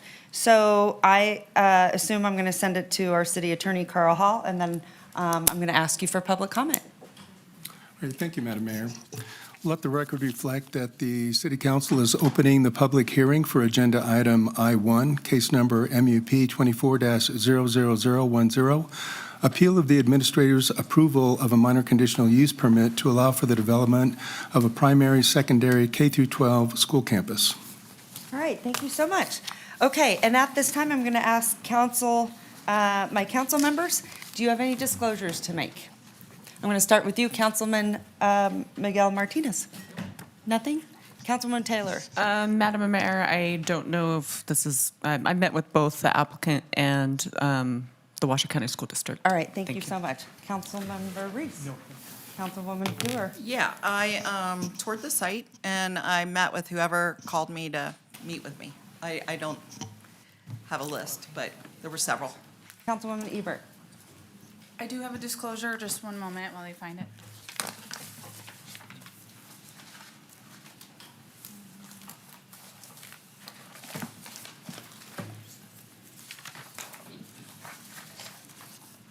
Okay. Thank you. Okay, so in preparation for this item, I sought legal guidance from the city's attorney's office. I understand that the city council is acting in a quasi-judicial capacity as opposed to a legislative capacity. As a council member, I understand that in cases like these, I have a legal duty to be neutral and unbiased in hearing and voting on the matter. If I cannot be neutral and unbiased, I've been advised that I shouldn't participate. I want the record to be clear that I can and will be neutral and unbiased in hearing this case and other cases in Ward 4. I have not made up my mind, nor have I prejudged the specific facts of this case or any other upcoming potential case. I am open to hearing the evidence, applying the facts to the law, and voting accordingly. Madam Clerk, please lodge this disclosure for the record. All right, thank you very much. Okay, I'm going to send it to you, Madam Clerk, for public comment. So, Madam Mayor, I'm actually just going to go over the structure of tonight's meeting so that everybody in the room is clear. So the way that it will work is that we will move into staff presentation first. We will then move into appellant presentations. And then we will finally close out with the Washoe County, with the applicant's presentation. After the presentations would be the public comment period, and then closing that out would then be the discussion and deliberation by the body. Okay, so we're just going a little bit reverse than our typical. We are. Okay. Yes, ma'am. All right. Okay, so then I would say then at this time, we're going to have staff presentation. We are starting out with Miss Leah Picotti. All right. Leah, nice to see you. Good evening, Madam Mayor, members of the council. Leah Picotti, for the record. I am an associate planner with the City of Reno Development Services. And this evening, I am presenting the application for Matter Academy minor conditional use permit, which you all know has been appealed. So to give you a little bit of information, the project is located on the corner of North Hills Boulevard and Beckworth Drive. This is up in Ward 4 in Councilwoman Ebert's area. The site is 10.62 acres in size, and the request is a minor conditional use permit to allow for a kindergarten through 12th grade school adjacent to a residential zoning district. To orient you with the site, I'm going to bring you up a little bit closer here where you can see that it is on the corner there of North Hills and Beckworth. The site is highlighted in yellow, and that is the Matter Academy site right there. This is the Rayleigh Shopping Center that's adjacent to it here, and Alice Smith Elementary School is adjacent to the east. The subject site does have split zoning. It's approximately 5 acres in the SF3 single-family residential zoning district and approximately 6 acres in the general commercial zoning district. Split zoning is fairly common. We do see this throughout the city, and rather than having the applicant split it or rezone it, we do allow the uses on the specific site of the parcel as long as they're consistent with the uses that are allowed in that zoning district. Key issues that were analyzed in this request were the overall site design, compatibility with surrounding uses and developments, traffic access and circulation, and natural resource protection. The reason that natural resource protection is in there is because there is a major drainage way on the site. However, it is being avoided completely, so it wasn't necessarily part of this application, and there is no disturbance to that major drainage way. So here's the overall site design. The school is proposed to be approximately 150,000 square feet. It is going to be 2 stories with a single-story gymnasium. It is going to be built in 3 phases over the course of 6 years. Phase 1, you can see in the pink there, will be the elementary and middle school buildings, which can accommodate approximately 786 students. Along with the elementary school and middle school buildings, all of the site improvements will be completed during Phase 1, so that will include any of the off-site improvements that you'll see here later on in the slide. It'll be the stacking lanes, the driveways, the parking areas, all of that will be completed in Phase 1. Phase 2 will be the high school building, which you see there in green, and then high school building, which will add 668 students. We have a total of approximately 1,554 students. This is based on the traffic analysis, is going to dictate the max amount of students. And then Phase 3 will add a gymnasium. It's an 850 user capacity gymnasium, and you can see that on your screen in blue. So most of my slides today are going to talk about traffic mitigation because that seems to be the main concern here. So regarding traffic mitigation, again, we have Matter Academy located here. We have Alice Smith Elementary located here. So what I want to show you is the existing school zone. And this is the school zone that requires 15 miles an hour with the blinking lights overhead that makes everybody slow down so that kids can go back and forth. So that current school zone runs right across here, across the face of Beckworth, essentially. What we've done to mitigate traffic first off in this area is not only have we expanded that existing school zone, but we have created a whole nother school zone adjacent to it. So where we do have some concerns along North Hills Boulevard and that other portion of Beckworth, the new school zone will be all of Beckworth and this portion of North Hills you see in green on your screen. So one of our ways of mitigating these traffic concerns was to increase the size of that school zone, increases safety, slows people down, makes people more aware of what's going on out there. Secondly, I want to point out where our access points are. So you can see again where Matter Academy is and Alice Smith.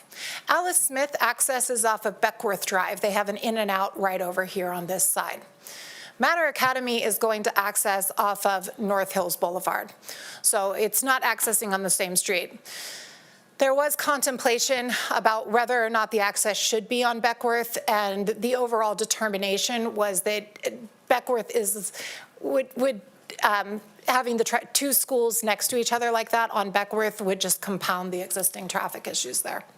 So at staff's request, that was moved to the North Hills side. Off-site improvements. Okay, so to preface this, this is a 30-day process for a minor conditional use permit. So normally those are submitted, we have 30 days to review them, and we issue a decision letter. This particular case took about 7 months from the time that it was submitted to our office till we issued that decision letter. And one of the reasons for that is that we were working with RTC, Public Works, our engineering department, and planning on this traffic study. And I believe we ended up with 4 iterations of this traffic study. But this was the final traffic study where we decided collectively that these were all the improvements that needed to be made off-site to mitigate the traffic concerns in this area. So first of all, we have a dedicated right turn lane off of North Hills Boulevard into Matter Academy. Secondly, the applicant also owns that little triangle there on the corner of Beckworth. So they're going to do a dedicated right-of-way for a turn lane off of Beckworth onto North Hills Drive.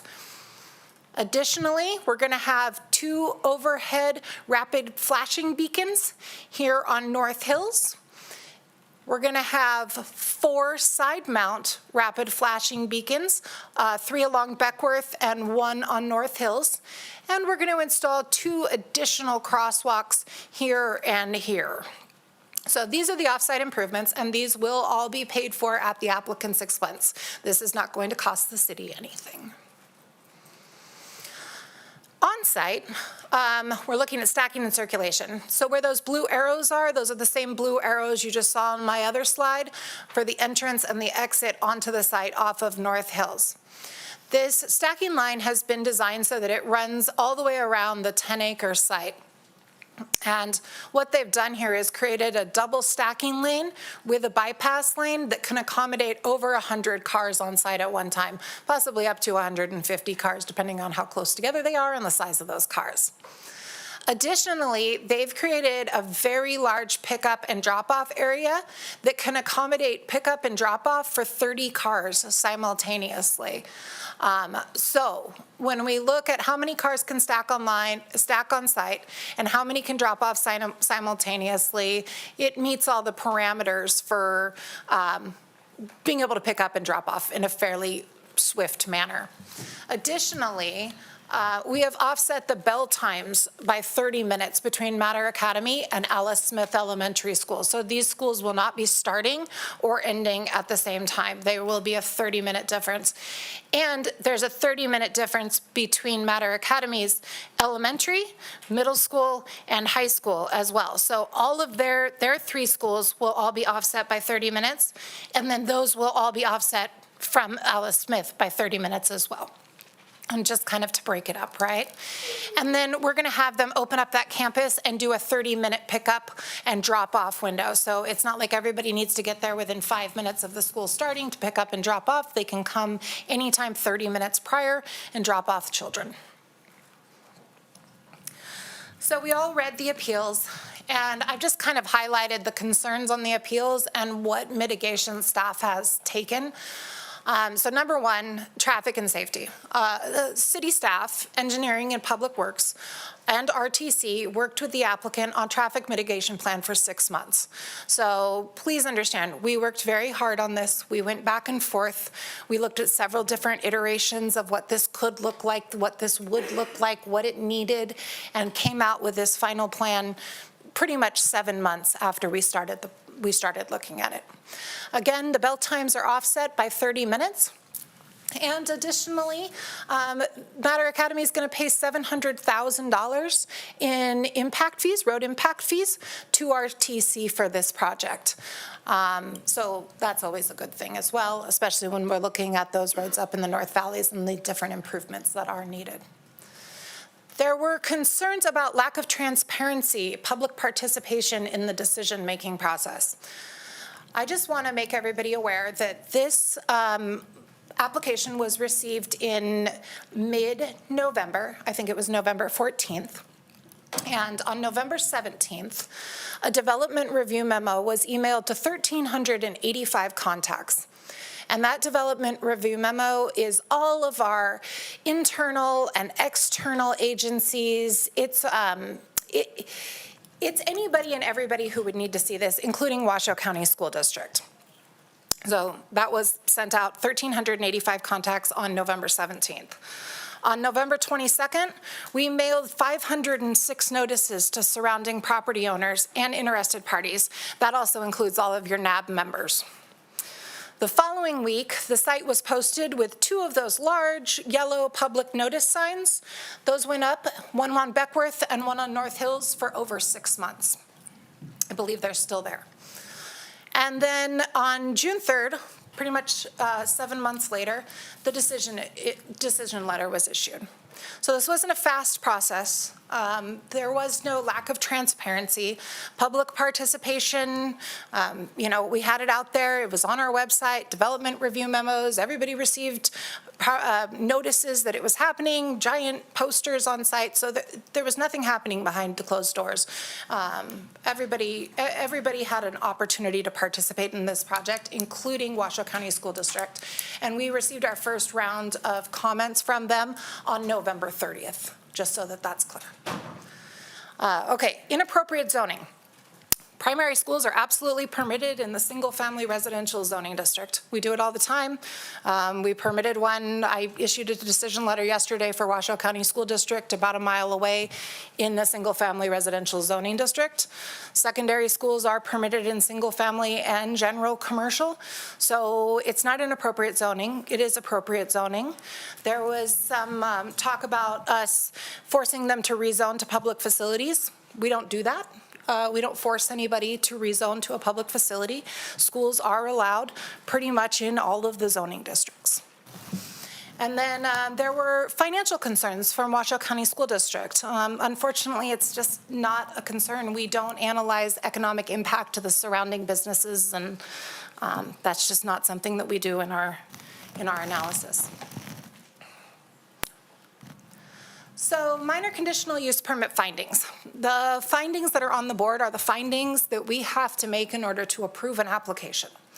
So number one, complies with Reno Municipal Code and the purpose of the zoning district. Absolutely. In the single-family residential zoning district, schools are literally listed under the purpose. In the general commercial, it's a gradual transition to the city's suburban neighborhoods. And schools are exactly what you would see in that gradual transition. You kind of want the neighborhoods on one side, those neighborhood commercial businesses on the other side. So that's it definitely complies with RMC and the purpose of the zoning district. Is it compatible and consistent with surrounding development? Yes. It's adjacent to a school, a neighborhood, and a commercial center. It's an ideal location. Public services and utilities are available. Absolutely. It's an infill project. Everything is available for it. The characteristics are compatible with the types of surrounding development. Again, it's adjacent to a school, a neighborhood, and a commercial center. And, those characteristics are what we look at in our staff analysis over the past 7 months. And as you know, there were a ton of conditions of approval for this. And all those conditions of approval are making sure that those characteristics are compatible with the types of uses that are surrounding. And then not materially detrimental to the public health, safety, and welfare. We know traffic is a problem in the North Valleys. We all know that. We are very, very aware of it. And of course, the traffic study was completed, and it was based on that information that the applicant worked with staff and determined those appropriate mitigation measures. And what you saw on my slide for off-site improvements are what was recommended by the traffic study and what was reviewed and approved by our engineers and our public works and RTC. So were we able to make all of the findings? Yes, we were. That concludes my presentation. The recommended motion is on the board, and I am available for questions. Thank you. All right, thank you so much, Leah. Really appreciate it. No problem. All right, Madam Mayor, we're going to move into appellant presentations. As a reminder to the appellants, you have 10 minutes for your presentation, and it's my understanding that the WEA and NSEA have combined their presentations, and they're looking about 20 to 30 minutes for a presentation. So we'll clock it at 20. If they're not done in that time, we'll just add on about 5 more minutes for them. Our first presenter today is the Washoe County School District. All right.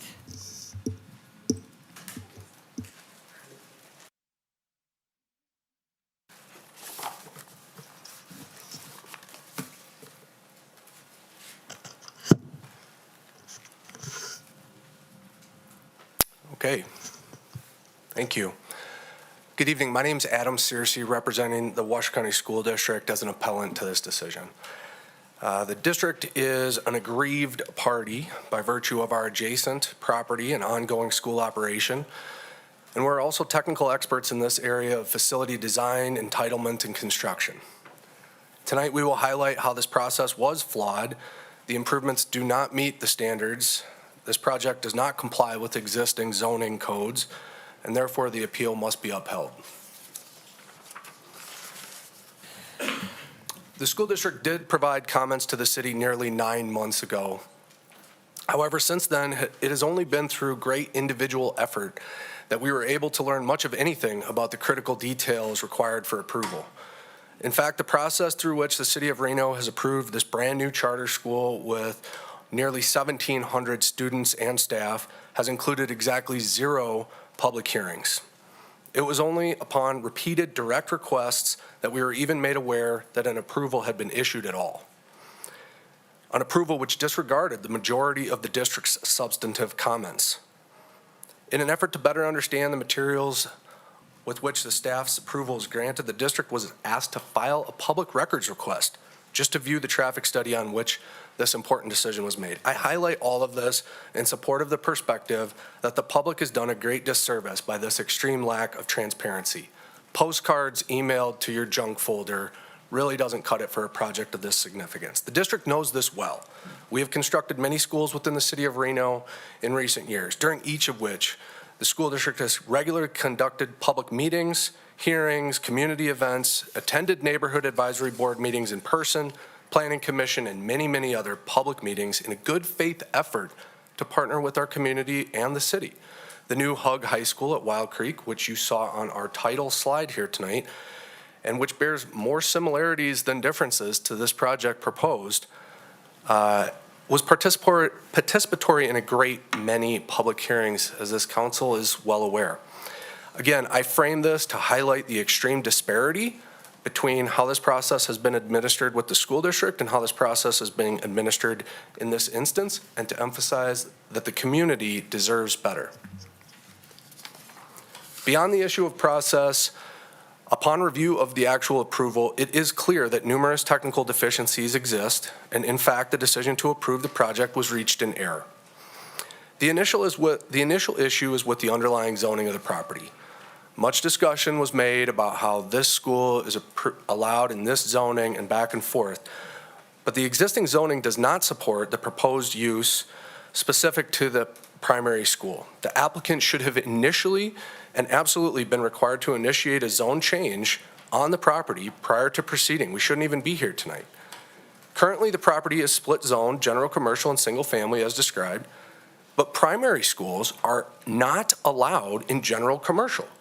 Yet a significant portion of the primary school building itself is literally demonstrated in the applicant's own submittal to be physically located within the general commercial zone. Therefore, it does not comply with the zoning requirements and certainly does not comply with additional requirements such as setbacks, access, and circulation. Yes, staff did condition adjustments to address this violation, but such a remedy would require major site reconfiguration to comply, and it is an unreasonable presumption that all of these deficiencies can be cured. Perhaps more importantly, the approval should be based off of plans which are substantially complete, representative of the true future development and not hypothetical. This is clearly an erroneous approval in conflict with allowable zoning code and use requirements, an abuse of discretion, and to the original point on process, use adjustments such as this should be vetted through a public zoning map amendment process. Next, we want to talk about significant traffic and safety impacts associated with the application. We talked about this earlier, and again, I want to reiterate, we're talking about a new school where none exists today, which will have well north of 1,500 students and has no discrete enrollment zone. Students won't necessarily be walking to school. They'll be coming from all areas of the community, nor no organized transportation program or department. Hug High School, for example, in comparison, was conditioned with over $8 million of off-site roadway and pedestrian improvements, and even J. Woodrow Elementary School, recently opened in the city of Reno, a school with less than half the number of students that this is proposed, installed hundreds of thousands of dollars of off-site improvements at the direct request of this council. This project tonight provides little more than some pavement striping and a couple of overhead flashers.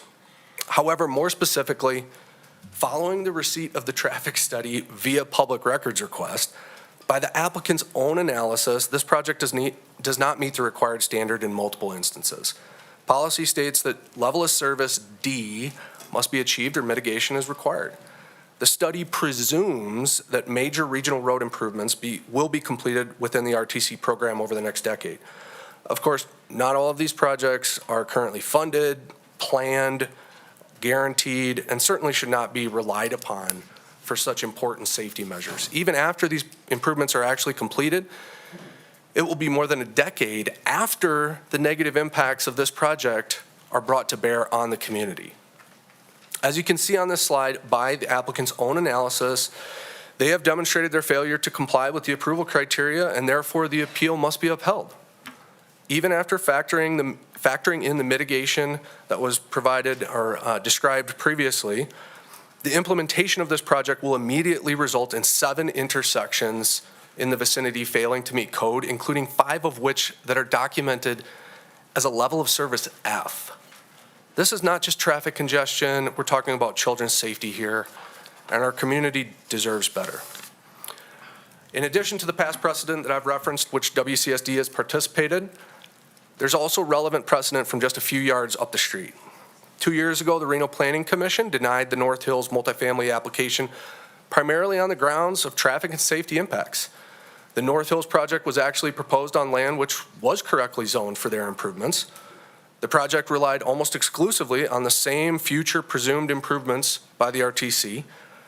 Their traffic study on the North Hills project suggested around 4 times less traffic impacts than the application under review this evening, and yet that project was denied by the Reno Planning Commission not 2 years ago. Regardless of that outcome, that project, the North Hills project, was at least reviewed in a public hearing by an appropriate body. And this community deserves a more transparent process directed towards such significant decisions, and that these evaluations be applied more consistently. So this evening I've provided multiple examples of new school projects which have been subject to a more thorough and public process. I've provided an example of an extremely relevant project which represented a significantly less acute impact, which was publicly denied. More importantly, I've also illustrated how this application is insufficiently complete and the analysis is more than deeply strained. The applicant has demonstrated through their own documents that it does not comply with numerous general and mandatory findings. These deficiencies are statements of fact. They are clearly documented in the applicant's own analysis and unfortunately are only brought to light for you in my presentation this evening. These facts represent the objective grounds for our appeal. As is often the case, there is much emotion associated with this item. And whether you hear about frustrated drivers, school choice advocates, or the safety of our precious children, we encourage you to consider all of that as you see fit. The school district does not support or oppose this or any project.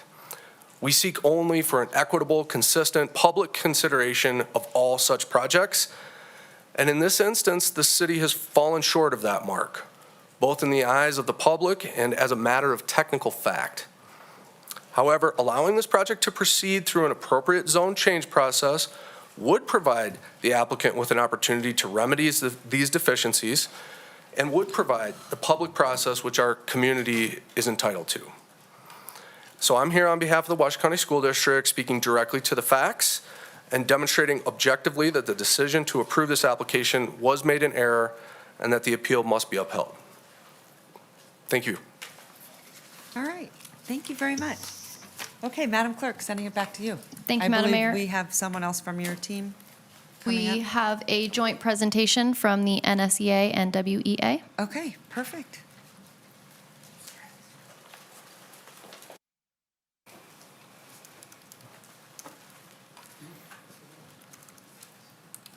Good evening. My name is Robert Munson. I'm here to represent the Nevada State Education Association and the Washoe Education Association. I currently serve as the Government Relations Chair for the NSCA and the Treasurer for the WEA. I will be presenting today with my colleagues, Adrienne Connolly, who is a kindergarten teacher at Silver Lake Elementary School, Jenny Martinez, a third grade teacher from Donner Springs Elementary School, and Chris Daly, our political director from the Nevada State Education Association. So, who are we? No problem.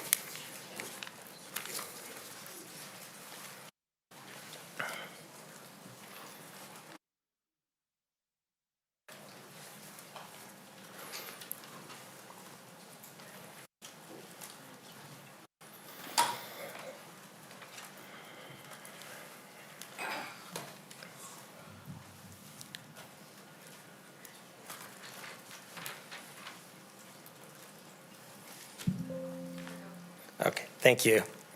Okay. How do we change slides? I pushed it. Oh. This one here. Oh, okay, thank you. Okay, the NSCA, Nevada State Education Association, has been the voice of the Nevada educators for over 125 years. We represent 11,000 educators across the state. This includes licensed educators such as teachers and counselors, but also our support staff, including our bus drivers, our custodians, paraprofessionals, school secretaries, etc. The NSCA has nearly 2,000 educators living here in the Reno area, including 250 in the 89506 zip code that this would impact. NSCA represents hundreds of educators working in this impacted school area in the North Valleys. Now, I may not be a planner for the city, and I'm certainly not a professional planner or land use attorney, but as a high school English teacher, I teach at Worcester High School, and I spend a great amount of time planning my courses, my lessons, my assessments, etc. I know what good planning is. And let me tell you what good planning is when it comes to school facilities. Over 8 years ago, a large coalition of community groups, businesses, labor unions, and educators, including our associations, came together across the city to address the serious school facility issues that were dire here in Washoe County. We worked together to craft WC1 and campaigned and worked with our community to get it to pass overwhelmingly. Sorry. So, embedded in the process of developing WC1 was the Citizens Oversight Panel for School Facilities. This committee, now it's sometimes called the Capital Funding Protection Committee, helps plan and oversee all of Washoe County School District's facilities plans. Two members of this council, Martinez and Councilman Reese, are voting members of this committee.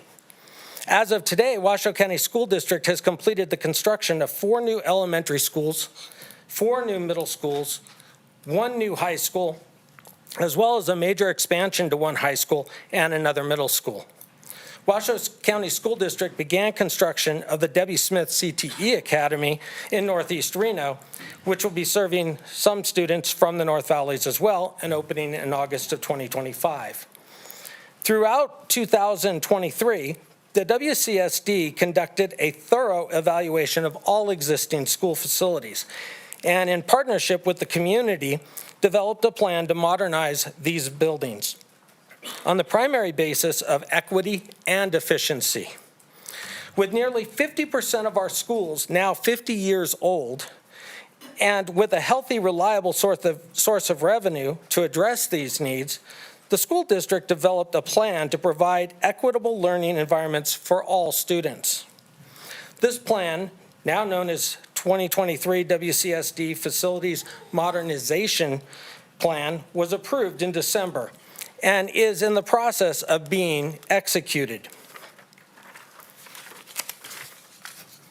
In addition to renovations at Wooster High School, which I can attest to because I teach there, this good planning process has delivered for the North Valleys. In the past 5 years, the school district has invested nearly $500 million into capital projects within the North Valley zip code or immediately adjacent to it. This includes the new Hug High School, Desert Skies Middle School, Inskeep Elementary School, and fully reconstructed O'Brien Middle School.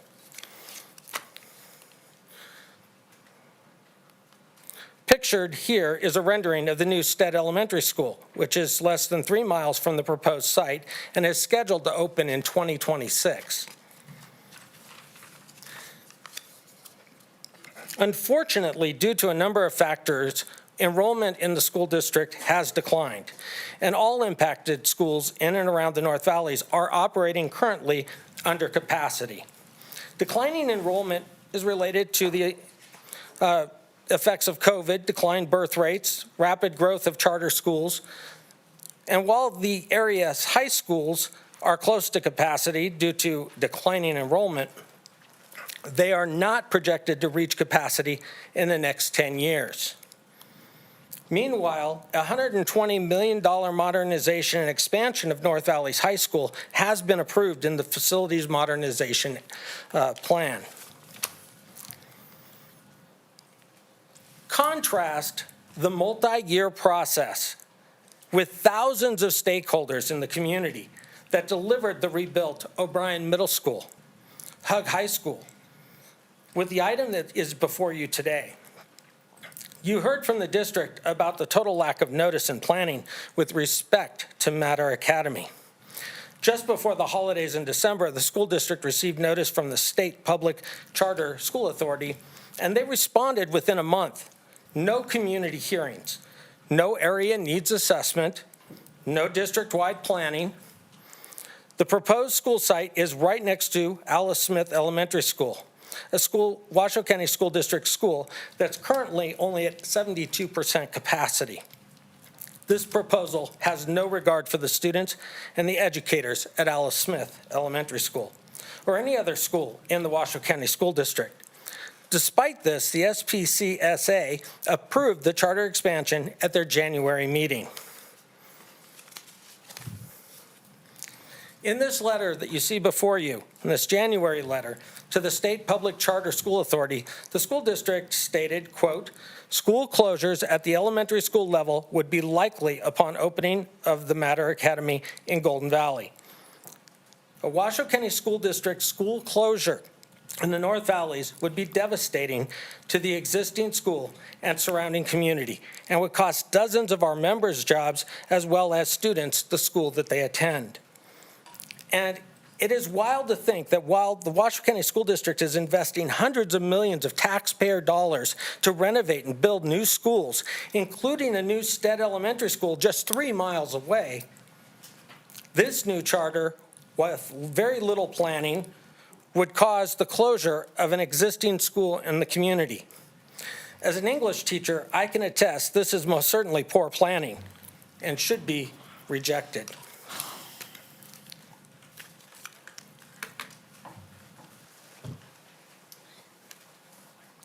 Hello, I'm Jenny Hi. Martinez, and this is Adrian Conley. We're going to be presenting on behalf of the Washoe County Education Association. We both sit on the board together. The WA has served Washoe educators since 1965.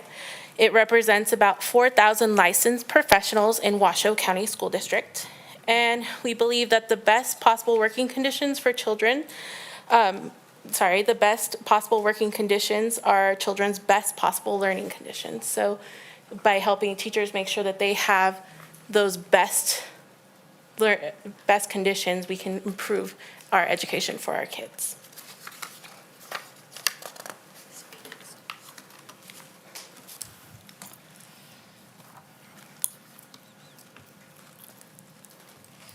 When a student leaves a neighborhood school for a charter school, the public funding for that student goes with them.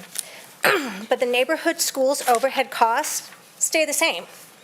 When a certain percentage of students aren't enrolled by the district's count day, we lose allocations and teachers have to leave. Either they're laid off or they have to go to some other school. The problem then arises when we get students from charter schools after count day, when we have fewer teachers.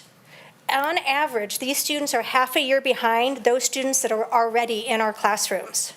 Since the public funding has already gone to the charter school, it is now up to the student zone public school to allocate their already scarce resources to make up that discrepancy. This takes money away from earmarked projects and from classroom fundings in their zone schools. Charter schools can also exacerbate existing inequalities by creating barriers to entry for vulnerable students. This could be as simple as students with the greatest self-support, self-seeking into charters, effectively siphoning away students with the most engaged parents, leaving students with greater needs and fewer resources for our public schools. Also, charter schools are quick to expel students with behavior problems and/or other issues, sending these students back to their neighborhood public schools who have lost teachers and the funding.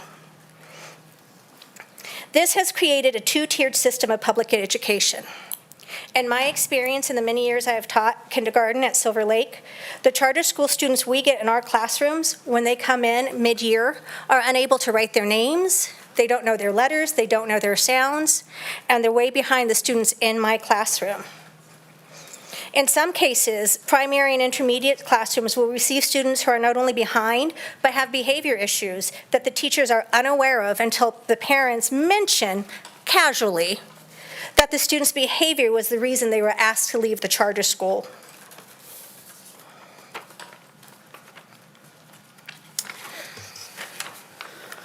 We're going to bring it back to traffic.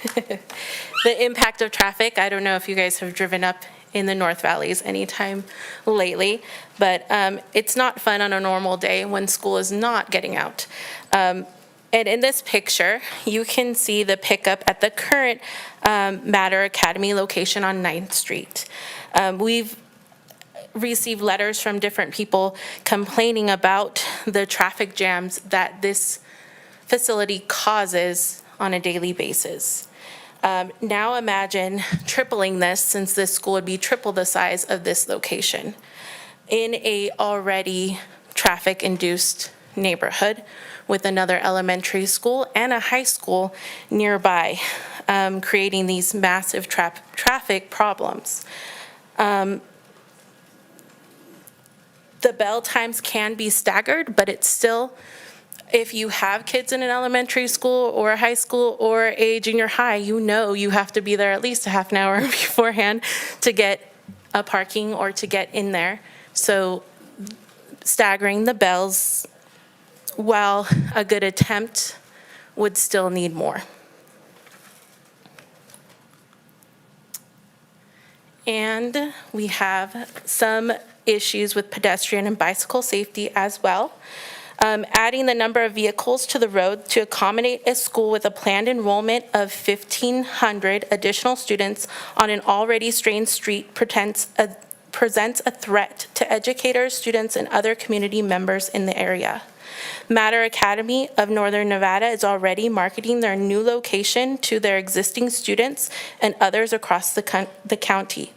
This means even more vehicle traffic than a neighborhood public school of a similar size.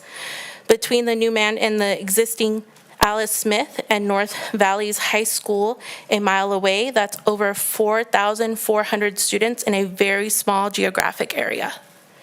Meanwhile, city code requires this school site to provide bicycle parking for 150 students to bike to school. This is a standard set for community-based, not regional schools. Staff failed to consider this, and they did not investigate the stability of bicycle infrastructure to safety transportation of students and from the school. While we would typically like to encourage walking and biking opportunities in the line of safe routes to school programs, this will not be a safe option at this location for either Alice Smith or Mater Academy if the new school is built.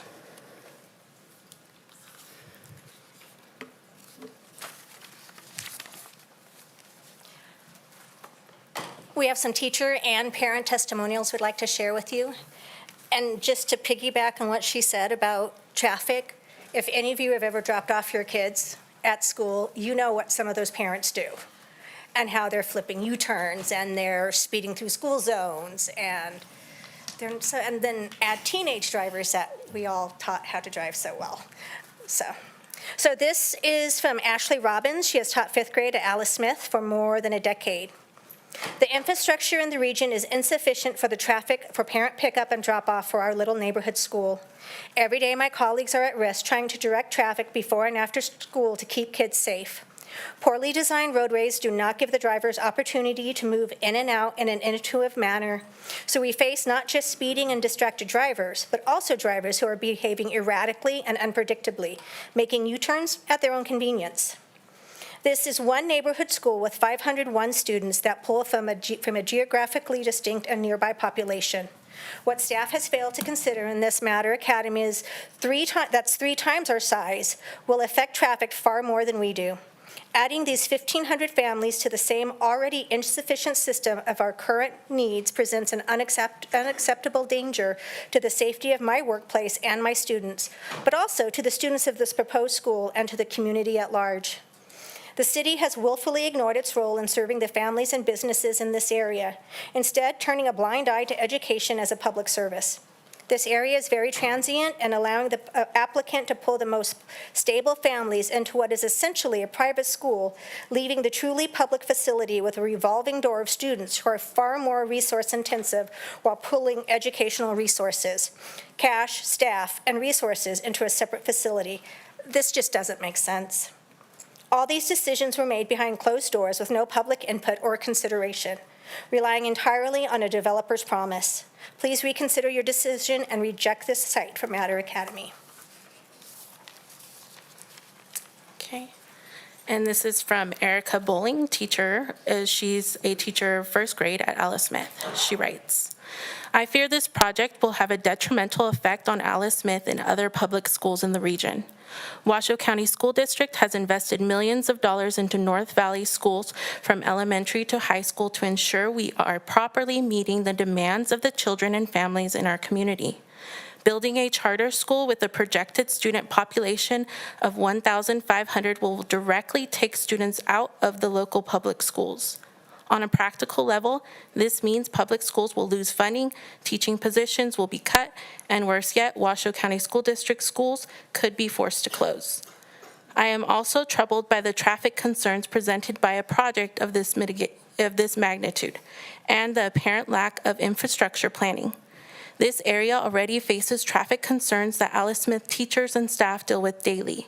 Traveling to and from the North Valleys can take up to 50 minutes, worse during snowstorms, due to the ongoing construction on 580. On Beckworth, cars are regularly exceeding 15 miles per hour during the school hours and flip illegal U-turns in the middle of the street. Staff and teachers are in danger as they protect students crossing the road. We love our children, but blindly approving the construction of schools is not necessarily to the benefit of students or families. Careful consideration must be made to ensure all needs of the community are appropriately addressed. This last letter is from Cynthia Reyes, who's a parent in the North Valleys, a former Washoe County student, and a school volunteer. In addition to concerns regarding proximity to current Washoe County schools and traffic safety, a significant issue revolves around financial considerations. With Matter, funding may be redirected from existing schools, potentially leading to closures, job losses, or the need for teachers to seek employment elsewhere. Questions have been raised about the source and allocation funding for Matter. While it is classified as a nonprofit, its partnership with a for-profit company, Academia, which has significant interests in real estate, raises doubts about the destination of funds. Can it be confirmed with evidence that funds will remain within the local community rather than being sent back to Florida? The question of supporting high-earning individuals at Matter while Nevada schools and educators face financial challenges further exacerbates these concerns. The initial lack of public hearing, uncertainty surrounding fund distribution, and undisclosed connections to Academia and Florida give the impression of a lack of transparency. Trust has been lost, doubt has been cast, and buy-in is limited. How do you plan to rebuild trust with the community and migrate these concerns?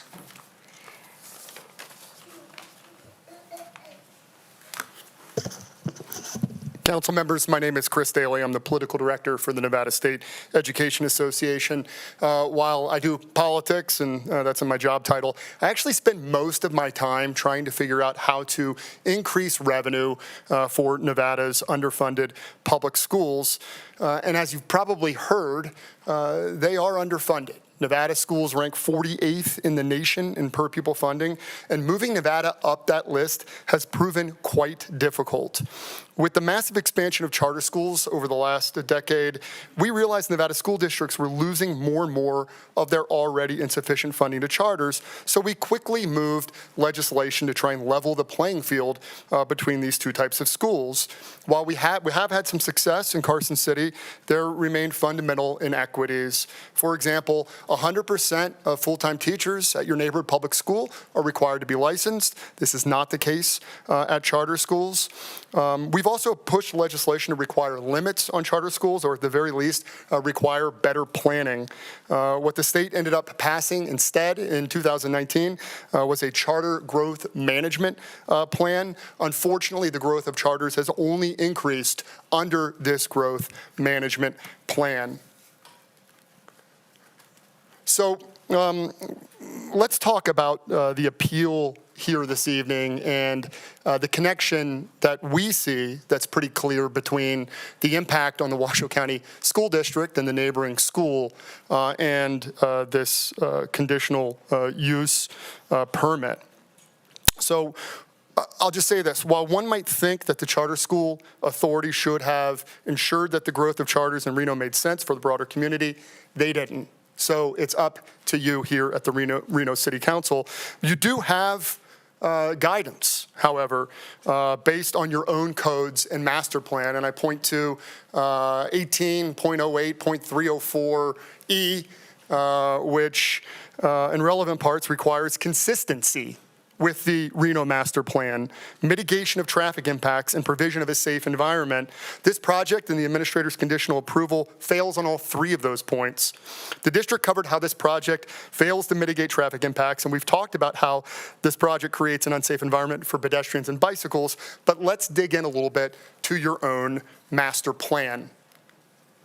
So there it is, Reimagine Reno, and I'm just gonna go ahead and read various parts of your master plan. And it's not surprising that this plan mentions the Washoe County School District no less than 20 times, scattered throughout various sections, from resilient local and regional economy to responsible and well-managed growth to a safe and healthy and inclusive community. So in support of a development of a diverse, educated, healthy, and adaptable workforce, 1.5D says you are to identify ways to support education programs of the Washoe County School District, et cetera. Under collaborate with regional entities and service providers on growth and infrastructure issues, 2.4 says collaborate with the Washoe County School District in planning for the design and location of new public schools in areas that advance the city's growth policies. Let's read on impacts of new development. Coordinate with the school district to evaluate the impact on school enrollments and capacity when reviewing projects. When did staff do that? School funding. Support current and future efforts by the Washoe County School District to diversify and or expand sources of revenue. Let's go to a little bit later in your plan. This is the concurrency management planning document related to schools. And it states, public primary schooling in Reno is provided by the Washoe County School District, which plans and develops new or expanded campuses to meet the demands created by new development based on its own resources and needs. The city will work with WCSD by involving the district in the review of development to ensure the implementation of mutual development goals. Littered throughout your vision document, your guiding principles, is the city of Reno is to work with the Washoe County School District to make sure that there's quality education for all Reno kids.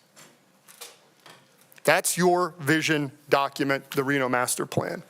You can go to the findings as well in 18.08604, and I'll lean a little bit on the district's presentation. The zoning at best, with primary schools not allowed in the general commercial zone, the zoning at best is creative. I think actually that little gold section that I colored in there, that's actually part of the primary school in the GC zoning, which is not allowed. At the very least, this violates the spirit of zoning and the prohibition on the primary school in that zoning category, because you know that practically there is going to be a flow of students back and forth. It's not as if you're K-8, you're just going to stay on the one side of the school facility, and if you're high school, you're just going to stay on the other side of the school facility. There's going to be a logical back and forth. Finally, I'll just say this in conclusion. Staff for the district talked about the Reno Planning Commission denying a housing project based on lesser impacts on traffic. We had a meeting, we were talking, and I said, look, that was a multifamily housing unit that I think the city of Reno actually needs. And the Planning Commission denied it. This school, Washoe County, in the city of Reno, does not need. So we ask that you deny the conditional use, overturn the administrator's decision, and ask the folks at Matter Academy, good folks that you're going to hear from for a number of hours, I assume, to do this right, do it in the right way, and do it in the right location. Thank you. And Madam Mayor, we're now moving into the applicant's presentation, and they also have 10 minutes. All right. Thank you so much.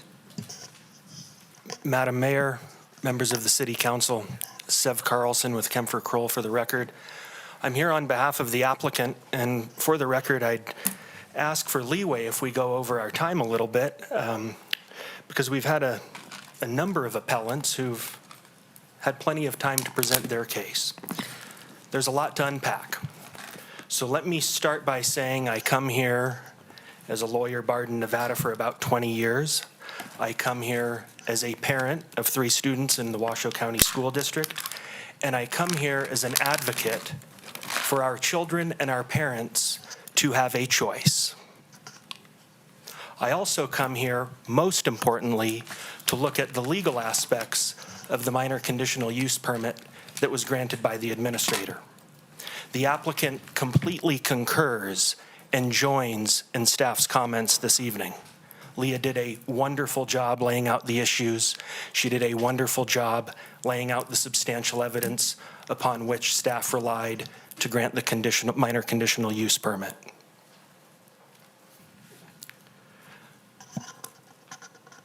before I get to my presentation, there's been some hay made about that multifamily project that the Planning Commission denied. I represented the applicant in front of the Planning Commission on that one. I think it's important to point out that process under the municipal code is different than the process laid out under the municipal code for a minor conditional use permit. The applicant and the city have followed the code with respect to this application. There has been no deviation from following the code with respect to this application. With respect to the zoning, again, we join in staff's comments. The zoning allows for both uses despite it being split.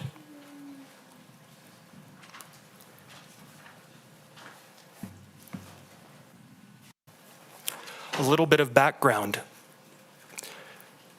Mater Academy of Northern Nevada was founded in 2017. It enjoys a right under state law to operate under NRS 388A. Mater Academy has been ranked highest in middle school and second highest in elementary school in Washoe County. This is a public charter school. It is free for anyone to attend. There's no tuition, and it's exclusively based on public funding. It's open to all families. If we reach a capacity limit, there's a random lottery. No preference is given based on someone's background, connections, lack of connections, what their families may earn or not earn. And all teachers at the Mater Academy have a Nevada teacher's license.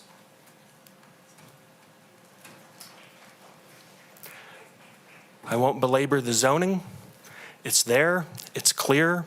The code allows for both the elementary and middle school use, as well as the high school use on the subject site. When we think about the master plan,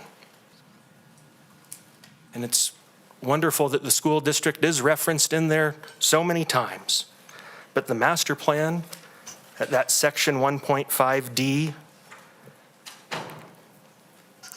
that was referenced by our opponents this evening says, and other educational institutions.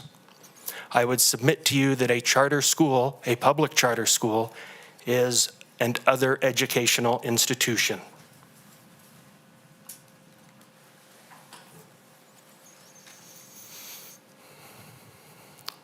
So the application, again, Leah pointed it out, this was a long process. The code didn't require it to go to the Planning Commission. The code didn't require it to have a public hearing, but it was a long process. And substantial evidence was created throughout that process to justify the grant of the minor conditional use permit, focusing on residential adjacency, focusing on the split zoning, and being compliant with the Reno master plan. I won't belabor the components of the project. Leah described that well in terms of the elementary, middle, high school, and multi-purpose gymnasium. There's the layout again. We have the 5 appeals. The education associations are identical. With respect to the school district's appeal, on its own, on its face, it does not describe with particularity the grounds for the appeal, and that should be enough in and of itself to deny the appeal. And in fact, the school district indicated that things have only been brought to light in his presentation. I agree. He only brought the issues to light of their appeal in their presentation. Sorry for my crass language. We have been sandbagged with that presentation this evening because none of it was included in their appeal documents.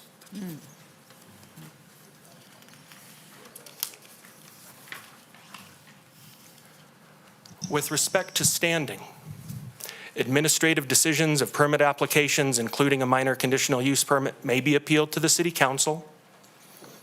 An aggrieved person is defined as one whose personal right or right of property is adversely and substantially affected by the action of the discretionary body.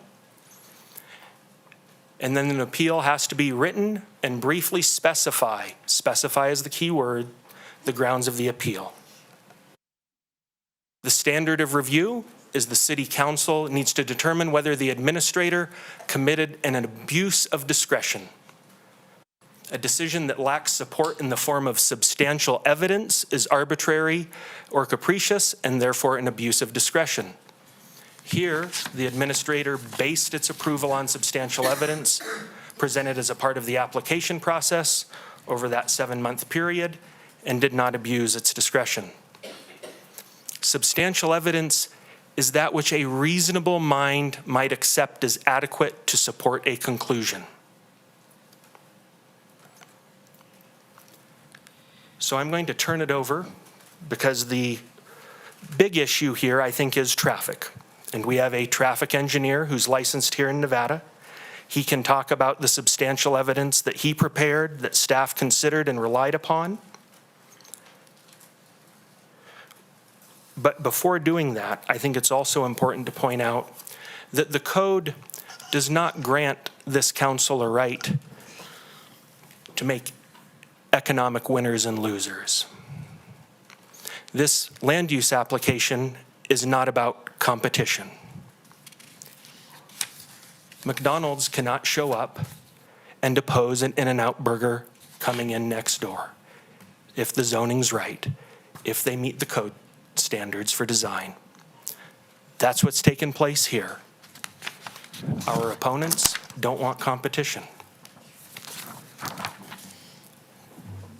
Once our traffic engineer speaks, I have just a couple of closing remarks, but thank you for your consideration. We ask that you affirm your administrator's approval. All right, thank you very much.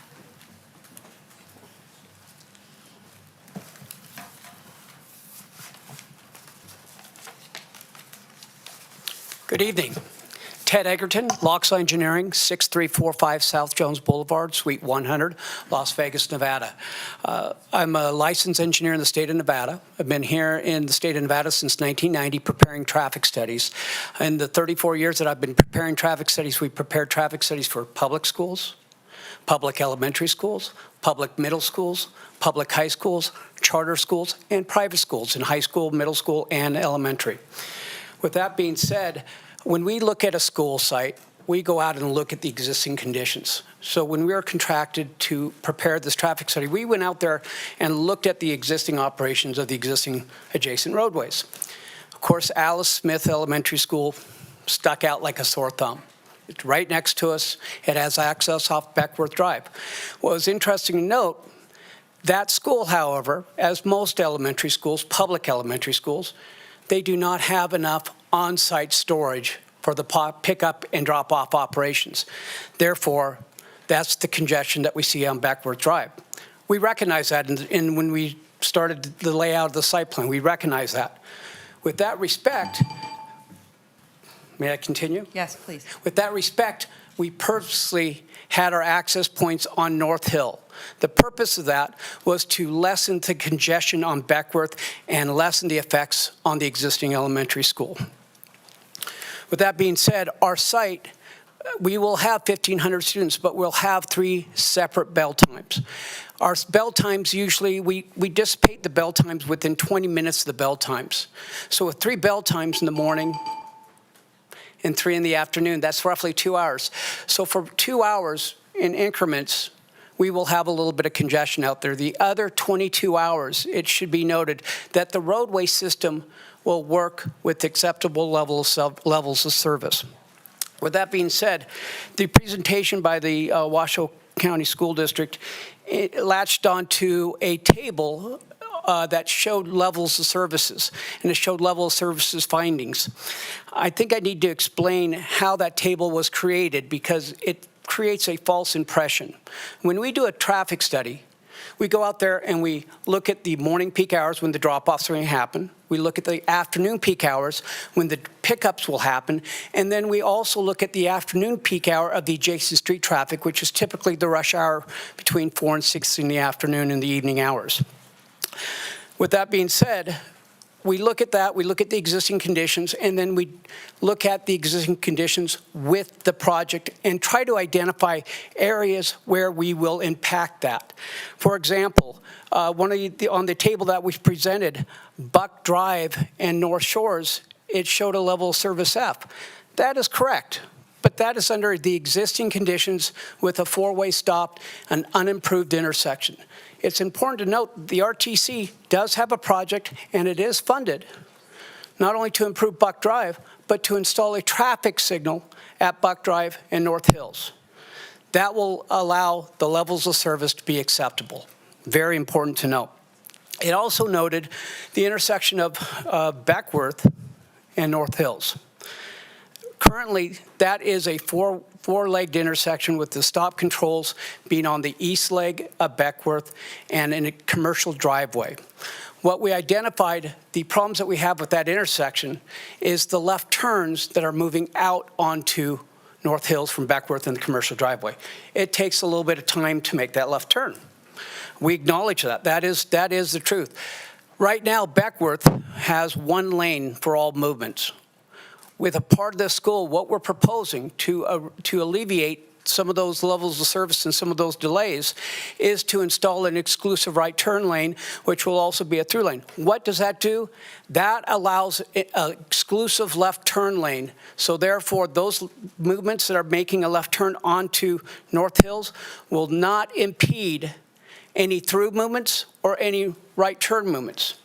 Now, what's important to say is how much is this school really affecting that intersection?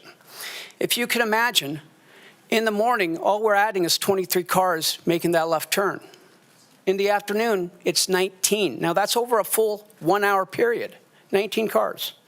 In the evening, it's 6 cars. So the impact, while we're not increasing it, it still has a delay associated with it, okay?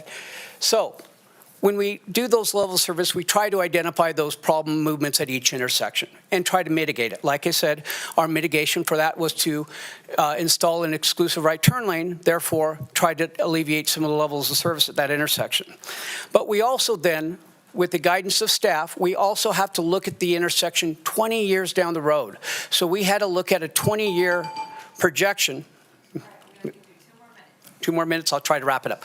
So we looked at a 20-year projection. That 20-year projection, things can change in 20 years. In other words, one of the major components of a level of service analysis, for example, at a signalized intersection, is the signal timings. You can't expect signal timings to maintain constant over 20 years.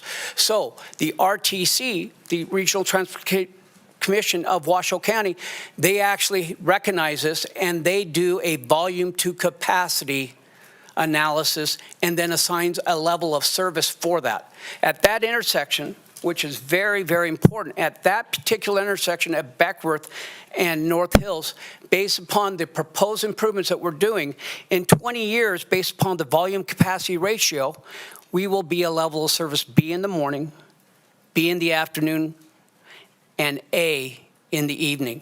Now that's based upon the number of vehicles that are projected out there and the capacity of the intersection.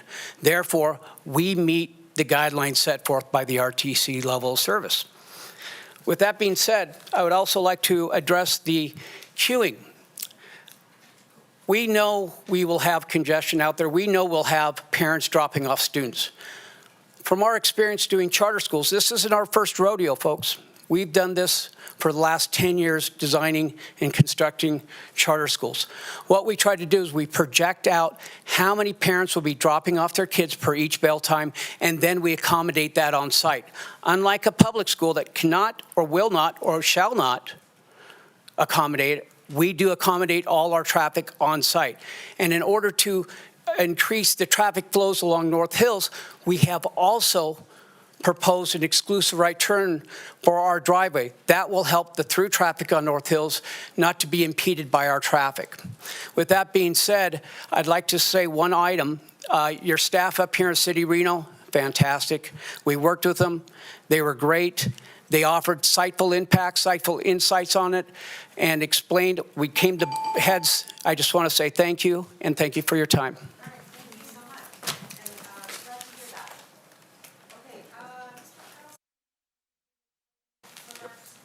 30 seconds, Madam Mayor. Okay, Sev because I was Carlson. going to say, I'm only going to give you 1 minute. All right. Appellants do not have standing as it relates to competition. Appellants have not met their burden of proof to show an abuse of discretion.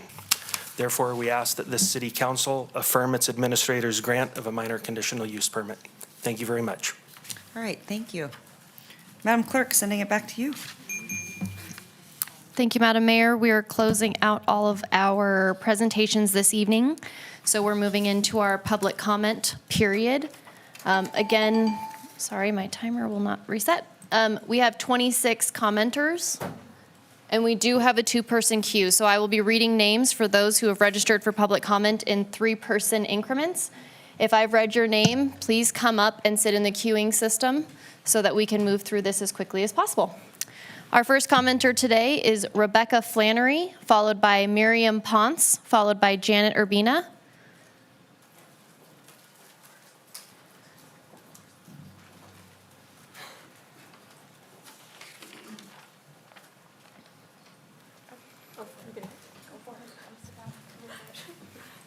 And for those making public comment, I'll just read my disclosure so that everybody is aware. When you're called on for public comment, please state your name for the record and begin speaking. The timer will begin when you say your name, and you will be afforded 3 minutes. For those participating in chambers in accordance with Council Rules 6.3.11, while in this room, please be respectful. Disruptive behavior from audience members like clapping, yelling, whistling, etc., which impede the meeting, may result in a warning issued by the presiding officer. If the behavior continues, you may be removed from chambers. If you're an attendee in the Zoom meeting and would like to make public comment, please raise your hand at this time. So again, please state your name for the record and begin speaking. Hello, my name is Miriam Ponce. As a mother of 2 children that graduated from the Washoe County School District and one that is still currently attending a district middle school, I still come before you to ask you to please approve Matter Academy second location. I have a daughter that has been on an IEP since pre-K. When she left elementary school, she was pretty much at her grade level, but would still require some help to continue her educational growth. Last year, she began her 6th grade and attended Desert Skies Middle School. As a parent that is very involved in my children's education, I noticed a shift in her after a few months. She no longer wanted to share how her day went or what she learned that day, a question I ask every evening during our dinner conversations. I really began to worry when I received her fall progress report, and it stated that she was failing almost every class. The next day, I went to speak to the teacher that wrote the report and was handling her IEP. He shared with me that in the 6 months that she had been in school, he had never met with her to discuss her IEP goals. The week after the meeting, I went to school to see what her day-by-day was like for her. I was so disappointed and heartbroken for my child. I witnessed how she was not receiving the help that she needed, the help that her IEP clearly states she should be receiving. I saw how she was completely shut down because she couldn't keep up and how she was not offered any help. That evening, my husband and I had a discussion, and we were going to do everything that we needed to pull her out and take her to a private school. What happened next, I called divine intervention. You can call it what you want.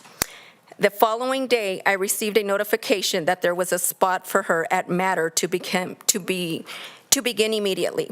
I took it, and in the 4 months that she has been at Matter, they've met with us several times to discuss her IEP goals and what her day-by-day learning will look like. Her grades have come back up, and she is once again excited about school. More importantly, she knows that she is in a place where she matters. I hope the city sees how important this approval is for all the children that are failing due to overcrowded and understaffed district schools. Thank you. All right, nice job. Were you nervous? You were? No, we couldn't tell at all. No, I just know how difficult it is. It's in the top 3, fear of flying, the dentist, and public speaking. You did a great job. All right, Rebecca, take it away. Hi, I'm Rebecca Flannery. I came to speak on behalf of the fact that I do have currently a son who is 16, who is living with his father in Fallon because the Washoe County School District is considerably full of bullying, full of violence, full of all kinds of other fun things that, kids do that don't seem to be addressed. They seem to be swept under the carpet. The bullies are then, they get away with it. The children who were bullied are then retaliated against. And it ends up being a very vicious cycle of school district that I do not want my children in. And I will tell you, I grew up in the North Valleys. I am a graduate of Hug High School, of all places. And Hug High School, when I was in school, was actually pretty amazing. And as a graduate, now seeing what my kids have went through and what currently happens in the Washoe County School District is it's not the same school district I went to and graduated from, unfortunately. And I also want to address traffic because I do live in the valleys and it is really bad every day. But there's also apartments being approved down the road in either direction from this school. So I don't understand what the difference would be where we get something that is absolutely beneficial for our children to have an option of education, but yeah, we keep getting apartments approved and developments approved. But do something that would better life for our kids and give them an option and an opportunity at possibly a better future for themselves, I think is something that we should be very much looked at. And we should be entitled to, apparently, as parents and as people in the North Valleys, because at least we are benefiting instead of just getting more and more development, where these kids are also going to have somewhere to go for more education. So I hope you take that into account, and I thank you for listening to me. I know it's not quite as well as hers. No, you did a great job. You did a great job. You guys, you have a great evening. Thank you. All right, thank you so much. Appreciate it. Janet Urbina, followed by Aurelie Martinez Rodriguez, followed by Lily Jo Perkins. Hi. Hi, good afternoon, Mayor and This is City future Council. mayor here? Yes. Well, forget that, future president, right? It can happen. I know, right? I am here to express my strong support for the proposed expansion of Mater Academy of North Nevada. As a parent of a student attending to Mater Academy since kindergarten, I have seen the positive impact this institution has on the students, particularly those with minority backgrounds, including bilingual students. I am bilingual. Mater Academy works really hard to provide highly education to our students, and my own experience as a mother is that when my daughter came to Mater Academy, first we started it at Washoe County, and then within a matter of 2 weeks, I was regretting turning around Mater Academy. Then I turned around and I went back to the school, and my daughter landed on space number 9. Within a couple of months, I received a call from Miss Stephanie. I call almost every single day. I'm one of those parents that call schools and will find a way to get in. And I follow up with Miss Stephanie. My daughter got accepted to the school, and since then, my daughter has been a student of kindergarten, first grade, and now second grade. Now she's going into third grade. Kindergarten and first grade, I got the, my daughter was one of the first class that was part of a new process where the same teacher stayed with my daughter for a couple of years. Statistics shows that a kindergarten student going to first grade, it takes about half a year for that student to get used to the new teacher or a new system. My daughter went right away to first grade like nothing, and she continued to grow. I value the effort from Mater Academy and their teachers to provide quality education to our students, and also my daughter is part of a program called 21st Century, which it is a program that is provided to some students that they need more help with their education. And on a daily basis, when I pick up my daughter from school, I can see how excited she is to leave school. And the first thing that she asks me is like, how's your day? How your day went? I'm like, well, my day went okay. How was your day? Great. Seeing my daughter happy, it's one of the most rewarding things that a mom or as a parent can have. I honestly would like to request to please move forward with this project. It will be beneficial for the North Valleys. I live in the North Valleys. I drive every day that 50-minute drive. And I think it will be not only beneficial for our students, but as a parents, to see our kids grow. I want to see my daughter be one day a mayor. I want to see my daughter one day to be a council member. And I'm here to support that and support our community and support my background, which is Hispanic, but other people that they don't speak the language. Thank you so much. Are you proud of your mom? You are, huh? She seems like a really good mom. All right. Areli Hi. Martinez Rodriguez, followed by Lily Jo Perkins, followed by Fred Meyer. They would like to do it together. Sure, come on up. Fred Meyer and Luke Welmerink, if you can come up and sit in the queue, please. Yeah.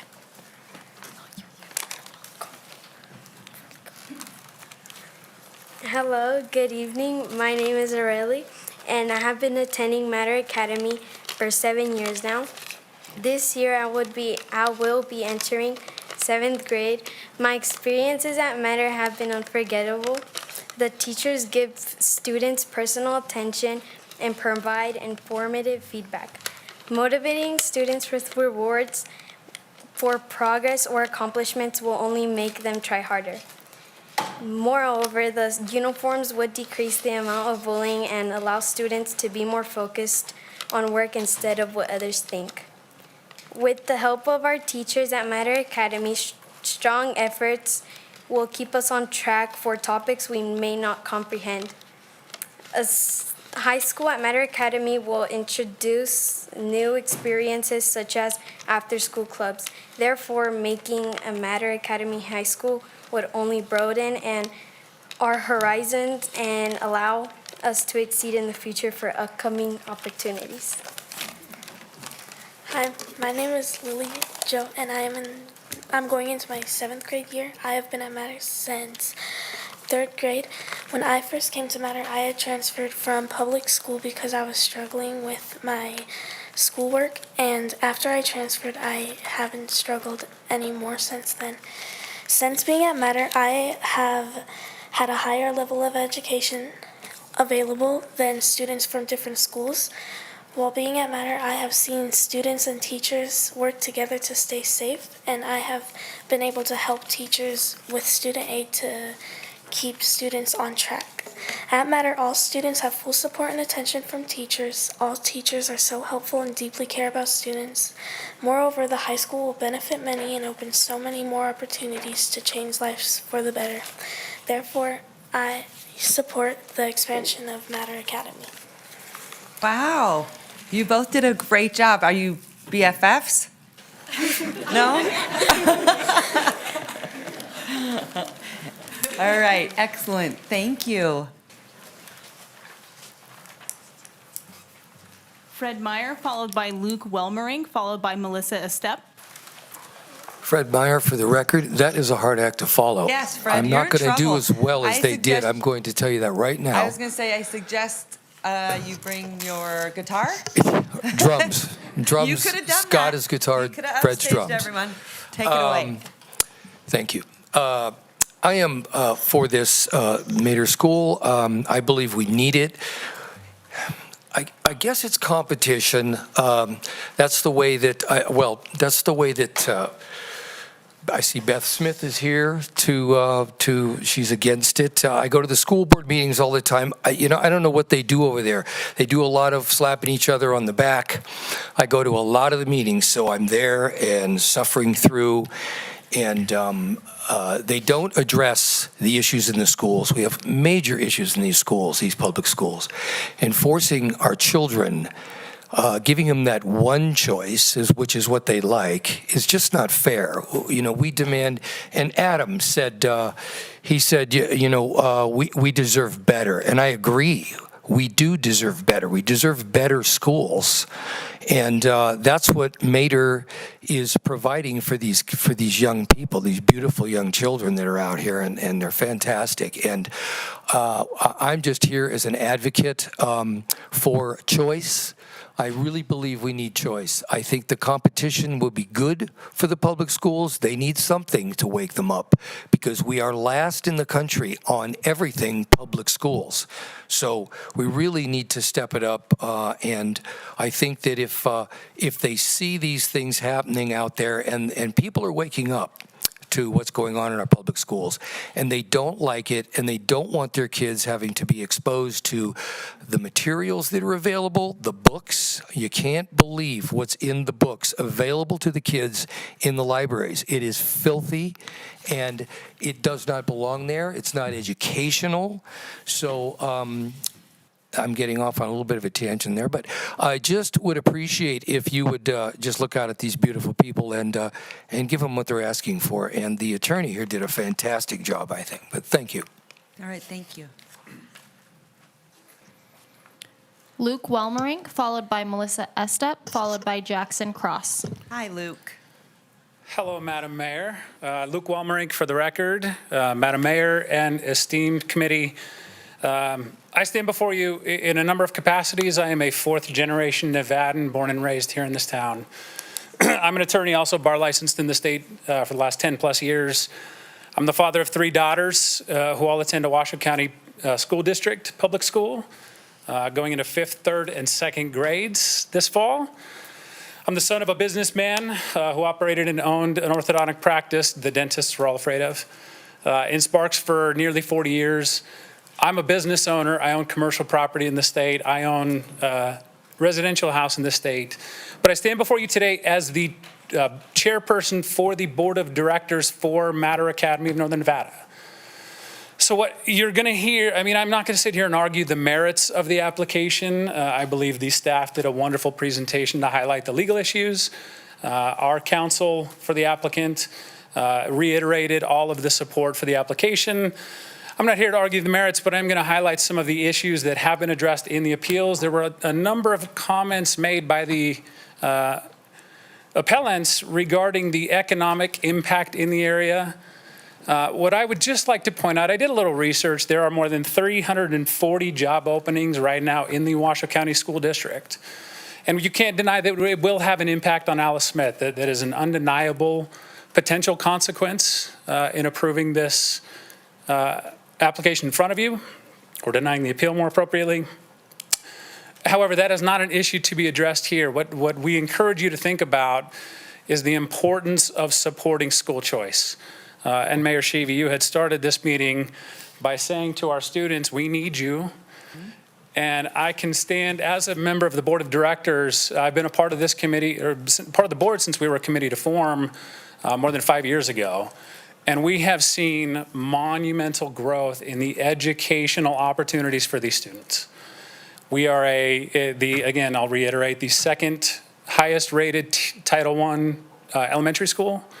We're the highest rated Title I middle school. Our academic curricula and the focus on bettering the education for these students comes paramount to everything else.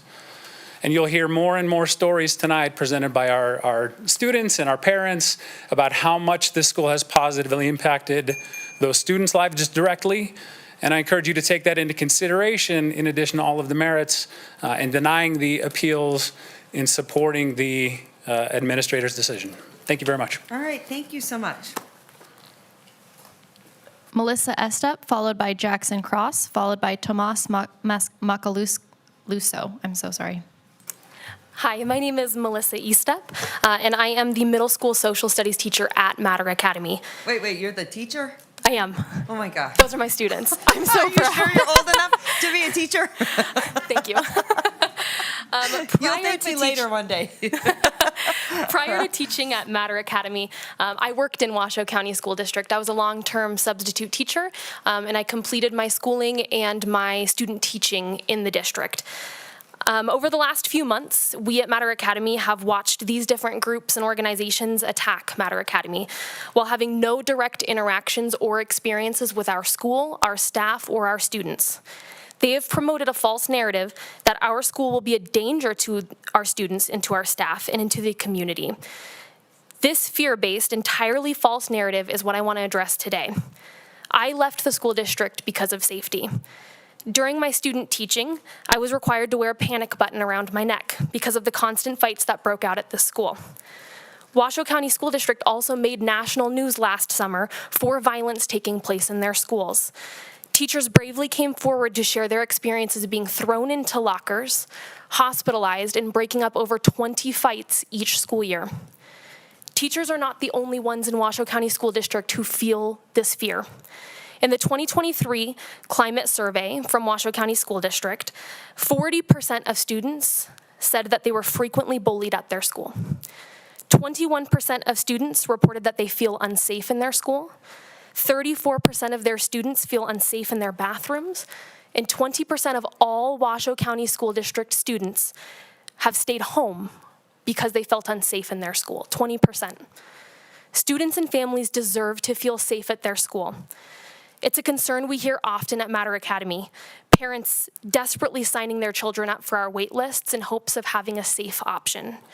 Washoe County School District needs to address the severe problems in their schools rather than spending their time and resources fighting a free, public charter school. We want to serve these families. We want to serve this community. I ask the council to continue your support for our school and for our students who spoke to you today. Thank you. All right. Nice job. Thank you. Oh, geez. Okay, we have Jackson Cross, followed by Tomas Macaluso, followed by J.C. Hancock. Hi, I'm Jackson Cross. I just recently graduated from McQueen a year early, and I just like to say Matter Academy helped me a lot with that. I went during my 8th grade year, the COVID year, and unlike most other middle schools, we actually got to go to school most of the time. They really helped me turn things around. I was in and out of the foster care system up until 8th grade when my new parents adopted me. I wasn't really good at school until I came to Matter Academy, where I ended up with getting straight A's by the end of the year. So it really helped me with that, and I don't think I'd be able to be where I am now without them. Wow. I am impressed. Future senator for sure. Oh, I just recently joined the Army, so. You did? Yeah. Well, thank you for your service. Wow. Are you with, no, you're not? I was gonna say, oh my goodness, you make me so proud.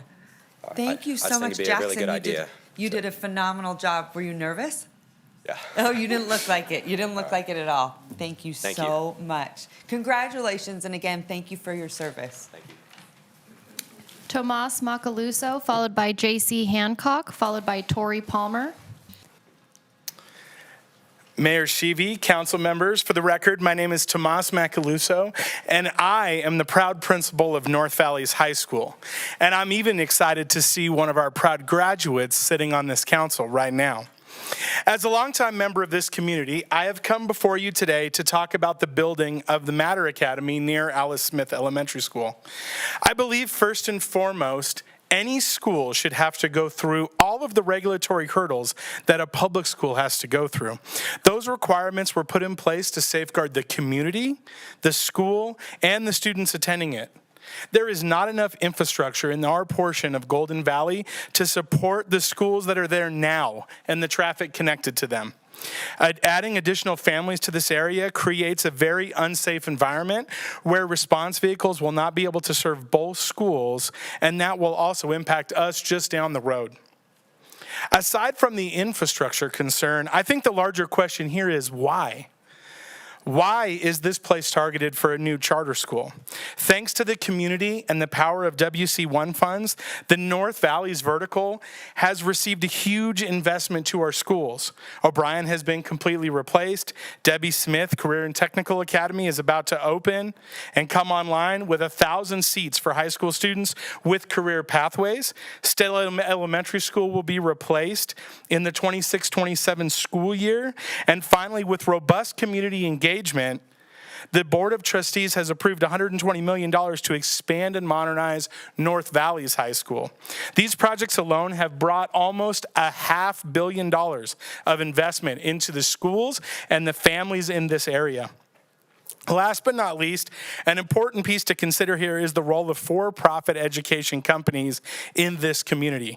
Across the country, as you see groups just like the one backing Matter, swoop into a community claiming they will solve all their problems, that they are here to serve the underserved, but have you investigated what ends up happening?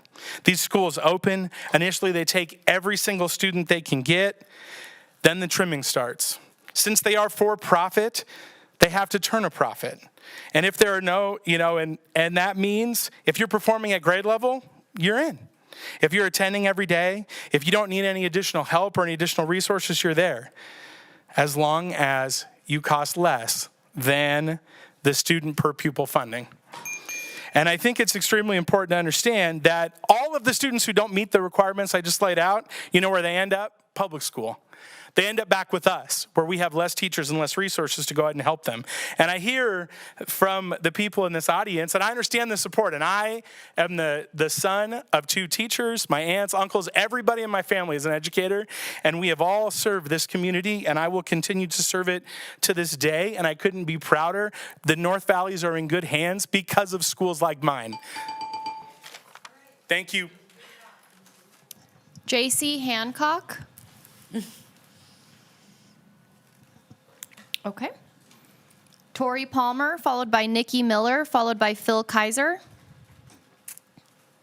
All right, good evening, Mayor Sheevy and City Council members. My name is Tori Palmer, and I'm the Assistant Principal at Matter Academy. I've been an educator for 24 years. I earned a PhD in Educational Specialties at UNR. I've worked for 12 years in Washoe County School District, and the last 10 years I've worked for TNTP, the New Teacher Project, a national nonprofit committed to ending educational inequities for historically marginalized students. At TNTP, I partnered with schools and districts around the country, from California to Tennessee, with a focus on ensuring more historically marginalized students would have the resources and support to achieve academic excellence and to get a picture of what other schools are doing and what the field looks like.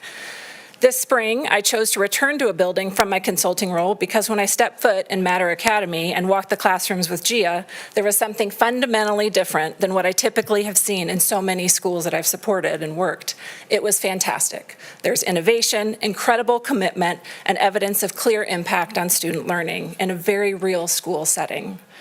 At Matter, we serve 88% students of color, 95% of our students receive free and reduced lunch, 18% receive special education services, 32% are English learners. As long as we have the space, we do not turn students away. With that, we are currently serving 498 students. We have 246 on our waiting list at our 9th Street campus, and another 175 students, this list keeps growing, on the interest list for the new campus. Our families want our school. Why? Because they see the same thing that brought me to Matter this spring. We offer a fundamentally different school model with resources and support that are unparalleled in many of their zone schools. We receive the same per pupil funding as the district, actually a little bit less, and have to get creative with our budgets, but we do that, and we do it successfully because we are small, smart, and nimble. How do we spend our money? On our people. We have 2 adults in nearly every classroom, one of which is always a certified teacher. Many of these teachers are looking for an alternative to Washoe County. Yes, we pay into PERS, the state retirement pension plan, and our typical teacher salary is comparable with district pay. In joining Matter this spring, I did not expect the WEA and WCSD to raise the temperature of the Matter expansion to blistering levels, targeting our school of 498 students, the overwhelming majority who have been historically underserved by Reno schools. Instead of viewing Matter as a threat, I would strongly encourage you and the school district and the union to see Matter as a partner and innovation opportunity that it is. In my 24 years in education, working in schools and districts across the country for the last 10, Matter is one of the strongest models there is. You would be doing the city and our families an enormous disservice to oppose the expansion to our K-12 campus. So I ask that you vote in favor of innovation, opportunity, and academic excellence, and vote in favor of expanding Matter Academy to K-12. Thank you. Great, thank you so much. Nikki Miller, followed by Phil Kaiser, followed by Scott Meyer. Good evening, everyone. My name is Nikki Miller, and I have been a teacher in Northern Nevada since 1993. I spent most of my time in Washoe County School District, and our 3 sons went all the way through the district as well. I loved my time at Washoe County, and many of my best friends still work there, and our sons received a good education. When our oldest son was about to enter middle school, my husband and I knew he would struggle with a typical middle school setting. At that time, he was a unique combination of brilliantly gifted and socially competent. Typical classroom academics weren't enough for him. I had him for 2 years just because of multi-track, and he's a hard kid to teach because I think he was smarter than me in 3rd grade. So he wasn't getting what he needed academically, and the gifted program wasn't providing what he needed socially. So we began to search for different options. It had nothing to do with Washoe County School District and everything to do with our son. We needed a place where he would be challenged academically and feel as if he belonged socially. We looked at different options like Coral Academy, Davidson Academy, Excel Christian School, and we went with the one that fit our son best. After a year in that alternative setting, we brought him back to Washoe County School District, and he received his IB diploma at Wooster High School. Wooster is not our zoned school, and we were so grateful that Washoe County School District gave choices through their signature academies. Our other two boys excelled in sports and academics and graduated from Spanish Springs High School. Just like one shoe doesn't fit every child, the same is true for schools. Families need choices in education. We need to find the best schools for the unique needs of our kids, schools where our kids will thrive and excel. 7 years ago, I had the honor of opening Matter Academy. And as a kindergarten and first grade teacher, I take great offense to Ms. Connolly's comments regarding students that enter Washoe County School District coming from charter schools. 100% of my students this year, I taught kindergarten, and could write their names, knew all their letters and sounds, were writing basic sentences. And I get to roll up with them next year. So any gaps that I saw will be filled next year because I know them. There are many reasons I chose to teach at Matter Academy. The ability to have a say in the curriculum that I use, my administrator's willingness to change if it's not meeting the needs of our kids, the commitment to provide an excellent education to the wonderful families in our community, the opportunity to work with exceptional educators who believe in the mission of our school. The families at Matter Academy are no different from the families at Washoe County School District. All families, no matter the demographics, deserve to have a choice. Thank you. All right, thank you very much. Phil Kaiser, followed by Scott Meyer, followed by Susan Kaiser. Good evening. My name is Phil Kaiser. I taught in the Washoe County School District for over 20 years. I'm a nationally board certified teacher. I never felt threatened. I never felt unsafe, but I don't discount the fact that things happen at various schools, at all schools, I think. When we needed to push for funding for WC1 to get schools built and modernized, we formed coalitions. We went to the county commission. We went to Carson City. We formed this broad alliance to get that done. And part of the difficulty I have with this process is that there were no public hearings before this was pushed forward. That's a real problem for me. In all my years advocating on behalf of education, I think that you have to have public hearings to talk about stuff. And let me bring up just one thing. It's been mentioned before, and that's the traffic patterns. I respect the engineer. I respect the city staff. But after teaching for over 20 years at a high school level, I can tell you kids come and go all day. Sometimes on purpose, going to a doctor's appointment, and sometimes because they're just leaving the school, okay? The number of students, we talk about the staggered start and stop times, right? At the high school level, juniors and seniors often drive themselves. Juniors and seniors and sophomores and freshmen come before school for clubs, stay after for band, stay after for theater productions, stay after for musical productions. It's not just a couple of hours in the middle of the day. It's not just a couple of hours at the beginning of the day and in the afternoon. Sports teams, clubs, theaters, everybody's coming and going. And I think that that element wasn't really adequately addressed, in part because they didn't have public hearings where people could actually talk about what happens in particular with traffic patterns that go on. And I think that, that needs to be addressed. Thank you. All right, thank you so much. Thanks, Phil. Scott Meyer, followed by Susan Kaiser, followed by Gia Maracini. I know I look like Fred, but I'm not double dipping. I was going to say, wait a minute. That's all right. I think you already had your turn. That way we get two turns. That's the benefit of being a twin, right? You could pull it off. So, so some of these, I'm for this charter school, by the way, and some of these same three-letter school board entities here today are the same ones that complained about the charter school that recently applied for approval in South Reno. I have to say that the public education system in this state has a very low rating I'm not going to say hello because it's embarrassing. And I don't mean this as a personal attack on teachers themselves, as I know there are many good teachers. Some of them are members of my own family. I think no matter where a charter school tries to get an approval, the WEA, the NEA, the school board, and the Washoe County School District will object.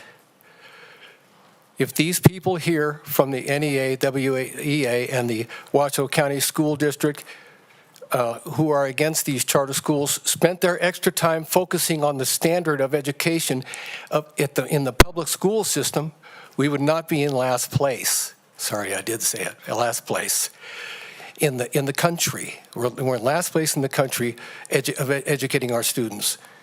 And one last thing is, someone earlier mentioned that they were concerned about the lack of transparency. I'm sorry, but I think they're getting back some of their own lack of transparency, which I have certainly seen at the school board, and these school entities want to take away our choice, which is un-American. Thank you. All right, thank you. Susan Kaiser, followed by Gia Marasini, followed by Elizabeth Cadigan. All right, Susan. Hi, you? everyone. For the record, my name is Susan Kaiser. I'm a native Nevadan, second generation. I'm a product of the Washoe County School District, and I'm a teacher. I had taught for 20 years at Pine Middle School, a school that's predominantly serving lower income and minority students on Neal Road. I've been a national board certified teacher since 2006. I was actively involved in the efforts to pass WC1 to provide funding for new schools and refurbish older ones, which, by the way, had leaking roofs, no boilers. It was a disaster. I felt motivated enough to knock on doors. I wrote letters. I went to public meetings. I engaged voters. The success of WC1 showed extremely broad community support, including the Chamber of Commerce, parent groups, the Washoe County School District, the labor unions, and the Washoe Education Association, as well as others. We can view with pride the new Hug High on Sullivan Lane and the new O'Brien Middle School just off Stead Boulevard, both serving predominantly at-risk students in the northern parts of our community. The Debbie Smith Career and Technical Education Academy, under construction on Sutro Street, will provide students with, from across the district, expanded opportunities for their education. That's sorely needed. These are in addition to Desert Skies Middle School, which opened in Sun Valley in 2019, and Inskeep Elementary, which opened in Cold Springs in 2021. This is just a partial list of the new schools that illustrate the choices available, the investment, and the quality of learning, good learning environments for our students that have expanded dramatically because of the community-supported ballot question. We still have a gap with the staffing, but we could only fix the buildings first with WC1. People seem to forget that 48th in the nation per pupil funding doesn't give you enough to reduce class size and staff those rooms. So that is a state level issue. Washoe County taxpayers have invested in state-of-the-art facilities located in areas of growth and need, from Inskeep Elementary to Desert Skies to North Valley's High on Golden Valley Road. The district has literally built the foundation for a brighter future of our students. I'm opposed to the Matter Academy Charter School because it undermines the existing taxpayer-funded schools in our county. Furthermore, supporters of the academy argue that the district has been discriminatory in its approach to schools, when in fact the district clearly provides new schools to lower income and predominantly minority areas. On behalf of the tens of thousands of voters that passed WC1 to invest in public schools in Washoe County and who are not being considered here tonight, I submit the Matter Academy expansion undermines the existing cooperative agreements in our city and our county, our school district, and we can't go there. We need to work together as a team. So, Thank you, Susan. I have one more sentence. Okay, hurry. The project did not broadly engage the community members and in fact subverts the will of the public as expressed in WC1's vote.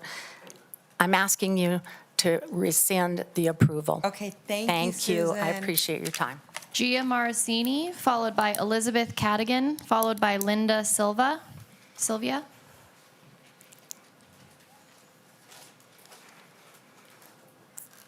Mayor Sheevy and the City Council members, thank you for this opportunity to address you about Matter Academy of Northern Nevada. My name is Gia Marasini, and I am the proud principal of Matter. I have been an educator in the Washoe County Public Schools for 27 years, 21 years with Washoe County School District, and the last 6 with Matter Academy of Northern Nevada, a public charter school. Over the course of my career, I've spent about half of my years as an educator in Title I schools. I've worked with wonderful educators and have always been amazed at the dedication to students. However, at Matter, we have been able to really grow students in a way I have never seen or experienced in other schools. Each public school in Nevada receives an index score based on 100 points, which is calculated by looking at student growth, proficiency, and several other indicators. In 2017, Matter Academy was a 15-point index school. We have worked hard since then, and in 22-23, Matter Academy Elementary was an index score of 65, compared to the average index score for the Washoe County School District schools in the North Valleys of 23.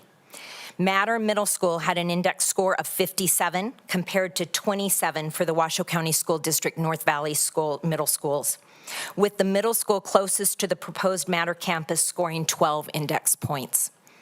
Some people think we are able to achieve these gains because we handpick our students. That's simply not true. We're a public school, and we accept anyone who applies, even if they have an IEP, a behavior plan, or they're a second language learner. Other people have said that we are a for-profit school. Again, we are a public charter school. We have a volunteer board, as you heard, that oversees the operations of our school, and I oversee the academics. We spend our per-pupil money on our students, directly impacting their individual education. Over the past 7 years, Matter Academy has had the wonderful privilege to partner with the Boys and Girls Club. This partnership provides our families with extensive resources as well as a safe place for children from 7 in the morning till 6 at night. We are excited to be partnering with them again in the North Valleys and impacting students through their program as well. The bottom line is this: we do great things for kids. I believe that the families of Washoe County have the right to have a choice about their child's education. Families need to have access to high-quality schools where their children are challenged, and they need to be able to pick what is the best fit for their child. The children of Washoe County need our help. Their individual education needs to be our top priority for each and every one of us. They are all our students, whether they go to Washoe County School District schools, Matter Academy, or they choose a different educational opportunity. We need to fight for them and provide them with the very best education so they are prepared to be the next generation of leaders and members of our community. This evening, our students, families, staff, and community support met in front of the Believe sign because we all believe that you will do what's best for every child of Washoe County and vote to approve the expansion of Matter Academy. Thank you. All right, thank you so much. Elizabeth Cadigan, followed by Linda Sylvia, followed by Maggie Babb. All right, Elizabeth Cadigan for the record. My name is Elizabeth Cadigan, and I am a product of public schools. I have lived in Northern Nevada my entire life, and this school year I will be entering my 15th year as a public school educator. I get why charter schools are alluring. For years, our public schools have been struggling to meet the needs of our students in our community. I get that when a family is told about an option where their children will be given a better education, many jump at that opportunity. But I also recognize that charter schools are not the solution. While charter schools may provide a glimmer of a better education for a comparatively handful of families, they ultimately hinder and negatively impact the overall strength of our community as a whole. Unlike public schools, charter schools are able to be selective as to which students they retain and which they do not, which students fit their visions and which do not, which students improve at their performance levels and again, which do not. Alternatively, public schools are required to teach all students, regardless of their ability. All all students, regardless of their behavior, rather than give excuses and as such dismiss students that don't fit. Public schools are required to find solutions. Finding and fully providing solutions on an already paper-thin public school budget will only become more difficult if we continue the allowance of charter schools. As explained in the book, We Are Your Children Too by P. O'Connell Pearson, charter schools that are allowed to pull public funds and other resources away from public schools are examples of modern-day segregation. I encourage the Reno City Council to revoke the approval of this charter school. All right, thank you. Linda Sylvia, followed by Maggie Babb, followed by William Mantle. Hi, Hi, Linda. my name- Are you yeah. Linda? Yes. Perfect. My Okay, name is good. Linda Sylvia. All I right, wasn't going Linda, to speak. take it I just away. wrote stuff on a paper, That's fine, you're good. but I have listened to everybody here, and the things that I'm concerned with is infrastructure. Because if we have a fire like we did back in 2020, we only have 2 exits, really actually 3. The freeway, we have North Virginia, and we have Golden Valley that goes through over to Sun Valley. My husband and I were evacuated because I live across the street in the housing complex where you want to be, and it took us 45 minutes to get over to Sun Valley. And if you include another school and something happens in the daytime, heaven forbid, the people have to come get their kids and then try and get back out. It's really disheartening. But the other thing I have heard is high school and junior high kids do ride bikes to school. The ones that do live out there and are going to be able to walk or ride bikes and stuff. There is not enough of the pedestrian crosswalks. And in high school, there's a lot of fast foods around my area. High school kids are going to be walking up and down North Hills. That disturbs me too. Our students are not safe. Our thoroughfare on Beckworth is cars, trucks, and buses. And they do go speeding up and down there, with or without the school being there. I am very concerned about our kids in crosswalks. And I just don't think that that is a big enough area for what they want to do. Thank you. Okay, thank you so much. Maggie Babb, followed by William Mantle, followed by Arian Horn. All right. Good morning, Mayor and council members. My name is Maggie Babb, and I have been an elementary school teacher in the North Valleys for 9 years. I am here today to express my strong opposition to the proposal to build a for-profit charter school, Matter Academy, in our community. As an educator, my primary concern is the well-being and success of my students. Education should be driven by the desire to nurture and develop our children's potential, not by the pursuit of profit.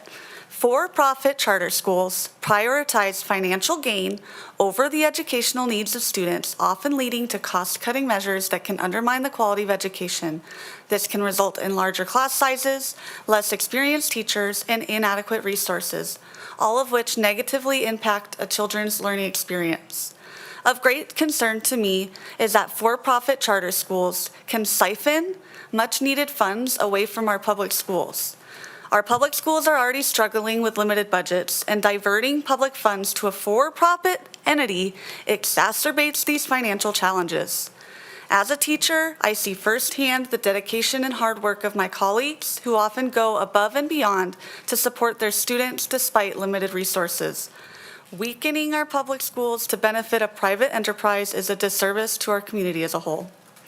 Additionally, for-profit charter schools often lack the same level of accountability and transparency as public schools. They can operate with minimal oversight, making it difficult for parents in the community to hold them accountable for their performance and their use of public funds.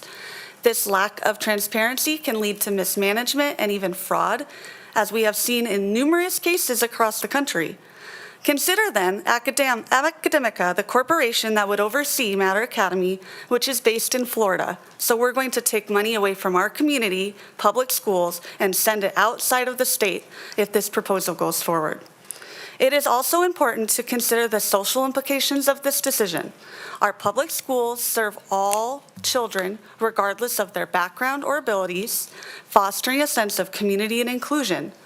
For-profit charter schools, on the other hand, may not be as committed to serving all students equitably, potentially leading to increased segregation and inequality within our system.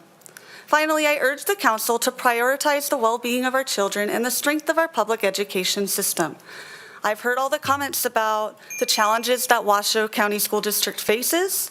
I don't believe that we face those challenges by abandoning public schools, by investing in our public schools, supporting our dedicated teachers, and ensuring that every child in our community has access to a high-quality, equitable education. Thank you. All right, thank you so much. William Mantle, followed by Arian Horn, followed by Genesis Alvarez Cortez. Ms. Babb? Ms. Babb, thank you for coming today. I just want to acknowledge her. She is my daughter's teacher in the North Valley, so thanks so much for coming out tonight. Thank you. Can I have the overhead, please? No idea. Okay, great. And zoom in a little bit to embiggen. Great, thanks. All right, good evening, Council. William Mantle for the record. I'm here tonight because I found this current situation to be just really curious. I don't live in the North Valleys. I don't have any children. I am a product of a public school, but it's in Eureka County, so very far from here. What concerns me is really a lot of the development within our city has been something that I've been focused on and care very passionately about. One thing in reviewing all of the materials, reports, and whatnot within this whole process is I didn't really see what I thought was a great expression of the traffic that would come in here. So in looking at the numbers provided by the applicant, at 892 trips per day, that would be roughly 2.37 miles of cars that would have to fit along a grand perimeter of 0.4 miles in total, in which the applicant provided a total of 0.39 miles of cars for within the internal property of what they're talking about for the loading and unloading of children or that transport internally, which is roughly 6 times less than what you would need at the peak hour for the AM. And obviously, 2 miles of cars, 0.64 miles of cars. If you wanted to go 2.37 miles from here and walk south, anybody want to guess where that'd get you? Just slightly past the pepper mill. So when you think about fitting from here to the pepper mill with cars and at 15 miles per hour, and if there's a math teacher in the room, maybe they can check me, it's roughly 9.5 minutes to travel 2.37 miles. So when we think about the inefficiency of timing for traffic lights, or turning, or people's attentiveness, texting while driving, children being bad drivers in general, I'm not seeing rosy pictures of traffic impacts in this very particular section. And I think that does really bear a greater scrutiny. Now, I did listen to the testimony of the traffic expert, which I am not.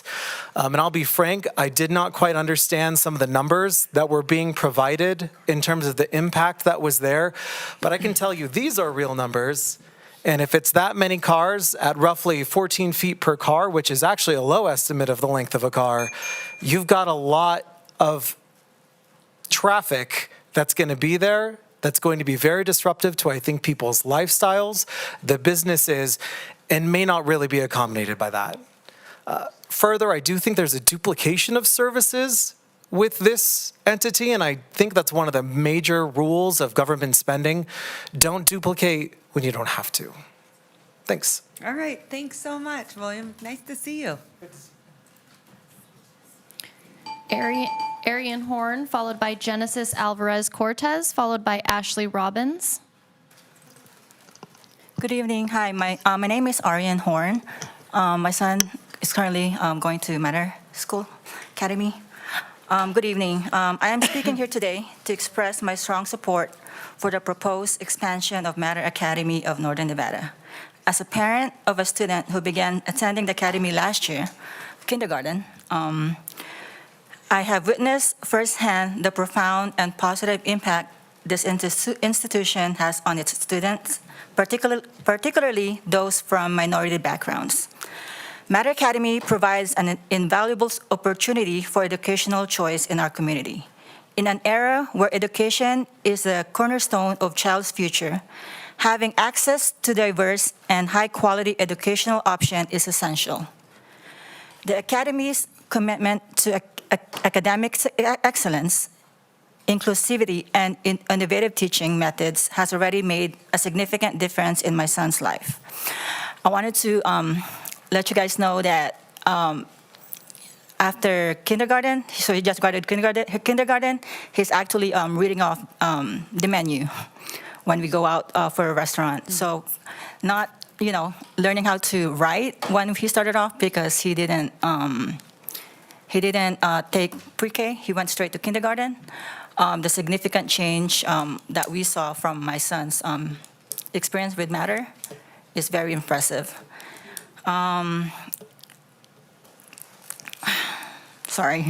Since enrolling, he has not thrived academically, but has also developed a newfound for learning. The proposed expansion is crucial for extending these benefits to more children in our community. By approving this expansion, you will be supporting a school that is dedicated to fostering academic success and personal growth for all students, regardless of their background. This expansion will enable more families, particularly those minority groups, to access an education that meets their unique needs and aspirations. I urge you to consider the positive impact that Matter Academy has already had on our students and to support this expansion so even more students can benefit from exceptional education it provides. Thank you, and hope you consider. Thank you so much. These are yours? This is my son, and he is visiting from California, so he's supporting Matter. I'm really impressed. I have to tell you, the children in this room have behaved 10 times better than a lot of the adults that come before us. So I am really impressed here. I have some mayor's marks for you too. Oh. There's some pins that you can have. So any of the children that are in the room, they can have a mayor's mark. There Thank you you. go. I am impressed, except for I did see a big yawn there, young man. Which I don't blame you. I don't blame you. It's late. All right. Thank you so much. Thank you. Genesis Alvarez Cortez, followed by Ashley Robbins, followed by Joe Burgess. My name is Genesis Alvarez Cortez. I'm a mother to one Matter alum and 2 current Matter students, and 1 future Matter student. Notably, Matter Academy serves underserved communities across. Through Matter's inception, we've witnessed an opportunity to demonstrate what it truly means to serve a marginalized community.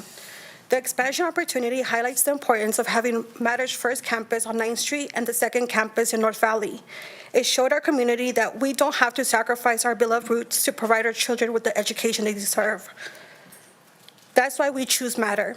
At its core, Matter is more than a school. It is a community that emphasizes the importance of having a village behind every child who walks through those double doors. Many of us have faced or will be facing the difficult decision of where to send our children once they age out of the current campus's grade levels. Imagine if they could continue that journey through high school, a critical period in their lives with the same support. It is during these critical years that the community sacrifices truly shines through.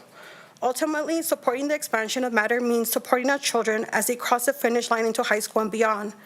These very children will one day sit where the council is sitting, reflecting on this very day and seeing the need in a community that deserves to be served. Thank you. All right. Thank you so much. Ashley Robbins, followed by Joe Burgess, followed by Justin Brown. I'm extremely nervous. Fine. Just take your time, and I'm smiling at you, and you're going to be great. Oh, thank you. Don't worry about anyone else in the room. Thank you. Out of respect for your time, I'm here speaking on behalf of Alice Smith staff. Instead of us each giving an individual repetitive messages, I know there are at least 2 other of us in the room. My name is Ashley Robbins. I'm a teacher at Alice Smith. I've been there since I started teaching in 2011. You're fine. I love it Take there. your time. Take your time. I love You're it there. doing great. I wouldn't want to teach anywhere else. I've taught siblings, I've taught cousins, I've seen families and students grow over the years. I've been to high school graduations. for my former students. I love our community. On top of that, my colleagues at school are like a second family to me. The Matter Academy expansion will create a rift in that family, both for the students as well as among staff. I do not want to lose my team, my family, my friends, if we are forced to downsize due to this expansion. We are worried. Not just for staff, but for our students. Putting another school up against our fence will take valuable resources, including teachers from our students. And it will disrupt the local education ecosystem in the North Valleys. Alice Smith, as well as other schools in the area, will be left with larger class sizes, with students, while they may be amazing, who are very high needs. We will be working with less support and resources that we need to provide that quality education. Not to mention the traffic nightmare that will result from adding another school in the same street. Your priority should be keeping our kids safe. I feel this expansion has not taken that into consideration. It will hinder Washoe County School District's safe routes to school programs. This impacts our many students who walk and ride their bike to our school. I urge you on the council to please reconsider this project. Thank you for your time. You made it. How do you feel? I thought you did a great job. I'm gonna go pass out now. No, you did. I know. You did a great job. You seem like a wonderful teacher. What do you teach there? I taught 5th grade for many, many years, and I'm moving to 3rd. Oh, okay. I love it. Thanks so much. Good job, Ashley. Joe Burgess, followed by Justin Brown, followed by Ryan Reeves. Hi, my name is Joe Burgess. I'm here as a member of the community. I'm also president of a local Rotary Club, the Reno Centennial Sunset Rotary Club. We love the Rotary. And there's 9 Rotary clubs in the area. I don't speak for all Rotary clubs, of course. I can speak for my club. We've had the opportunity to look at the Matter program. We're so excited about what they're doing for kids, and we're basically planning to do a project with them. I know other Rotary clubs, it's not just charter schools. There's no, I think I go with Gia on it's making all schools the best they can be. I know Sparks Rotary, for example, works a lot with Dilworth. And what people want more than anything else is to give kids the chance to get that hand up, to get started and have the opportunity later. It's important for us as a community. And what they're doing at Matter with test scores is exciting. I love watching the teachers and seeing the teachers and their commitment, and they're teaching because they love teaching. The lady who just spoke to me, she's another teacher who's doing what she wants to do as well. She loves her work. And there's no differentiation between traditional public schools and charter schools because the teachers are all out there doing everything they can. I just want to look at it on a positive side and see what the possibilities of Matter can do, what they've already done, and what they'll be able to do. They've got 265 kids on the waiting list.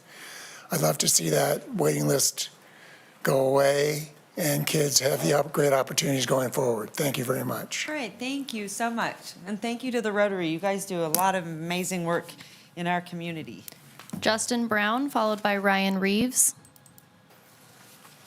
Hello, Mayor and council members. My name is Justin Brown, for the record. I taught English as a second language at Hug High School, and next year I'll be the weights coach there. Good. I Awesome. appreciate this opportunity to address you all today, and I'm speaking on behalf of many of my colleagues at Hug High School. I will keep this brief at your respected time. I'm not an expert planner. It just surprises me how the council could approve a placement of a school right next to already established ones, because there's multiple. Knowing the decision could affect the existing schools in the area, shouldn't schools be thoughtfully placed to support the existing educational ecosystem, not harm it? My colleagues and I serve parts of the North Valley's community, supporting every child regardless of their attendance, record, behavior, or disability. At Hug High School, we work with some of the most impacted students and families in our community. While this presents challenges, we love our work because we love our students. These students are great kids despite many of the hurdles they have to overcome. And the city would approve the placement of a school that could hinder their ability to serve our students and possibly lose jobs at Hug High or the district. It is clear that this was not the type of planning that best benefits our community. Fortunately, you have the opportunity to fix this. I understand this is not an easy decision for you, but on behalf of myself and many of my colleagues at Hug High, we appreciate your consideration and urge you to uphold this appeal. Thank you. All right, good job. Were you nervous? A little bit. No, you didn't seem like it. Good job. And congratulations, you're going to be the weight coach. Is that what you're doing? Awesome. Yeah, I was visiting that program last year, maybe. I have the opportunity to work in the brand new weight room. Yeah, it's gonna be it's gonna be amazing. And they have one of those cold baths in there. They do. Do you do that? I haven't got in there yet. I'm not brave enough. Maybe Yeah. after a workout, football practice, you never know. Yeah, but I've toured it, so I'm very familiar. Good job. Thank you, Ms. All right. Madam Mayor, our final public commenter today is Ryan Reeves. Okay, Ryan, take it away. Hello, Mayor, City Council. My name is Ryan Reeves. I am the Chief Operating Officer for Academica Nevada. I've been a resident of the state of Nevada for 20 years. I moved here to go to law school and decided this was where I would raise my 3 daughters.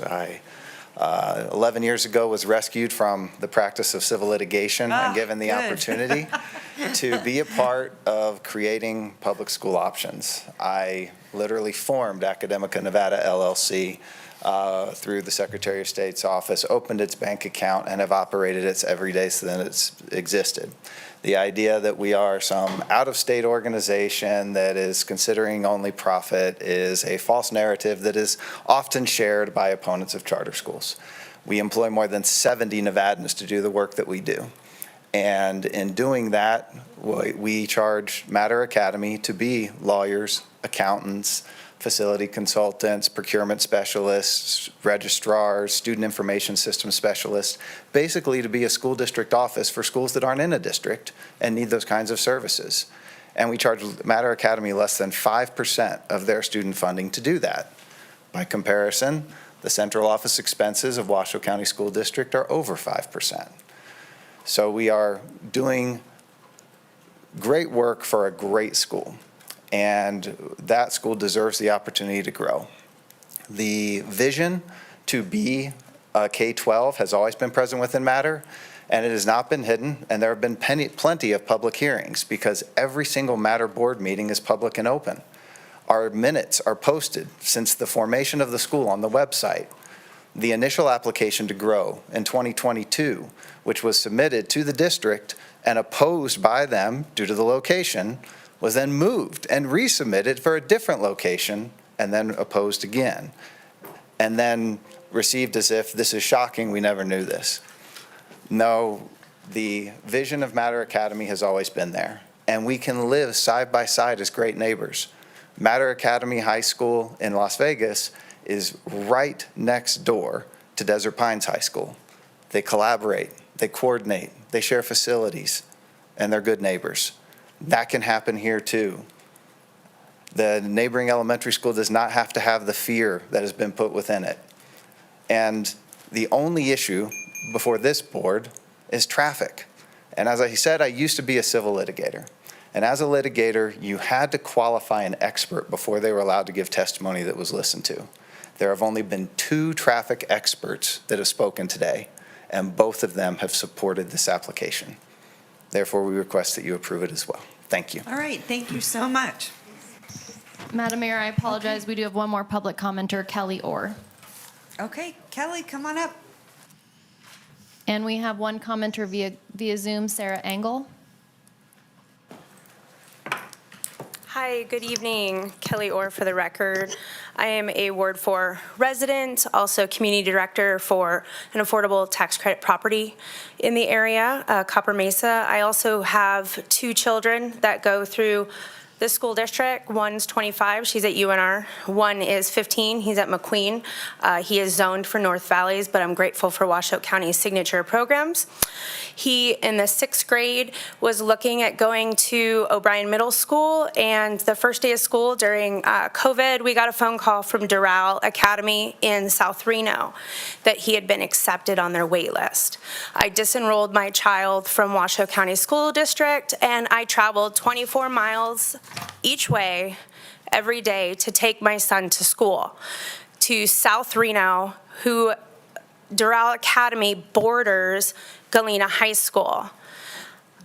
My son's been in elementary school at Alice Smith, where he started kindergarten. He went to Huntsberger, and then he went to Lenz, and then he went to Lemon Valley, and then we went back to Doral after one day at O'Brien.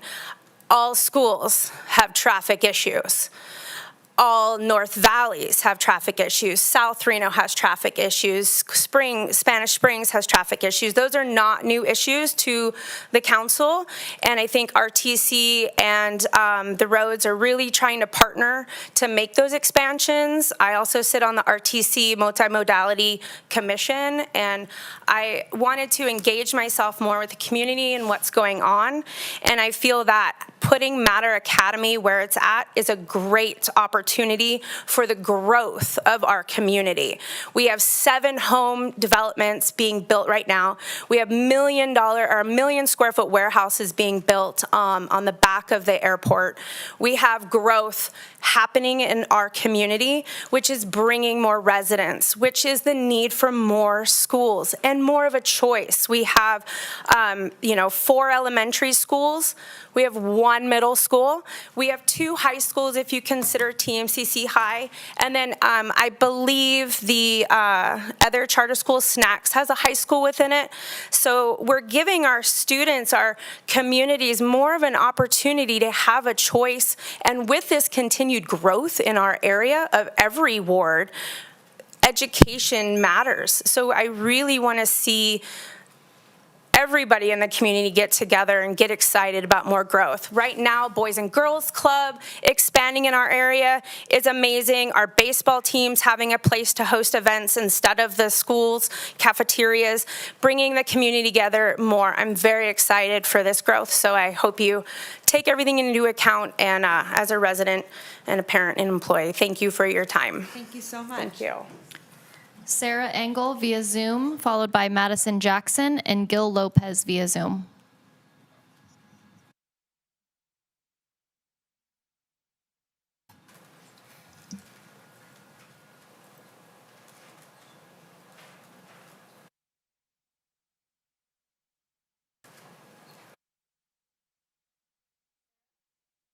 Sarah, please unmute, state your name for the record, and begin speaking.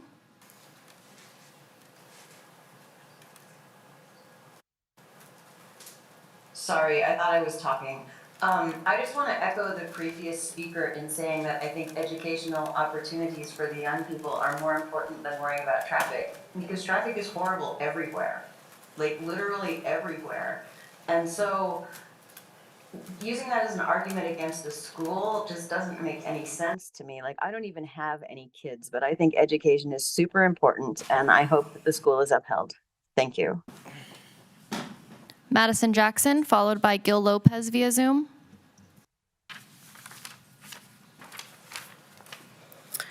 Hello, my name is Madison Jackson. I am an English teacher at Sparks High School, speaking on behalf of my colleagues against the expansion of Matter Charter School. One of the most important parts of my job as an educator is collecting and analyzing data. When I compile student data, I ask myself what worked and what didn't. I'm asking you, Washoe County leaders, to apply that same discernment when making decisions that impact our school district. I have 5 points emphasized with data. 1, there is no evidence that charter schools have better outcomes. A rigorous 2010 study by the DOE found no overall positive impact on test scores. It found that charter school enrollment can have a negative impact on earnings later in life. Another 2023 peer-reviewed study of 30 years of charter school performance found charter schools to have insignificant effects on student scores. 2, charter schools drive segregation. Nevada overly relies on standardized test scores as a measurement of student success and well-being. The improved test results of individual charter schools must be taken with a huge grain of salt when keeping this fact in mind. Charter schools disproportionately do not serve our most vulnerable populations. Excuse me. Only 27% of Nevada state charter schools enrolled low-income students at the same or higher rate than public schools. Only 25% of SPCSA schools enroll students with IEPs at the same rate. Only 17% of charter schools have ELL enrollment at the same or higher rate. Charter schools also expel students with disciplinary issues at higher rates, and their expulsion process is not as equitable or rigorous. 3, the for-profit motive. Nevada has lax charter school laws that allow for little oversight and maximized profiteering. These nonprofit schools are often owned by for-profit companies who siphon taxpayer funding from public schools. Public schools have strict reporting requirements on how their funds are spent. Charter schools are not held to the same level of transparency. The public deserves to know how their tax dollars are spent, especially when it comes to their children's education. 4, charter schools hire underqualified teachers. Mater Bonanza is managed by the state branch of the Florida-based for-profit company Academica. A 2023 report by the Nevada Current found that out of 30 elementary school teachers, 16 held a substitute teaching license. 5 of the school's 13 middle school teachers only held a sublicense. Analysis of other state charter schools found similarly troubling numbers. With 6 years of education, I'm highly specialized in my content area. It's disheartening to see expectations for teachers drop. Charter schools underpay their educators, undermine teacher unions, and have higher teacher turnover. Poor teacher retention negatively impacts student achievement. In this national teacher shortage crisis, charter schools still have greater teacher turnover than public schools by a rate of upwards of 10% in some districts because, excuse me. You're doing fine. Just calm down. You're doing great. Charter schools pay teachers 10 to 15% less. Charter schools frequently do not have union protections or representation. My previous experience at a non-unionized charter school was a revolving door of teachers with one-year contracts. Charter school teachers, you deserve better. With 250 open positions in our district, I must ask, when has underpaying and undervaluing our educators ever worked for our state? If Nevada cares about teacher retention and qualifications, then charter schools are clearly not the answer.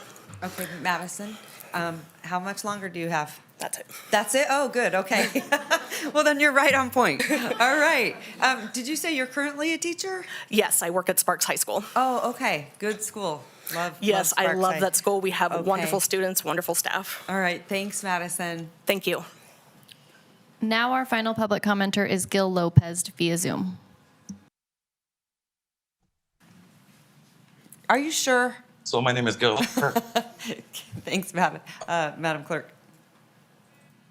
So the City Council, my name is Gil Lopez. Here supporting the administrator's decision to go against the appeal. They did a wonderful job presenting the case for why it should be approved. We're just adding more context to it. Here, the decision's obvious. You guys know what to do. You guys do the right thing. It's about academic success for our students. And I will leave with one thing. Well, I've learned two things. First, keep it short. The shorter, the better. And second of all, listen to the experts. In this case, you're experts. Thank you very much and have a wonderful day. Thanks, Gil. Appreciate it. Okay, Madam Clerk. All right, Madam Come Mayor. on, you know you've got two more back That's there. it. They're all out of my pockets. We're done. All right. So now we're moving into deliberation from the body. Okay, so a couple of notes here. Hold on.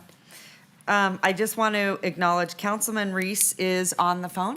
So he did have to leave, but he is on the phone, so he is still with us. So I want everyone to know that. The other thing is, I would like everyone to take a 5-minute recess. I need you to get up, go to the bathroom, stretch your legs, get something to eat. You've been sitting here entirely too long. And then when we come back, I'm just going to reiterate some council rules. And so we'll be back here quarter up. Okay.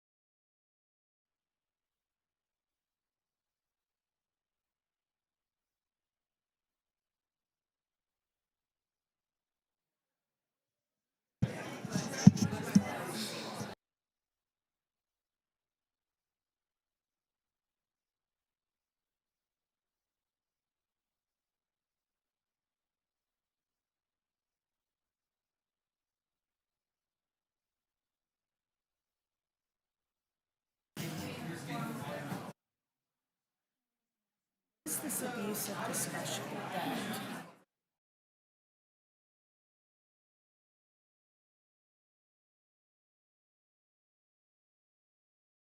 Mayor, All right, thank you, Madam Clerk. you're welcome. If you'd like to reconvene, we do have a quorum with All right, Councilmember. thank you. Is Councilman Reese on the phone? Councilmember Reese is on the phone, so we can Thank you. reconvene the meeting. It is 8:47 at this time. Vice Mayor Dorr, Councilmember Ebert, and Councilmember Breckus are, oh, I'm sorry, Vice Mayor is in the room. She's making her way back Running up. So out we're, over. Councilmember Ebert and Running. Councilmember Breckus are absent at this time. All right, thank you so much. So I do have a quorum, thank you. And now at this time, we are going to bring it back to the body. So before we begin, I want to just remind council, 2 rounds of 3 minutes. And then if you need another round, please let me know so we can grant that. And then I want to start out asking for clarification from the city attorney, Mr. Hall. Can you talk a little bit about, maybe you can outline, or Mr. Shipman can outline what council's ability is to review, what our role is when it comes to reviewing? Because I've heard a lot of things that maybe don't apply to what is in the discretion of the city council. So can you talk a little bit from a legal standpoint, what our role is? Yeah, for the record, John Shipman, City Attorney's Office. So your role here tonight is that this is an appeal of a minor conditional use permit. Normally, a conditional use permit is a use that is permitted. And then generally what the governing body does is ensure, and staff ensures, that the mitigating measures are put in place to make sure that that use, which is allowed by zoning, is appropriate for the property that it's on. So you're here to listen to the conditional use permit appeal. You've heard the record that was made by the Washoe County School District. You've heard the record that's been made by the other appellants, and also the record made by the applicant. And so the standard for review is substantial evidence. So what has happened to date is that city staff has reviewed everything from the traffic and all the different findings, and has presented a recommendation that it should be approved with the conditions that were included in your staff report. So your role today is to look at what the administrator did and make a determination based upon the evidence that's in the record that you've heard tonight, that you've seen and read in the staff report. And if you believe that evidence supports what the administrator did, then you would be approving the action of the administrator. If you believe that the administrator did not abuse his or her discretion, did not take into account all of the evidence that's in the record, or misunderstood some of that evidence, and you have a different view on it, then you need to discuss what your view is, and in that event, you can deny or modify the conditions that are being proposed by the administrator. Does that make sense? Mm-hmm. And then I guess the other thing, it must adhere to the zoning use, correct? So the zoning, based upon the staff report, the zoning is correct. It is staff's opinion that, in fact, yeah, that's correct. So the use is allowed by right, but because it is a conditional use permit, still the question out there is whether or not the mitigation for that use, because it is based upon that use, it may need to be mitigated, and that's where all of the different traffic measures and such were put in there. So and you got to determine if that is appropriate, if that's not enough, or if that's too much, or if it doesn't work. All right, thank you. I hope that adds some clarity for this body. Okay, that being said, I'm going to start with you, Councilwoman Ebert. It is your ward, so take it away. Great. So I have a few questions here. Just give me one sec to log in.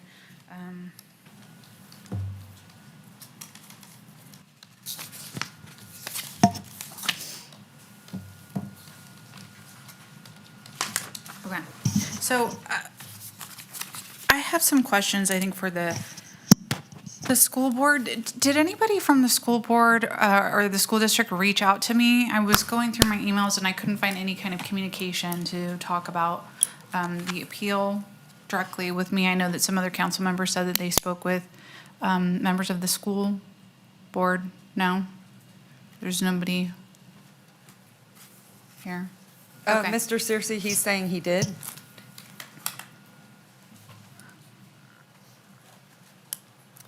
Good evening. Good evening. For the record, my name is Adam Searcy again. I'm the Chief Operating Officer for the school district. Councilmember Ebert, I did not reach out to you directly. I do want to clarify, I did receive inquiry from some of your staff for some enrollment and geographic information about schools within Ward 4 just this week. It did not provide any context, so I don't know that it was related to this appeal or not, but other than that, to my knowledge, no one Okay, from the so school there was district. no communication with me at all, the council member representing this ward, to talk about your concerns regarding this school?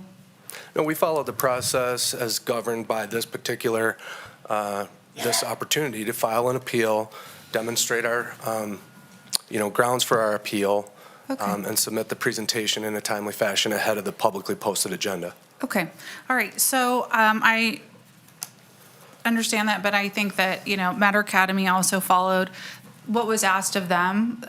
They did come to our NAB, they did do community outreach through that. They did follow the processes that were asked of them. They did meet the conditions put on by the planning department.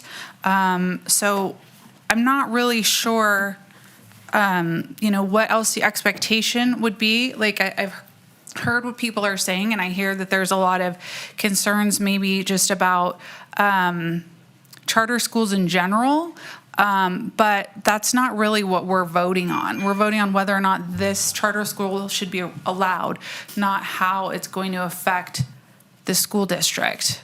Am I correct?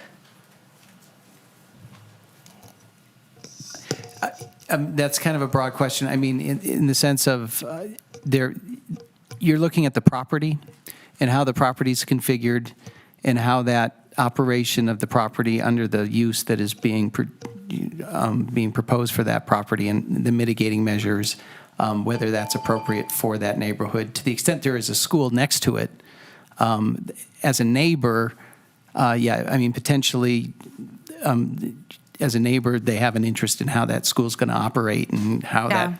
Yeah. Well, and even that statement is strange to me, considering that Stella Elementary and O'Brien are practically adjoined as well, and those are both Washoe County School District schools.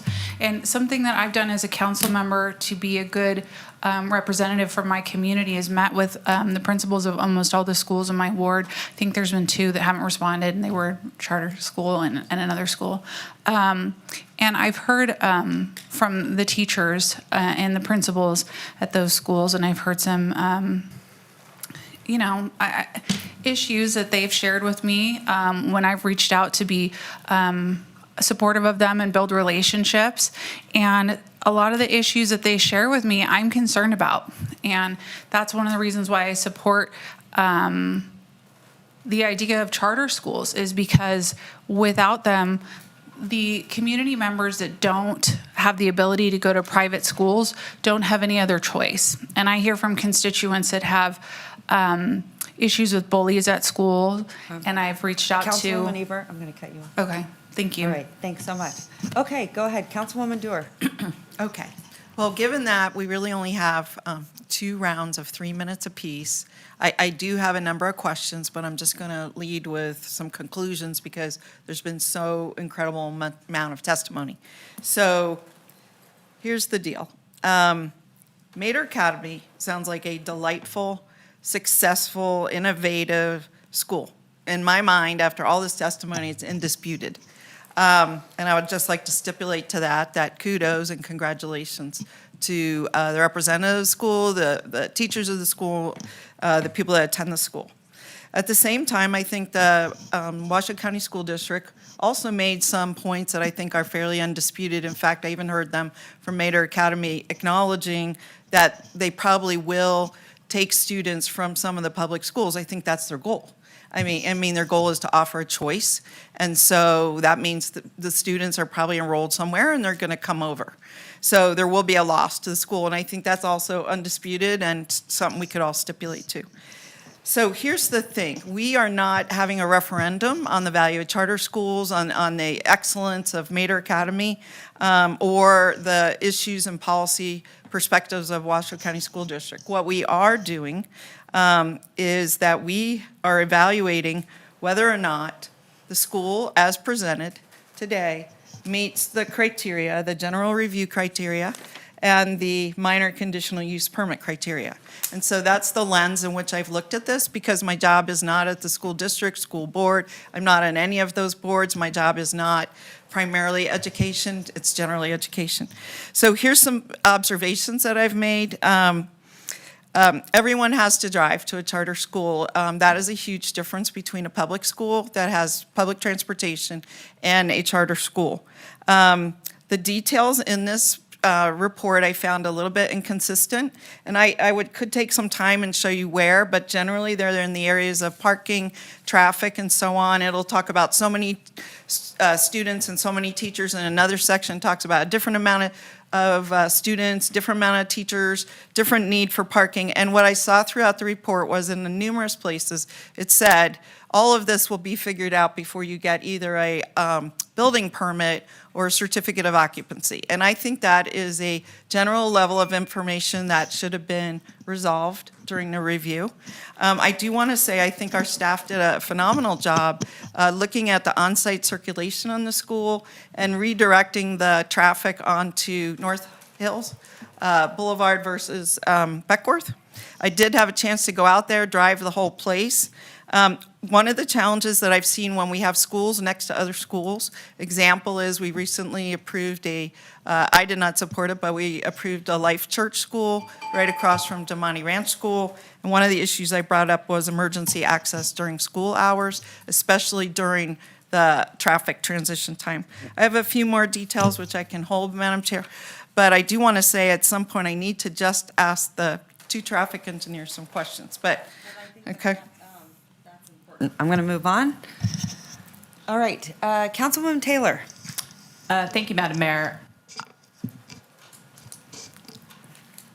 There's a lot of things that we heard tonight, and for what I'm looking at is one is the zoning and two is the traffic.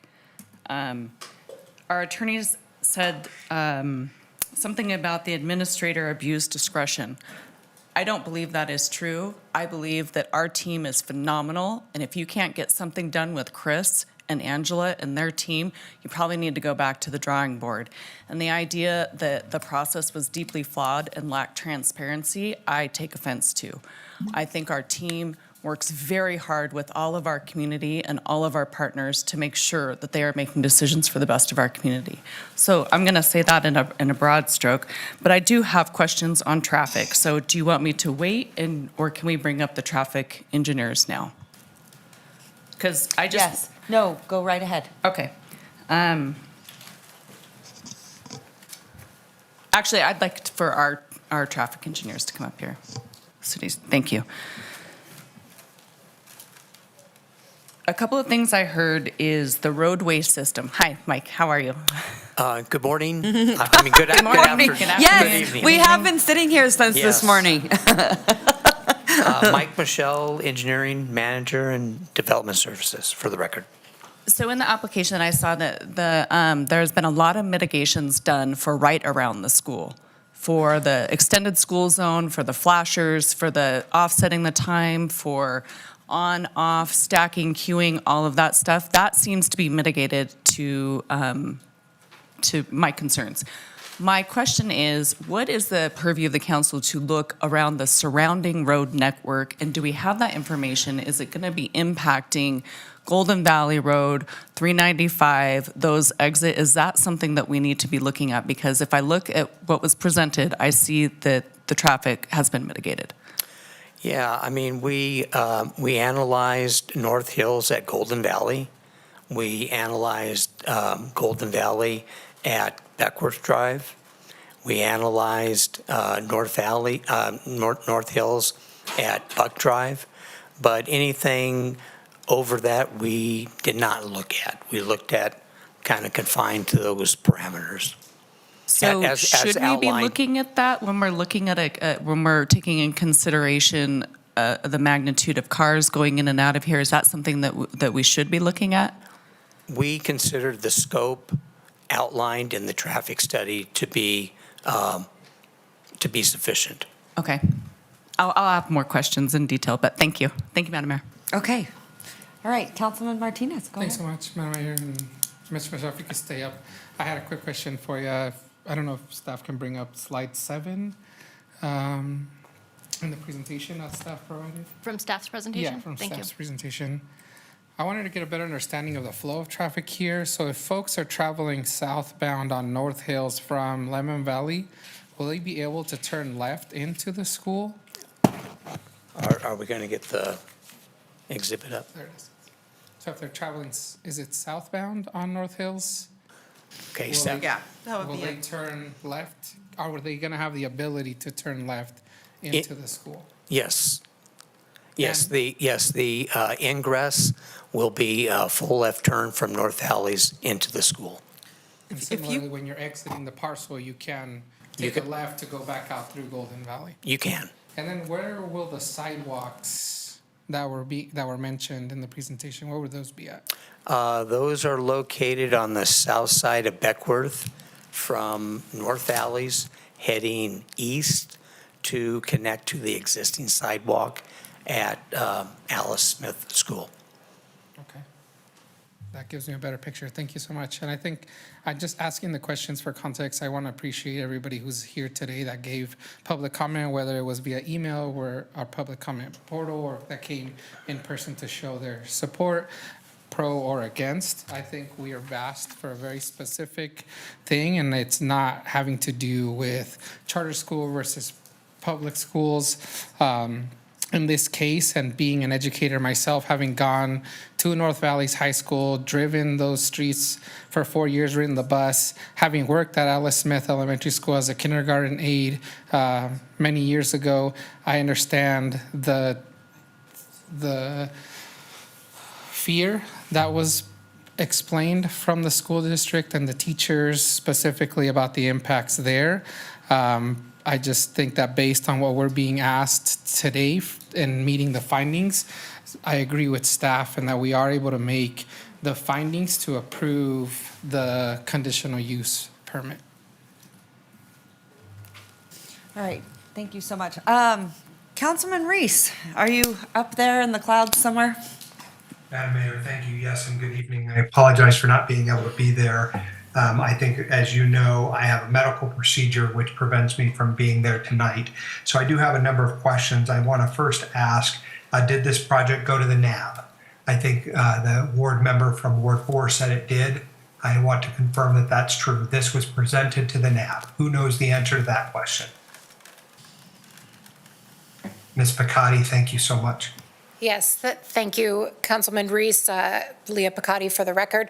This did not go to the NAB. We do not require minor conditional use permits to go to the NAB. However, Understand. all of the NAB members are on our notification list, so they all received notification of the project with the link and everything, so they knew about it. Yeah, Ms. Picotti, I don't think that is the function of the NAB. It's not really about that the NAB members get to know that it's happening. It's that the public gets to come and see it. The public gets to come and put their hands on the project and determine whether they want it. And so let's set that aside because you've answered that question expertly. And I do have questions for you, Ms. Picotti. On your slide number 10, if that can be brought up, this was the findings for the minor conditional use permit. And you gave two answers that were related about being adjacent to a school. You said if it's next to a school must be allowed. I'm not sure I understood that to be the legal standard. Yep, this is it, slide 10. So you're saying compatibility is adjacency, and I'm not sure that that's what the RMC requires here. So I want to understand what you're saying so I don't misinterpret it. Thank you, Councilman Reese. What I'm looking at there is the types of uses and the developments that are surrounding the property.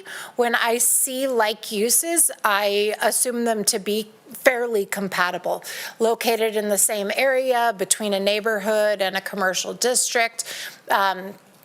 It seems like a school is a compatible and consistent in that area with the adjacent school, with the neighborhood, with the commercial center. And then the characteristics are compatible with the types of surrounding development. The rest of that finding says, I shortened it there for the slide, is that it can be conditioned to be compatible with the types. And I feel that the conditions that we put in mitigate the impacts to that adjacent school, mitigate the impacts to the neighborhood and the commercial centers. Okay, and here's where perhaps I disagree in as much as, there was an analogy made tonight, that this was a thing about competition, that we would allow a McDonald's to be next to an In-N-Out. And I'm not sure that's the right analogy, and your example kind of posit that is the analogy. I think you're asking whether you'd have a government entity right next to a government entity, meaning a public school next to a public school. Would we build a DMV next to the DMV, for example? Is that a question? Yeah, I'm asking, based on your adjacency analysis, would you say from a planning standpoint that we would build a DMV next to a DMV? According to Reno Municipal Code, those would fall under the same use, and as long as all of the use standards and development standards were met, it would be allowed, yes. Okay, I have questions, but Madam Mayor, I'm out of time, and so I have questions still for Ms. Picotti, but I'll come back to those in round two. All right, thank you so much. Appreciate it. Okay, a couple things.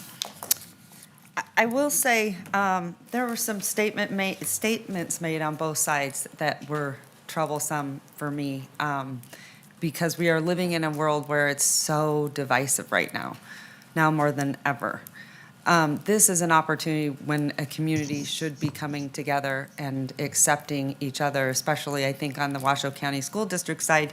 You guys know better than anyone how difficult your jobs are. I see Beth Smith, I'm a huge, huge, huge supporter of you and just adore you. And so it really kind of hurt my heart, some of the things that were said. One, I want to start off a little bit, it just reminds me of a saying, what is it? There, for the grace of God, go I. I think sometimes we don't put each other in other people's shoes enough. I think that is really important because one person's circumstance may not be the same for everyone else. It's also really hard to be up here and hear so much of this because we have to vote on projects all the time, especially housing projects. And oftentimes it's interesting to see a development come in and now we're like at phase 3 of the development, right? But a couple years before, phase 1 came before us, and the people living in phase 1 are now opposing phase 3. And so it's a very hard place to be, especially when we're in a housing crisis, but also we have to provide places for people to live. And so you can imagine those people that are just, sort of saying, not in my backyard. So then we have to bring it down to, on the law side, the legal ramifications of what we're really looking at. And so one of the things that was brought up that was a little troublesome, there was talk about the process. I will say this, I would love staff to explain why it did not come to Planning Commission. I also thought it might need to come for regional significance. Talk a little bit about that. But I want to include the process. I'm going to assume you got up here, Mr. Searcy, and said you followed the process, correct? As an appellant, yes. Yes, okay. And then Mr. Carlson, you got up here and said you followed the process, correct? Yes, followed the process under the code as it exists. Okay, so I want to make sure everyone followed the process under the rules, and there was a beginning statement that, pointing the finger this way. So I think we got that out of the way. We both followed the process, correct? He's going like this. All right, so it's one of those things. Don't hate the player, hate the game. But I think you both followed the process. So I want to make sure everyone knows that, because there was a lot of this. Really quickly, give me the reason why. I was surprised, because this is very rare when this happens. Why did this not come to Planning Commission, and why didn't it trigger regional significance? Thank you, Leah Picotti, for the record. We do not require conditional use permits for any schools, whether they're charter or public, or they're primary or secondary. We do not require it across the board. They are all minor conditional use permits. And it's not a project of regional significance because, as Councilwoman Dora knows, she's been working to try to get something like this on that list. But the trigger for it is really about housing. So if you're bringing in a new subdivision with over, I think it's 675 something trips, then that triggers it, but a school does not trigger it. Okay, do you have any idea why? I don't. You don't? But Councilwoman Dora probably does. Why don't you Get it explain this? changed. Well, okay, so I was chair of the Regional Planning Governing Board, and it became apparent that we needed a public process for schools at both levels, at the city and also at regional planning, schools of a certain size. So we formed a committee, myself, Von Hartung, the mayor of Sparks, and also Katie Holland-Simon, and then it was Beth Smith took her role. And we discussed it, and as Beth pointed out to me the other day, we actually made a recommendation. It went to the Planning Commission. There's a regional planning commission. They recommended a change, but apparently Academica actually challenged that, and our staff over at Regional Planning with our attorney are still trying to figure out how to move forward. And so we did our work. The Planning Commission did their work. A issue was raised by Academica that they didn't like that process, and so it's sort of stalled over there. I will just say, Madam Mayor, that I am recommending going forward that we change our rules, and we do have a public process for schools of a certain size. I don't know what that size is, over 300 students, 600 students, I don't know the number. We can figure that out later, but schools have a great amount of public interest, no matter what kind of school they are, because typically of traffic issues. So I'd like us to see us change our process, and I'm going to continue. I've been on Regional Planning Commission for 10 years, and I want to see this through and make sure that we have an effective process at that level. Okay. All right, thank you. I was just curious because it seems a little off that it wouldn't go through that process. So, all right. And I did go back and check previous code too. So prior to me being here, prior to 2017, it was the same. Okay. All right, thank you. I'm going to hand it back to you, Councilwoman Ebert. Go ahead. Okay. So I just, want to kind of clarify some things. I think I'm just kind of maybe just disappointed that there wasn't more outreach from the public school system, just as a representative for the ward and just as a human being who's a parent in the ward and the representative, and having relationships, I thought, with the school district that, I had expectations that there would be more communication there. So I have some disappointment there. I run into people from the school board. I see Beth socially frequently, and I'm just kind of surprised that there was no outreach at all prior to this process, prior to filing an appeal, to just talk to me maybe about any concerns that they had during the application process. So I just wanted to say that. But also, I have a lot of notes here and concerns, and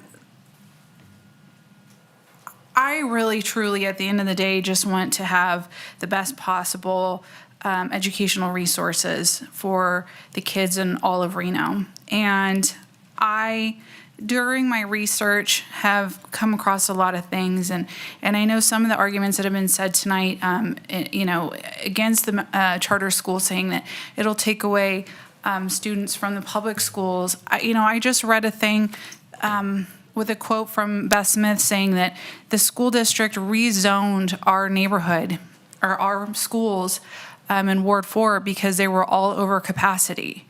They rezoned Alice Smith, O'Brien, North Valleys High School, Esther Bennett Elementary School, Lois Allen Elementary School, Desert Skies Middle School, and Hug High School because they were over capacity. And this just happened in the 2021 or 2022-2023 school year. So this was last year.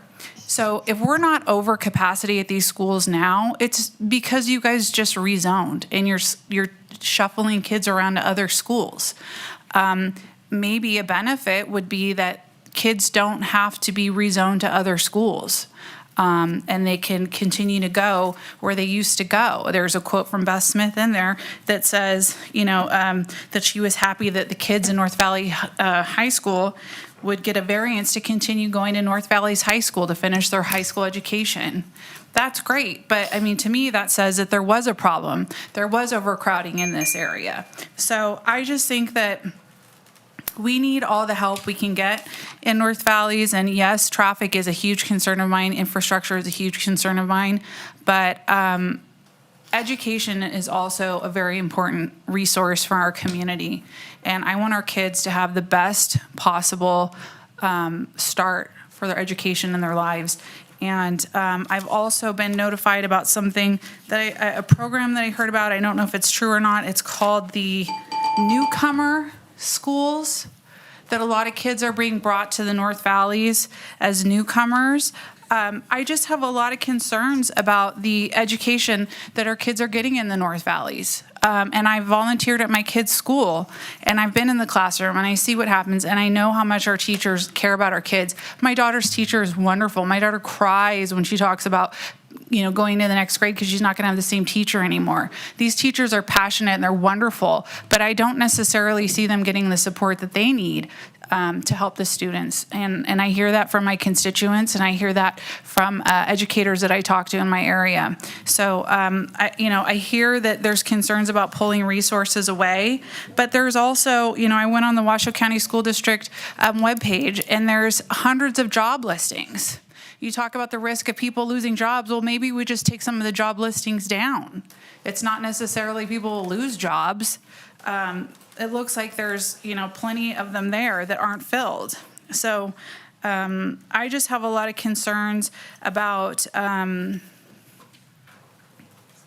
not seeing this as a benefit that it can be to the community and not looking big picture. I think that, the council a lot of times does not listen to my concerns about traffic. When we approved 192 apartment units in a parcel visible in the map of the school area because of traffic concerns.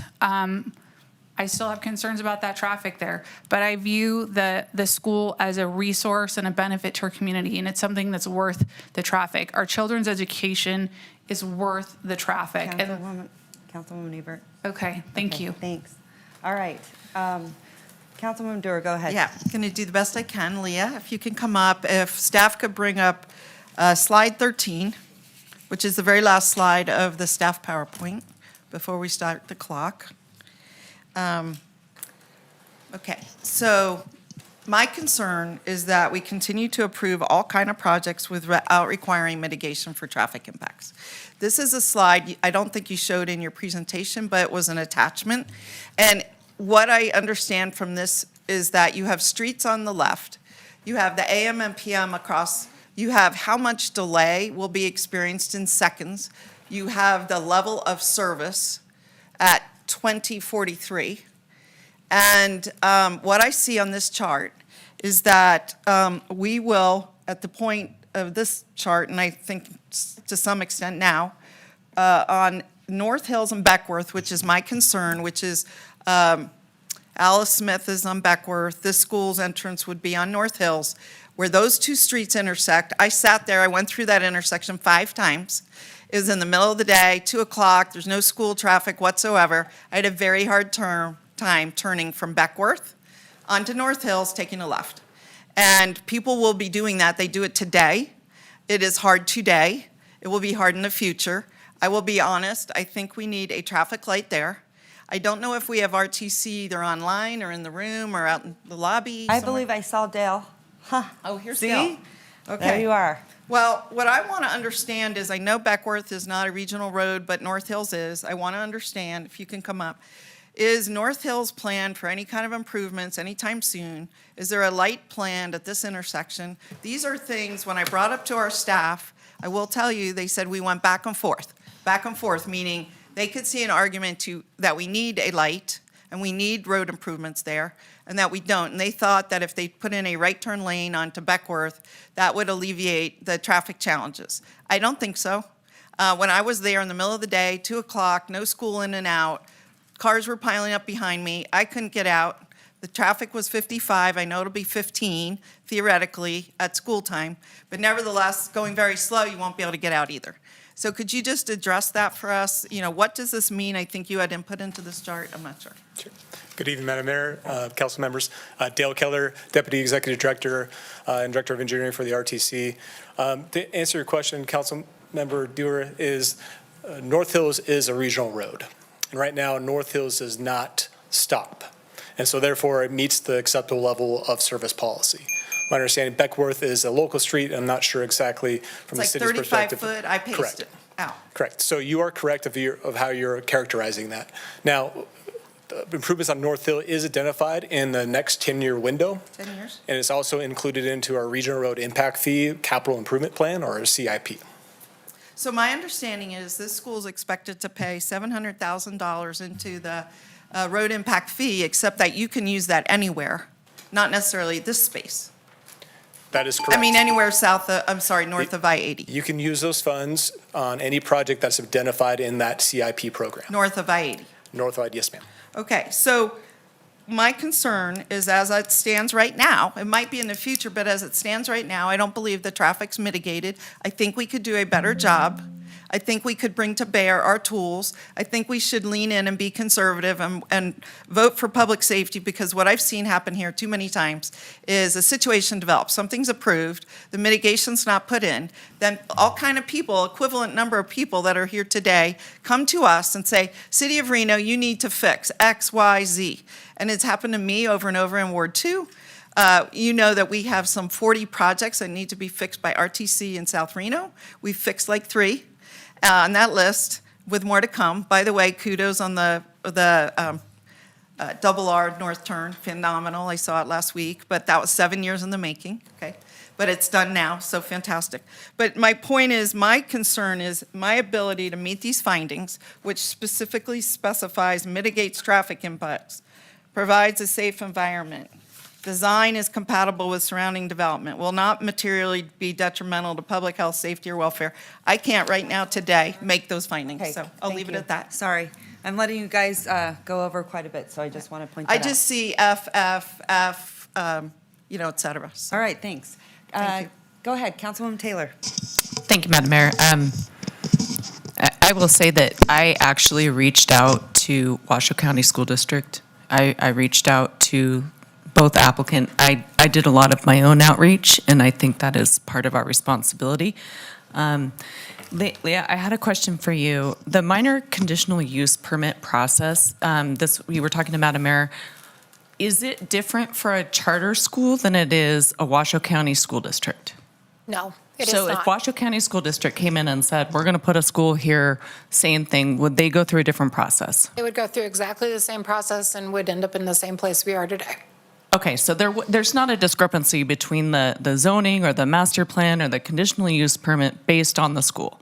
They're both the same. Correct. So again, for me, thank you so much. It comes down to traffic, and what I need to understand is, are there mitigations planned or in the future for this project to mitigate the traffic? So I need a traffic expert engineer in Washoe County School District. If you have one that would like to come up and talk to, I know we have City of Reno and we have RTC. That's my biggest question. Mike Michelle, Engineering Manager and Development Services.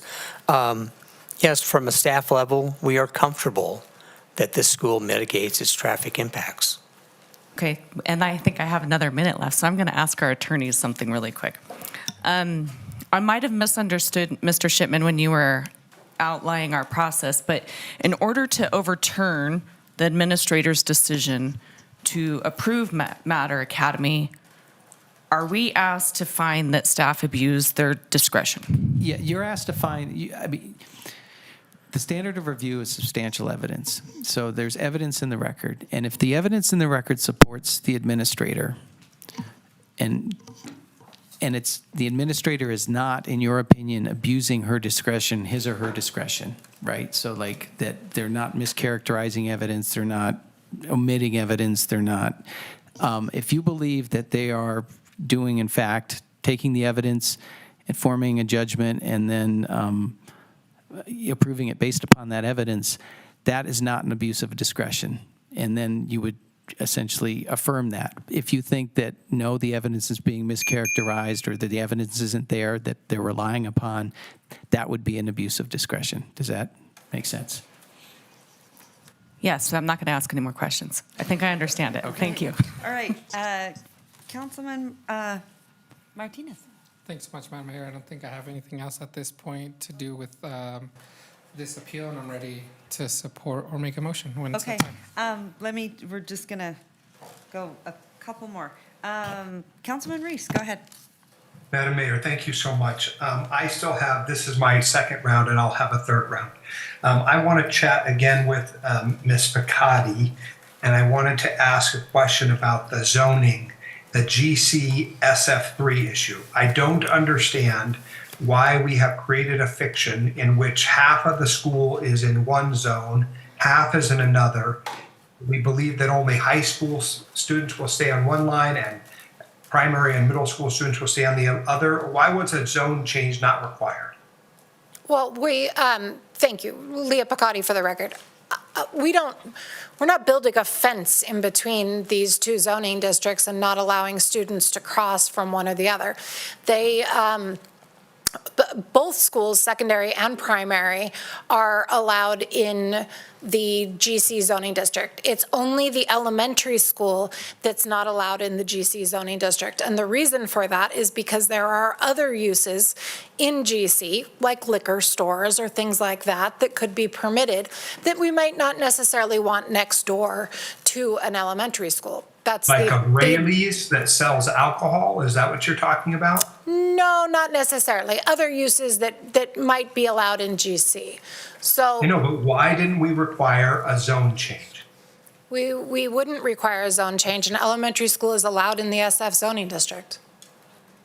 I know, but you have a high school Yeah. and a middle school, And which are, And those are both also allowed in the SF zoning district. what is the point of having this slide in which you represent two different zoning districts and you have a building or a property that's bisected?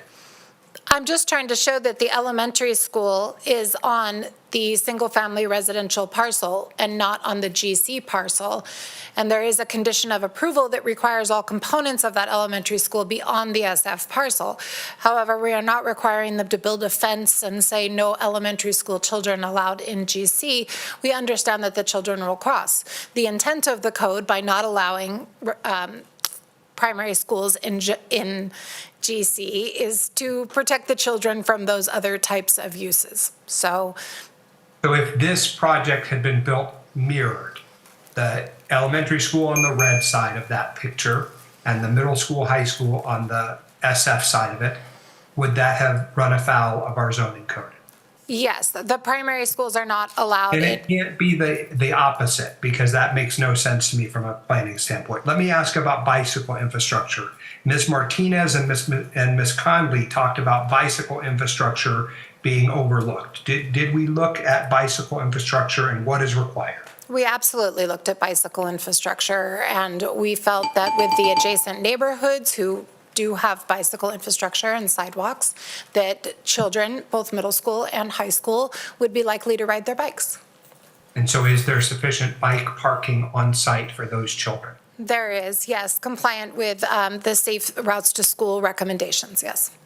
Okay, I have another question, but it's for Mr. Searcy. Madam Mayor, would you like me to wait till round 3? No, go right ahead. Okay, Mr. Searcy, I know it'll take you a minute to come forward, and we're trying to move quickly. It's late.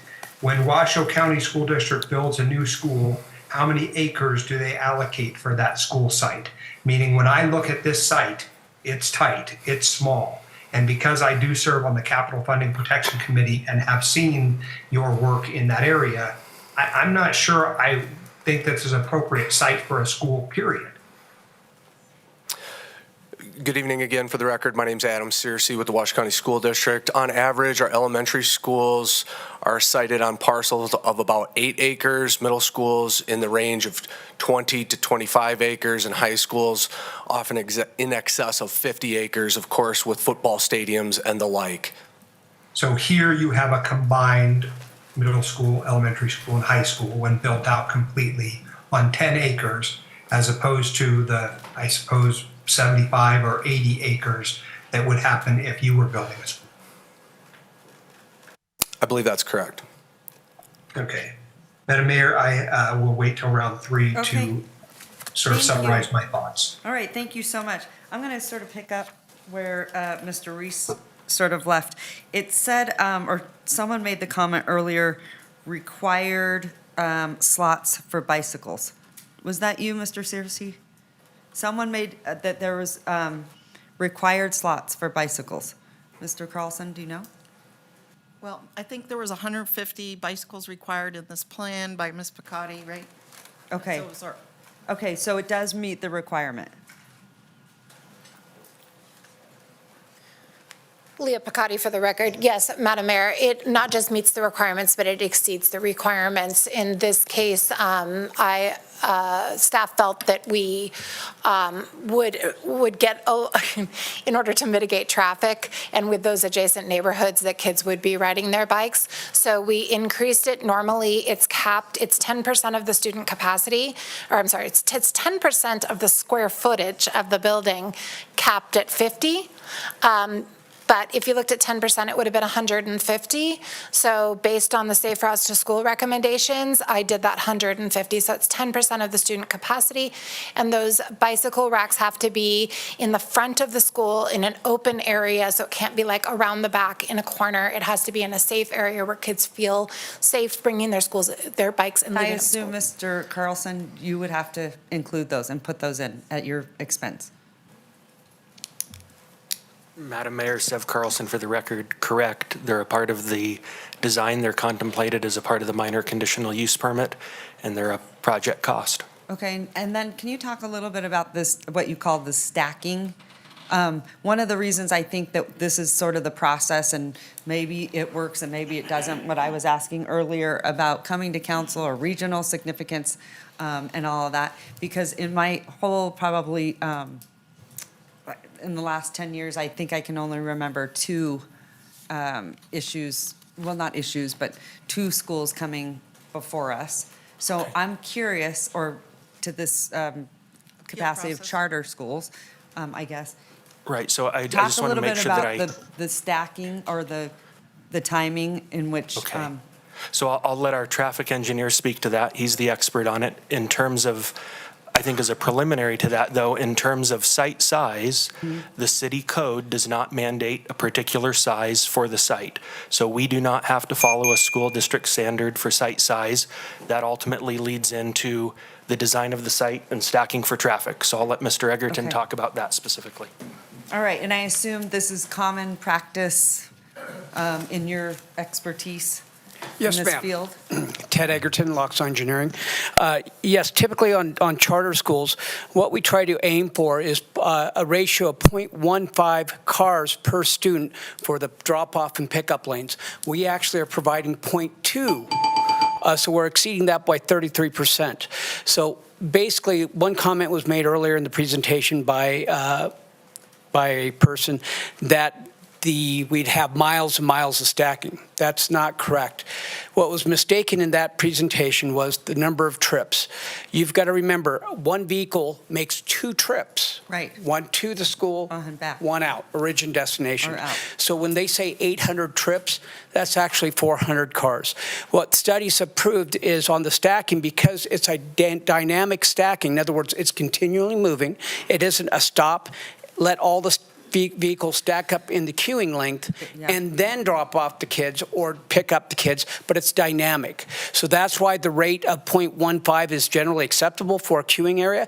Like I said, for this school, we provided 0.2, so we actually exceeded it by 33%. Okay, great. Thank you. I really appreciate that. The other thing I wanted to ask a question on, because it did bother me a little bit, is Mr. Searcy, I think you had mentioned you had to do a public records request. Can you talk a little bit about that? And I'm also curious, did you meet with Mr. Carlson at all?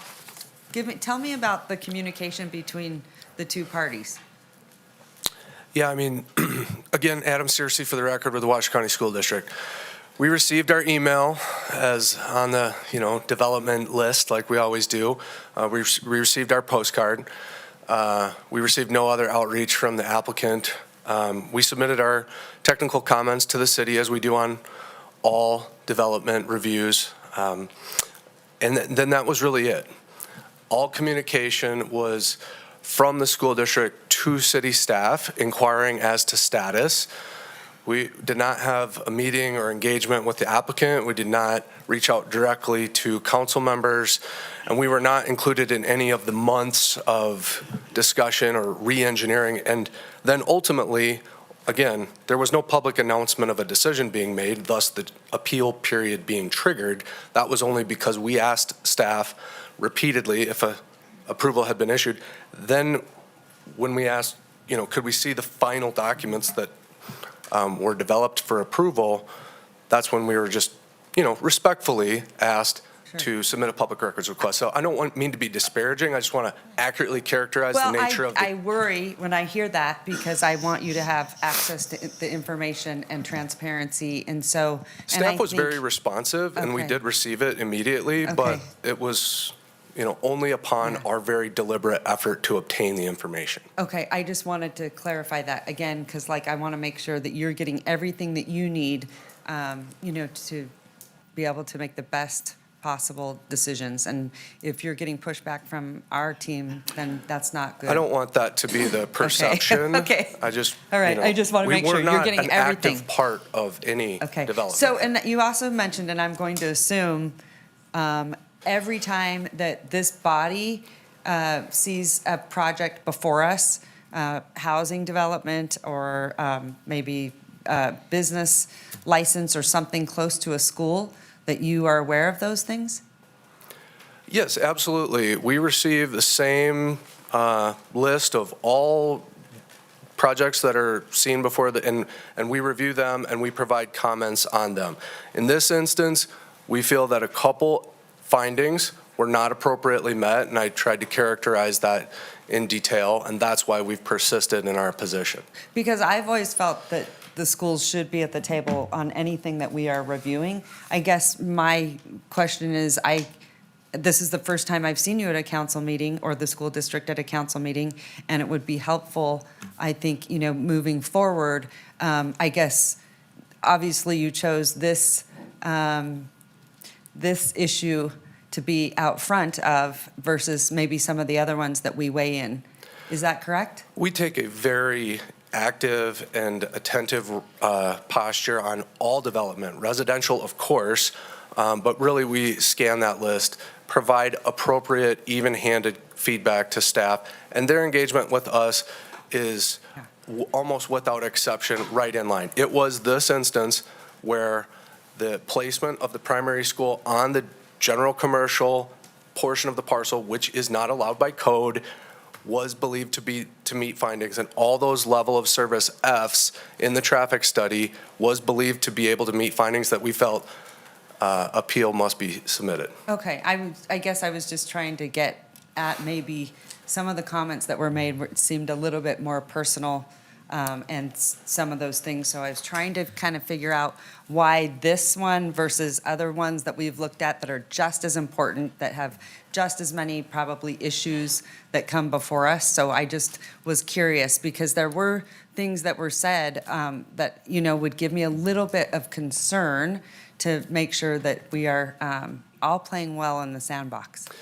Nothing personal intended, certainly with staff, council, the applicant, none of the above. Okay. We are subject matter experts in this field, and we feel strongly that the findings were not represented by the documents submitted by the applicant, and that's the grounds. It's technical in nature Great. only. Well, and because you're an expert, I welcome you to come to council anytime and weigh in on any project that has any effect on the school district in any capacity. Thank you. I would just always leave that door open for you. I want to make sure you're getting everything you said. Like you said, you had to request public records, all those things. So I just want to make sure you get everything you need. That occurred in this instance, and I appreciate the open invitation. Okay, good. Thank you. Appreciate it. Okay, Councilwoman Ebert, last round, and then I'm going to send it back to you for a motion.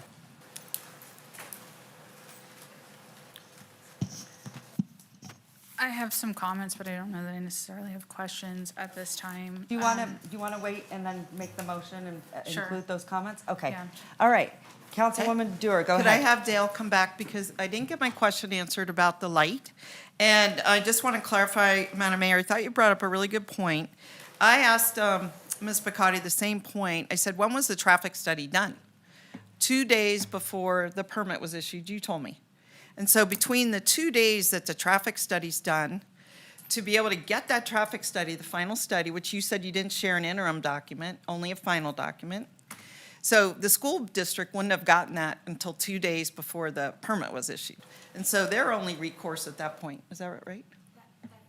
Their only recourse at that point is to file an appeal. I mean, that's one reason I would recommend a different process with the planning commission, where the traffic study would be done, planning commission would have it, all of this would be evaluated. Go ahead. Yeah, Councilwoman Dore, this is Leah Picotti for the record. I just want to clarify that we had asked them to make some final modifications to that, and we only received it 3 days before the decision letter was issued. So for me as staff, I had already written the decision letter. I was waiting for that traffic information to come in, we finalized it, we sent it off, and I can tell you that the applicant received a copy of the decision letter, and Washoe County School District received it within 60 seconds of each other. Right, I sure. sent it to them, I sent it to them. No, I'm So- just saying the process is not designed to allow a lot of review of the final documents to make an intelligent analysis. Exactly. Okay. And Washoe County School District also said in their comments, we will defer to city staff regarding the traffic. So I just want to call up, I only have a minute, Mr. Keller. So, I'm really concerned about public safety on this road. You said North Hills would be, in a 10-year time period, potentially upgraded to, I guess, a wider road or a different kind of road, maybe a road lined with sidewalks, because there are a bunch of fast food restaurants there. There's at least 3 that I counted, and there's Rayleigh's, and there's a Taco Bell, and there's a Wendy's, and all of these things are going to be attractants for the attendees of the school. I don't know if they have an open period where they can leave the school, or at least after the school. Anyway, it'll be a draw. I want to understand what the road improvements are, and what is it possible to have a light, or when would that happen, and how could that happen? So Dale Keller, RTC, to answer your question, right now, North Hills does have sidewalks, to my understanding, on both sides of the roadway. We recently did that back, I believe, in 2019. So the roadway project intended out of our transportation plan would be actually widened from 2 lanes to 4 lanes. And we have not done the in-depth analysis to look at intersection operations. So as we go through that, then we look at the needs of signals and where they would correct. Okay, so again, on this graph we showed on page 13, if staff could bring it up, these Fs, you had input into that, right? I saw a bunch of correspondence with you and our city staff. So city staff described the process really well. We originally looked at it from the proposal, went back to follow the process. We get the same outline as the school district. We submit to staff. Staff leads the dialogue between the applicant, and then we're asked to provide input after the fact. Okay. So, Well, these are my concerns. I've always been focused for 10 years on public safety, on traffic conditions. And when everyone says we have bad traffic, well, we have bad traffic because we don't have concurrency. We don't fix the traffic while we're building the thing. That's my opinion. That's my opinion. I've seen other jurisdictions that they require concurrency. They require that you amend the roads as you build the thing, whether it's an apartment complex, a residential development, a school, a shopping center, an apartment complex over at Lake Ridge, whatever it is. They would require that roads get addressed at that time, not 10 years later. So those are my issues. I think they can be fixed, if people put their minds to it. And I certainly embrace the school, its results, the challenges. This may be a bad place. Mr. Reese talked about the size. I had this written down too. The intensity of use in this very tight space with just at 10 acres with 1,500 students. There's no open space. There's a gym, but there's no field space. There's no, I don't know if the parking's sufficient for people to come after school. I'm not in a position to evaluate, but those are my concerns, Madam Mayor. Okay, thank you. Thank you. But Dale, did you say they could use the $700,000 for a traffic light? I still haven't gotten that answer. So, Councilmember Dewar, to make sure I understand your ask, I think staff presented that their regional road impact fee is roughly $700,000. So you're saying, could they apply that as part of the RIF program, as we would call the offset for waivers? Yes. So two things. Any improvements on North Hills that provides capacity as identified in our plan, that's one, and a signal would be an eligible regional It road would be. impact. Yes, ma'am, it would be. That's great news. It's So- not planned, but it's great news. Because there was an issue, well. I'll continue to answer the question. My apologies. Well, someone put on the record that there were no road improvements. So let me clarify. So the correspondence that was asked by the school district and RTC and relayed back to staff was two things. Was what projects are currently is RTC working on? Currently, we are widening Buck Drive from Lemon to North Hills Drive. And so as we talk about those intersection operations that are looked on here, those are being addressed, those regional impacts. Now, the second question was, are you doing anything, RTC doing anything on North Hills right now to this day? The answer is no. We do not have approval. We do not have an interlocal cooperative agreement with City of Reno to do any improvements on North Hills Drive. It is identifying that 10-year windows, but today we are not working on any improvements on North Hills Drive. And then the light, you're saying, And so part of our one great resource that we have as a region is the region road impact fees, which yeah. allows, if development comes in that has capacity needs for the greater region, there's opportunity for them to build those improvements on the behalf of the region. Yeah. And so with North Hills on that list of the CIP, that could be an eligible waiver for a developer to go ahead and build that type of infrastructure for. then they just have to make a commitment to do it. Correct, and it has to be forward compatible for those future improvements. We don't want to build a traffic signal and then the widening project widens and you have to tear it off. That would not be eligible And what did you say you have to what? for future compatibility for that roadway widening. But did you say your whole sentence again? Yes, so the improvements on North Hills would be eligible as long as those improvements meet the future compatibility of that roadway widening project. And that would include the light. So that would be like the 4 lanes, we look at those intersection operations. A lot more engineering and detail would have to go into that, making sure we place those signals at appropriate locations. Okay. Thank you. Madam Mayor, any? No, stay right there. Okay. Thanks, Dale. Wait, one more question. I'm just kidding. Just kidding.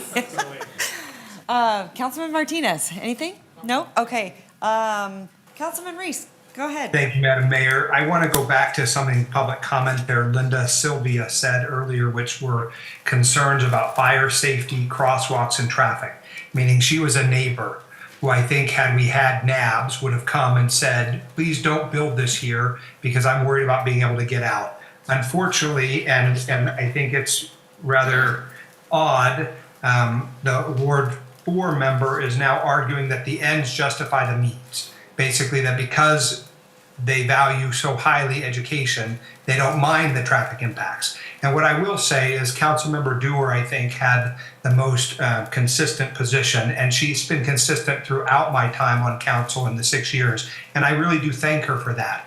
When the Life Church came up several weeks ago, she said, the traffic is bad. I like education, but the traffic's bad. I won't do it. We disagreed on that, and she and I have had a conversation about our disagreement there, but I appreciate the consistency. Again, I don't think the ends justify the means is what we're supposed to do as a body. We're a planning body. And when the public comes and says, hey, I'm concerned about getting out of my home. It took me 45 minutes to get out of there in a fire. I'm concerned about having kids in crosswalks. I'm concerned about traffic. We ought to be listening to that. We ought not say, but I value educational choice more. We do not get to play in the educational choice setting. We are a planning body. The decisions we make are about planning. I do not want to hear one thing about traffic concerns in the North Valleys for the remainder of this council's term, if that is the decision that's being raised today, because to do that means that it's really picking and choosing which projects they want to allow. I think one of the other public commenters, Kelly Orr, said something very telling too. She said, North Valleys and all schools have traffic issues. Yeah, but we shouldn't be trying to make it worse. This site is so tiny.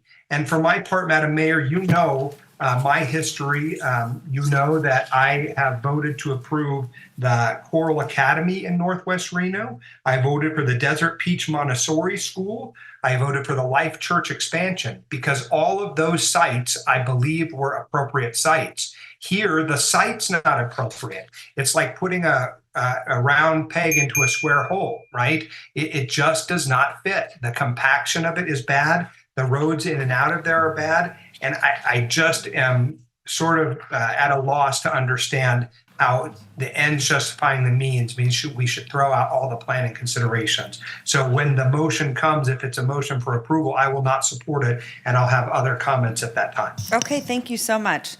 Okay, we're going to do a quick wrap up here. Leah, let me ask you, I went through all of your whole entire packet. I was very impressed.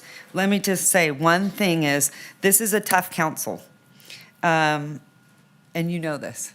And that's one thing I know that staff has incredible apprehension coming before this body because we can be super, uber critical, correct? So I know that there's always that, looking extra hard at projects. I actually thought it was really, really good. And here's what I'd say, with everything, I don't care where you are in the city of Reno, we are now a medium-sized city. I hate to break it to everyone, it's the saddest thing I've ever heard that we are no longer the biggest little city, we are now the biggest little medium-sized city. We are growing up.